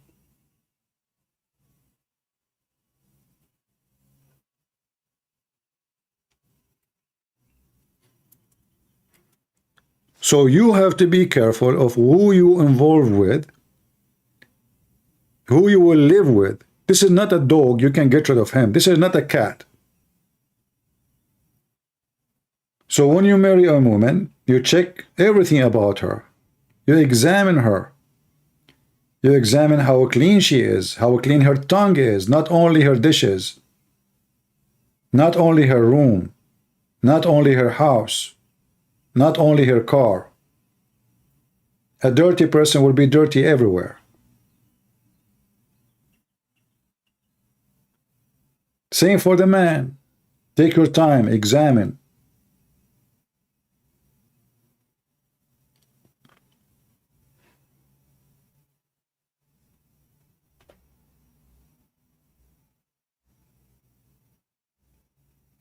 Men are going to Philippines to get housewives. Sometimes you say dumb things, CP. I know who is the dump here. Let us put what this guy he said. Tony Crusader, he said, men are going to Philippines to get housewives sometime. You say dump things, CP. I don't know who is dump here. I just say that women in the Philippines, they work hard.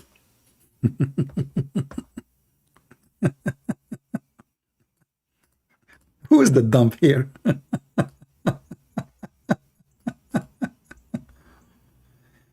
You know, this is why if you are a teacher and you have a 50 student, you will find half of the classroom, they hear you from their butt, not from their ears, because their brain is not functioning. People, didn't I say that if you go to the Philippines, you will see that the women working all day long and many men, they are sitting home doing nothing? Did I say that? Which means I'm saying women there, they are hardworking. So what this statement is about?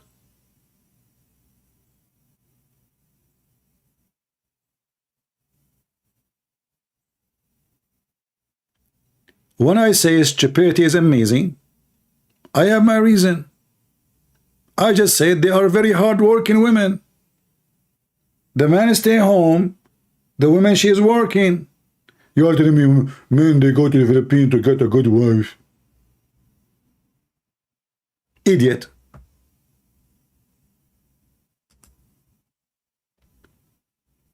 They want to be housework, my friend. If a woman, she work outside to feed her kids, that means she is a good wife house.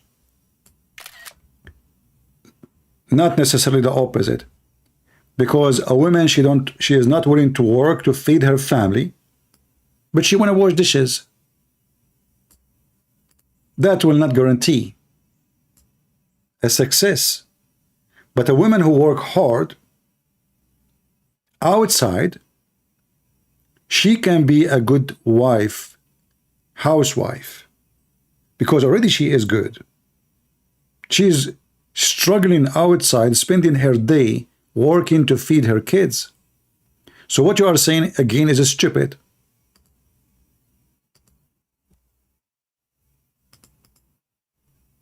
And it doesn't mean that all men in the Philippines do that, but I notice many, they are lazy. They take advantage of the women. And doesn't mean too that all women in the Philippines are good. There's bad women everywhere. But this would happen when you speak to a lot of people. There's somebody in the middle between. He tried to be the Chihuahua. You know what the Chihuahua do? Suddenly he park for no reason.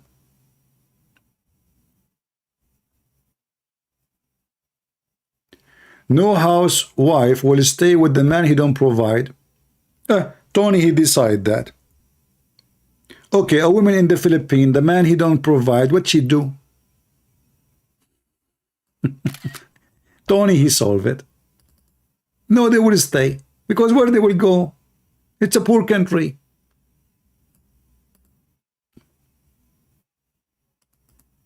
Weirdo.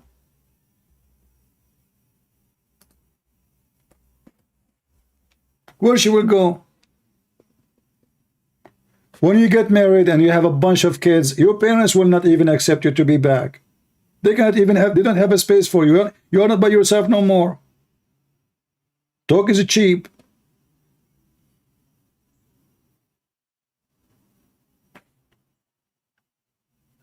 Anyway, if the Messiah could not make people happy, all of them, how I could be making them happy? I don't see a reason. Always there is somebody go in the wrong direction in the highway so he can be known.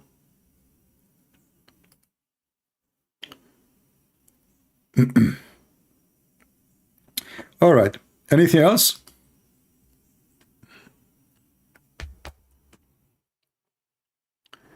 One more question and we go. Last question. Chihuahua is one of the smartest dogs known to man.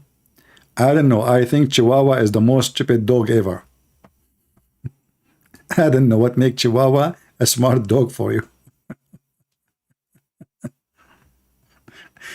To prove to you that Chihuahua is a stupid dog, I saw with my own eyes a Chihuahua when attack a Doberman. The Doberman was looking down at the Chihuahua. He was saying, what the heck is that? Who is this little one in the size of an onion in front of me? Shall I fry him? And the Chihuahua is flipping in the top of his tail, and wow, wow, wow, wow, wow, wow. He have a leech on him, and he wanna attack the Doberman. And you are telling me that Chihuahua is smart?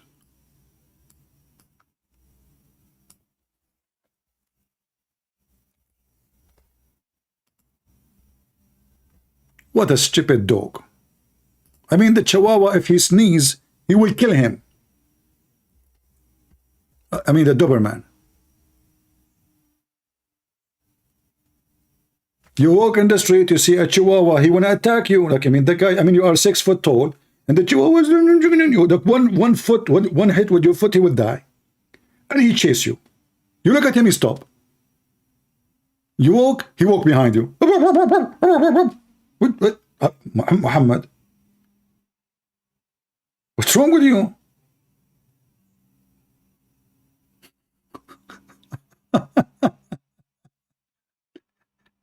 That proves that they are brave. They are mistaken. He is barking because he is scared.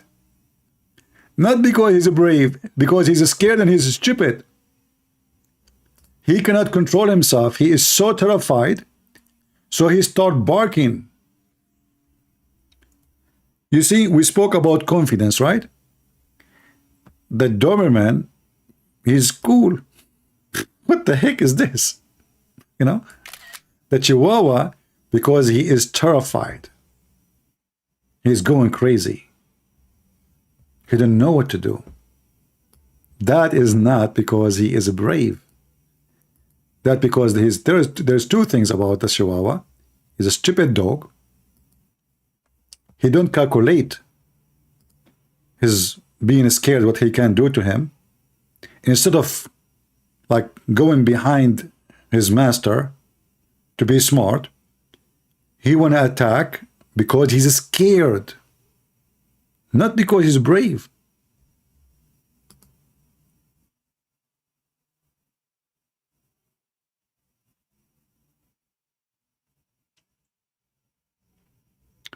They have big brain, the Chihuahua? I don't know, size does matter these days.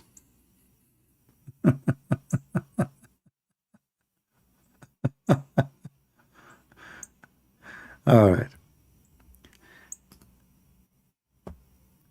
A brave person, by the way, is not somebody, he attacks somebody bigger than him. That doesn't make you brave, that makes you stupid. A brave person is somebody willing to defend his family, his country, no matter how the person or the country or the army is big, but not to attack when he knew that he would lose anyway. Defend and lose different. You know what I mean? Attack and lose is different. So if somebody come into me, okay, they are like 100 men. There's no way I can win. I'm going to defend my house until I die. I will defend my family. Over my dead body, they can't touch any of them. That is a bravery. But me going to attack an enemy of 100 men and I am alone, that means I'm not brave, I'm being stupid.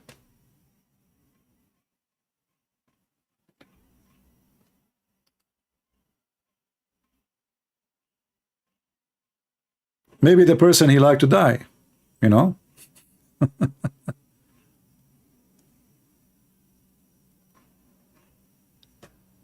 Anyway, me myself, I don't like those dogs. You know, they are finding very stupid and they keep barking, making noise, and there is no use for them. I mean, why anyone want to have them? I don't know. They don't even look good. They look weird. They look stupid. They bark a lot. They make too much noise.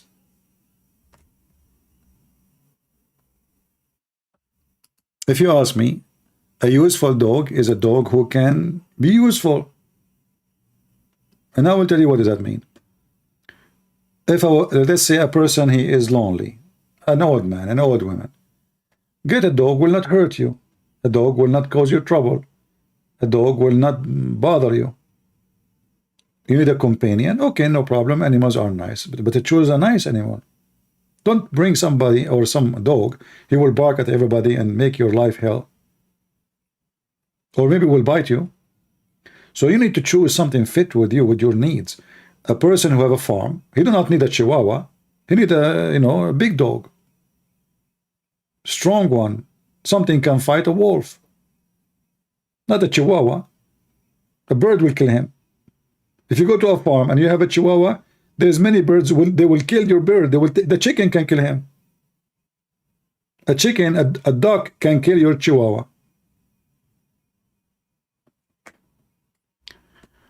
What do you think about the war in Sudan? The war in Sudan is not a war in Sudan. It's the war in between Russia and you know, a bunch of supporters of the other side, which is Egypt, Emirat, Saudi Arabia. So the Russian, obviously, they are supporting the group they called in themselves the fast intervene forces. And the other side, obviously, they are more close to the American. And as usual, Islamic countries always can be fed by fire so easy.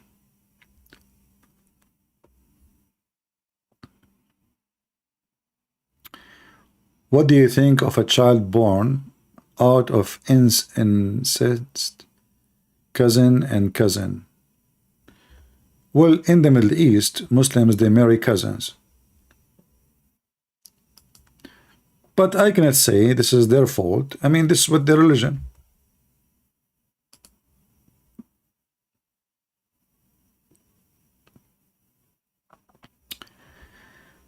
Do you believe that the Antichrist could be Al-Mahdi? Al-Mahdi is a fake person, never exist and will never exist. So don't mix things between your belief as a Christian with false belief as Islam. Everything in Islam is a false story. Muslims do not even know what Antichrist means. Actually, the word Antichrist does not exist in Islam.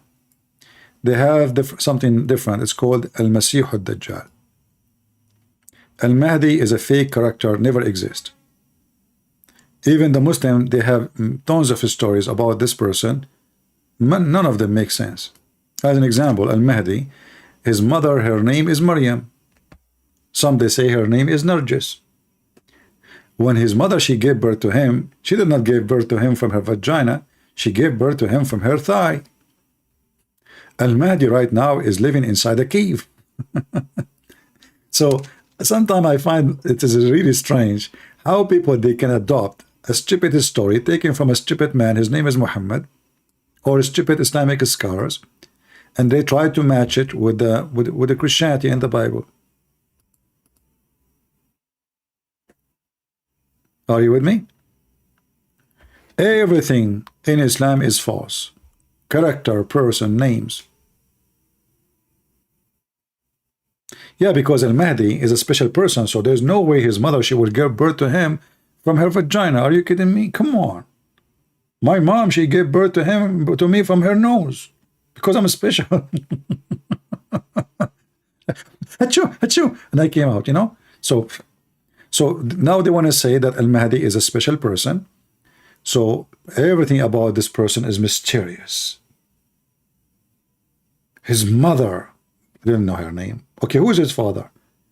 Where he is? Where he go? He went in the cave. Whoa. He have the Quran with him. Not the true Quran or the false Quran we have now. No, he have the true Quran. And you will notice that the Mahdi is the Imam number 12. Is that ringing the bell for you? Jesus have a 12 Imam. Muhammad have a 12 Imam. Isaiah, you know, the Jews, sorry, they have a 12 tribes. So Muhammad is here following, okay, the 12 tribes of Israel, a 12 disciple of Jesus, a 12 Imam of Muhammad. Are you following with me?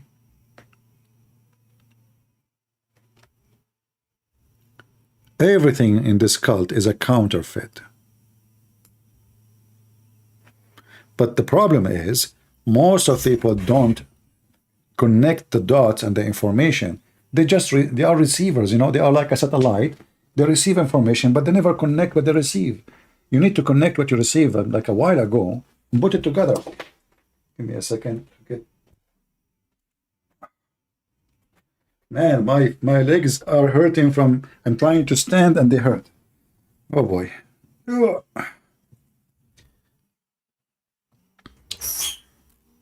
Yeah, so everything is a counterfeit in Islam.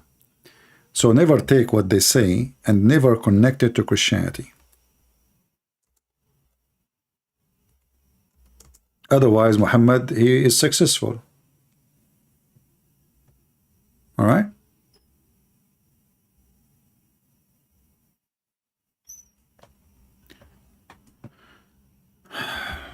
All right.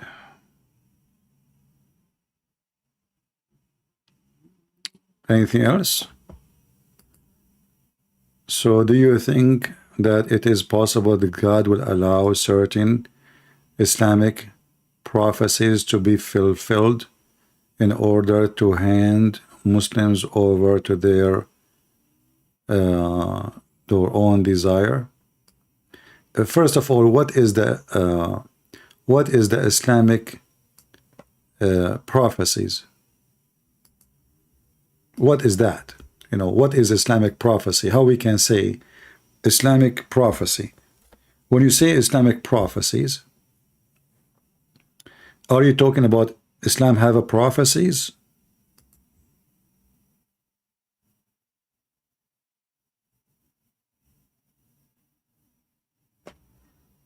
I don't know, what do you mean? Try when you post a question, make your question full, otherwise I will not be able to understand you. When you say Islamic prophecies, first of all, there is nothing called Islamic prophecies. All the prophecies of Muhammad are false prophecies. How Muhammad can be how he can have a prophecy if he's a false man? All right. If you are speaking about the Bible saying that, this is not about Muhammad himself, it's about everybody. Muhammad is just one more evil character of the devil.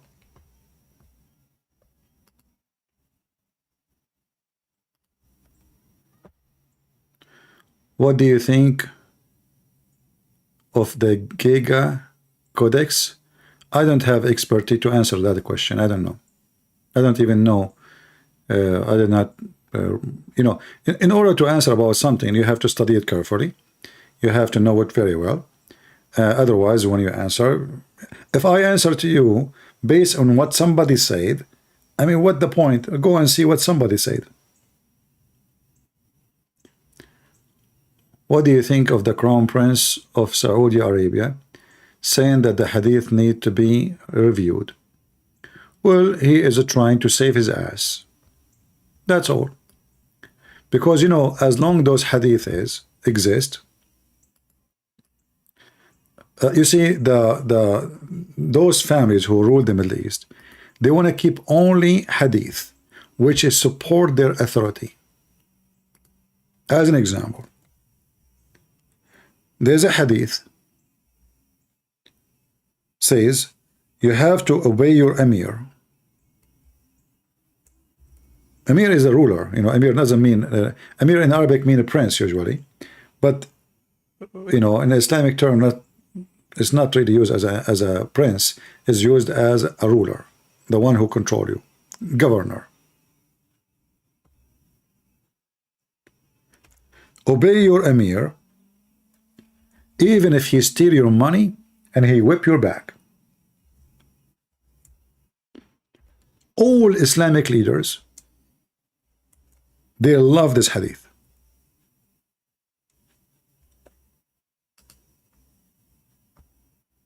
They love this hadith.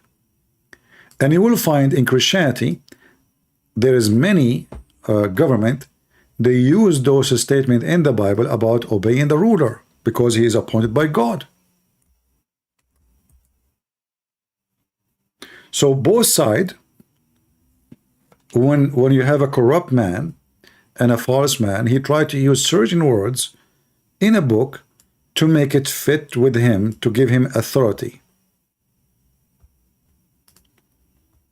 But all of us, we knew, as an example, in the Bible, that John the Baptist, he did not obey the ruler. Is that correct? Did John the Baptist lost his head, his life, for he disobey? And he stand up against a fornicator who is sleeping with the women she don't belong to him? So when the Bible says obey the ruler, the king, the Bible is not speaking about obeying a filthy king. Because a filthy king, like Joe Biden, he wants me to be a transgender.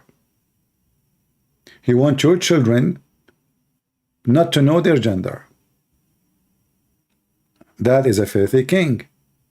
I will obey only what is fit with the Bible, and I will throw the rest in my garbage. Muhammad, he made it clear. You obey your Amir, not listen. It says tuti' al-Amir, which means to obey. Obey your Amir, carry his order, even if he whip your back, he flag it, even if he steal your money. How clear it is, which means he's unjust. All right, I hope I answer you. Is it possible to forgive a friend after they hurt your feeling? I don't know. I don't think you're asking the right person for this. I hurt a lot of people feeling.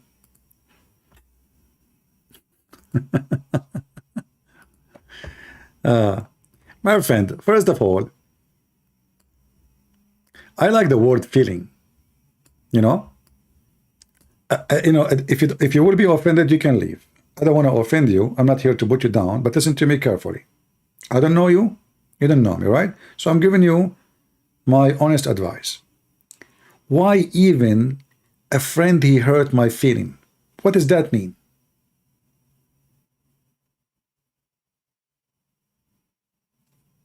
What does that mean?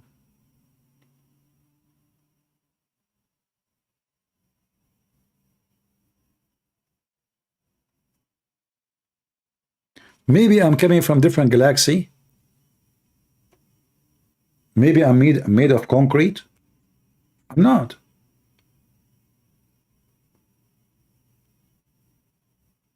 In fact, a friend who hurt your feeling, maybe he's a good friend. As an example, if I ask one of you how I look like, you say to me, man, you look horrible. You are telling the truth. I like you.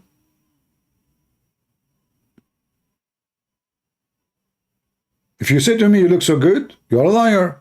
Oh boy, look what kind of a friend I have. So it's not necessarily if a friend hurt my feeling, he is a bad person. This is number one. Number two, why friendship is involved with feeling. Friend is somebody, when you need him, he is there for you. But he is not supposed not to hurt your feeling. Maybe he should. Because if you want a really friendship, it's mean he have to be honest with you in things he say or he do. So honesty bring hurt, bring a lot of hurt, feeling hurt the way you think about it. The second you are honest with people, you will hurt your feeling. The more you lie, the more you are not hurting their feeling. So for me, I don't know what you are talking about, but hurting the feeling should not be involved in a friendship. I meant someone that did something bad toward you, but you trust them to be your friend. That's your fault. He did not hurt your feeling. You hurt your own feeling. Because you made you see, I don't know if you were listening from the beginning. Guys, did we say trust no one but God? Did we say there's only one person we can trust? You have an expectation that a person, he's a human being, he will be good. So what do? You trust. The word trust is a very dangerous word. Very dangerous. So it's not him who hurt your feeling. You did hurt yourself because you trusted. You yourself, don't you change? You yourself, don't one day used to have a friend that you don't call him no more? Because you don't feel like calling to him? Maybe you have a brother, you did not talk to him for long.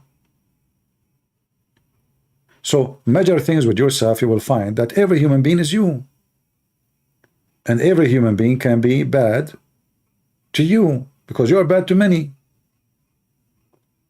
So we have expectation of somebody will be good to us forever. That's because you don't understand the human race, how it is. There's nobody is good forever. Nobody, save God. So I don't put my trust on a man or a woman. I accept what happened and I deal with it. I give them opportunity to prove themselves to be good or bad. Or let us say life will tell me if they are good or bad. But I don't get hurt by, it's your fault. The word trust should not be there. Trust only God. There's something in America, I like it, when they say, in God we trust. You trust the man, you are gambling.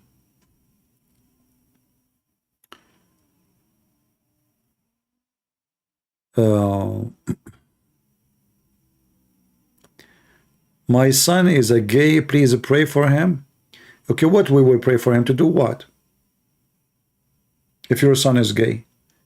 Did you ask yourself how your son became a gay? Because you are not watching him, you are not teaching him, you are not educating him, you are not starting him from the young age, reading the gospel for him, telling him what is right, what's wrong. So now how you fix it? Pray for him. I know somebody in Africa is dying from hunger. Pray for him.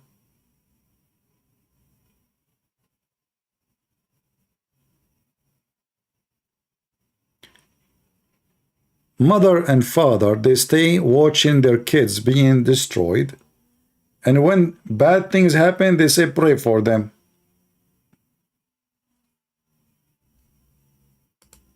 That will not work.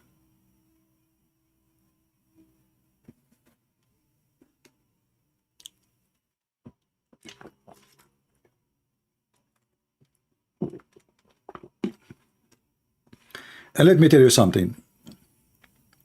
I don't care who go to hell, who go to heaven. I will never cry for anyone, even if it's my mother or my father, my son or my daughter, even I don't have any. I will never cry for anyone. But you do your job. You do your job as a parent, teaching your kids about what is right and what's wrong. And then if your kids decide to be whatever they want to be, cry not for them. The one who will go to hell, he deserves to go to hell. The one who will go to heaven, simply he deserves to go to heaven. Cry for nobody.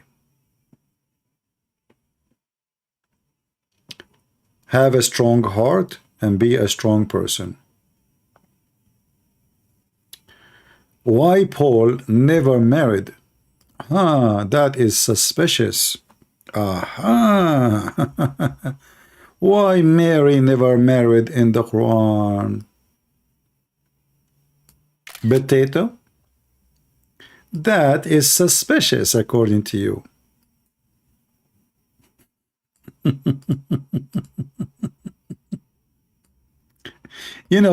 According to Muslims, Muhammad was married when the fact Muhammad was a pervert. Paul was spending his life going from city to city teaching about Jesus. Muhammad, he spent his life going from house to house effing women. And when a man, he lived decency, preaching the gospel, paying his life as a price for it, suspicious. Another man, he go and he eff all his wives in one night without washing, is a good man. That is a Muslim. However, Abdul, you remind me of something very important. the stupid Muhammad in the Quran, he said that being a monk is something they invented. Something they invented. But the stupid Muhammad in other verse, he said monks are good.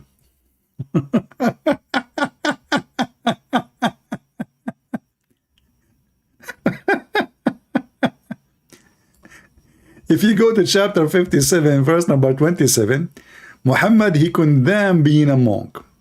This is an invention. Jesus did not tell them that. Chapter 57, verse number 27. It's in front of you. Okay. So being a monk is a fabrication. It's not good. Okay. It's invented by themselves. What the heck? Then you go to other verse. Here we go. Saying that the best people for you is those who they are a Christian and because they have monks between them. It's your stupid Quran. Do you see it? Not only that, I mean, I was leaving, but the guy, you know, Muhammad, and they love my spanking. Not only that, the stupid Muhammad, he made bigger poo-poo. According to Muhammad, Mary, she was a Christian nun.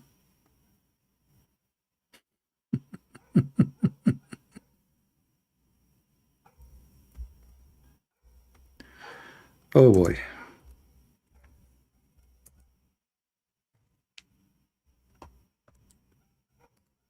I mean, the more you read the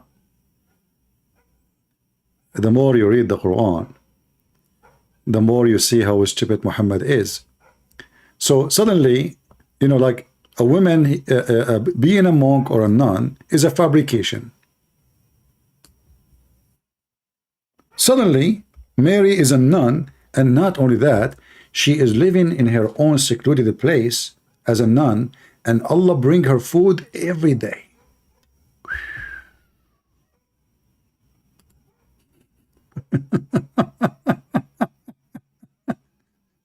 Chapter 3, verse number 37.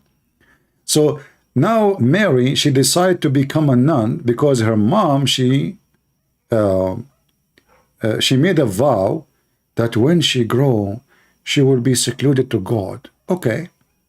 So now she went in a sanctuary where she was. Okay. And whenever Zechariah, he went into her, he found with her food. He said to her, "Oh Mary, who bring this to you?" She said, "It's Allah." Suspicious. Abdul, you are no match.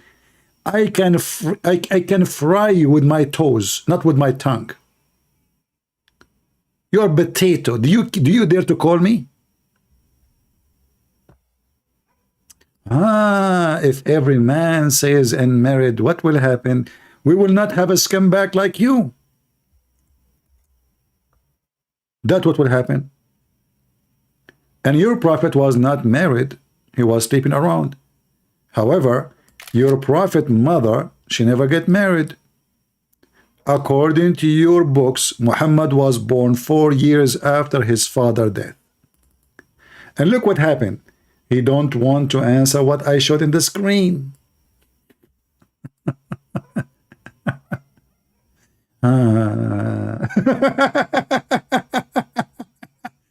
You know, the Muhammadan, they made himself, they heard nothing. Did he say anything? I mean, the verse he showed me on the screen, no, I did not see anything. I heard nothing. If every man did not get married, what will happen? Abdul, who said that every man should not get married? Those who want to serve God, it's better for them to designate their life to God. But this is not good for everybody. There's people they can do it, there's people they cannot. It's a free choice. But for you, because you are following a pervert, he claimed to be a prophet of God, while he was making verses in the Quran, any woman she offer herself to the prophet to if her. Obviously, this cannot be from God. This is an ifing prophet, from ifing God, from ifing book. And I'm showing you all the ifing hadith you want. Do you have any comment? before we send you free shipping and handling to Allah?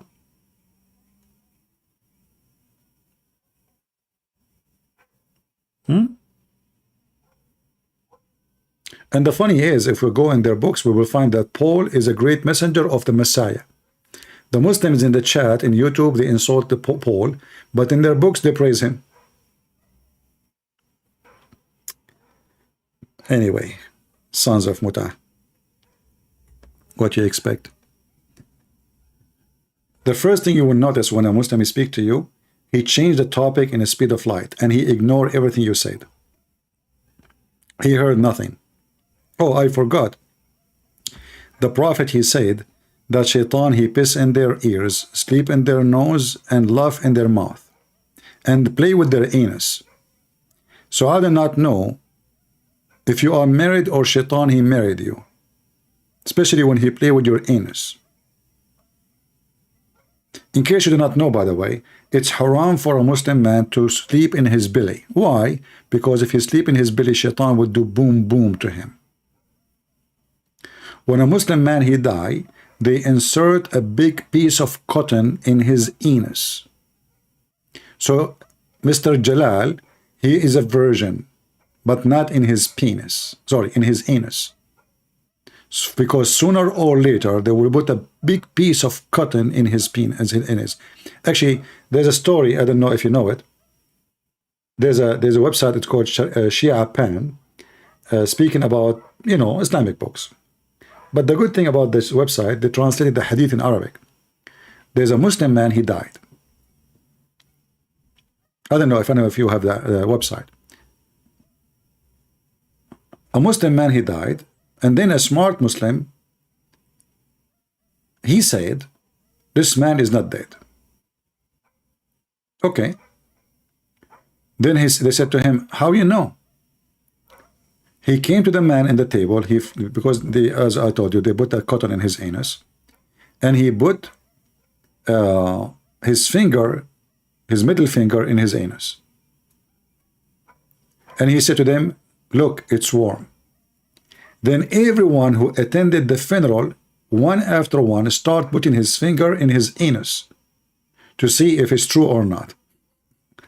So I hope that when Jalal he die, there's no smart Muslim there, he will say, Jalal is not dead.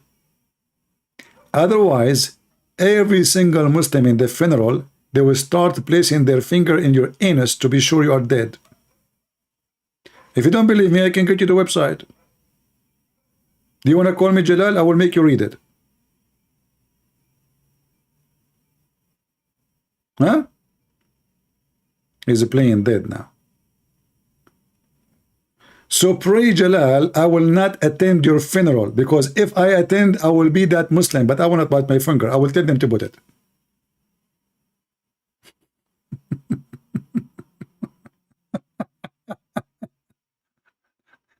The religion of decency. Muhammadan, I know all your laundry. You are talking to Christian Prince. Every garbage is here. Everything. Be careful when you talk to me. Anything you will speak to me will use against you. So even when you try to insult, you will be fried, tortured. Anyway, next time you go to a funeral, Jalal, don't forget to practice this, because I think this is useful. Anyway, guys, I think we have enough for today. How many hours we are here now? Only 5 hours. Is it 5 hours or 4 hours? I don't know. YouTube is confusing. Here it says to me 5 hours 36, and the other side it says 4 hours and 45 minutes. Which one of them? Let me show you. Let me show you. What is that? I mean, how it can be both? If you look here, 4 hours and 46 minutes and 15 seconds, 16 seconds. 5 hours and 36 minutes. What is that? What is the 5 hour 36 minutes? I'm not sure. So what is that 5 hours there? I don't know. Allah knows best, brother. All right. So I want to say thank you guys for being here. I hope we have a good time. I hope I did not offend you when you give me your personal questions. As you know, I do not know you, but I'm a person who speaks things as it is. And I don't mean to offend you, but I mean to tell you the truth about what I think and what I believe. And it's up to you for sure to see it the way you want. But for sure, it's not our intention to hurt your feeling when you ask a personal question or you have a personal opinion. I hope you understand that. Thank you very much for being here. Feel free to download the video before we take it down. God is good, so is Jesus, and Islam is a fraud. Take care.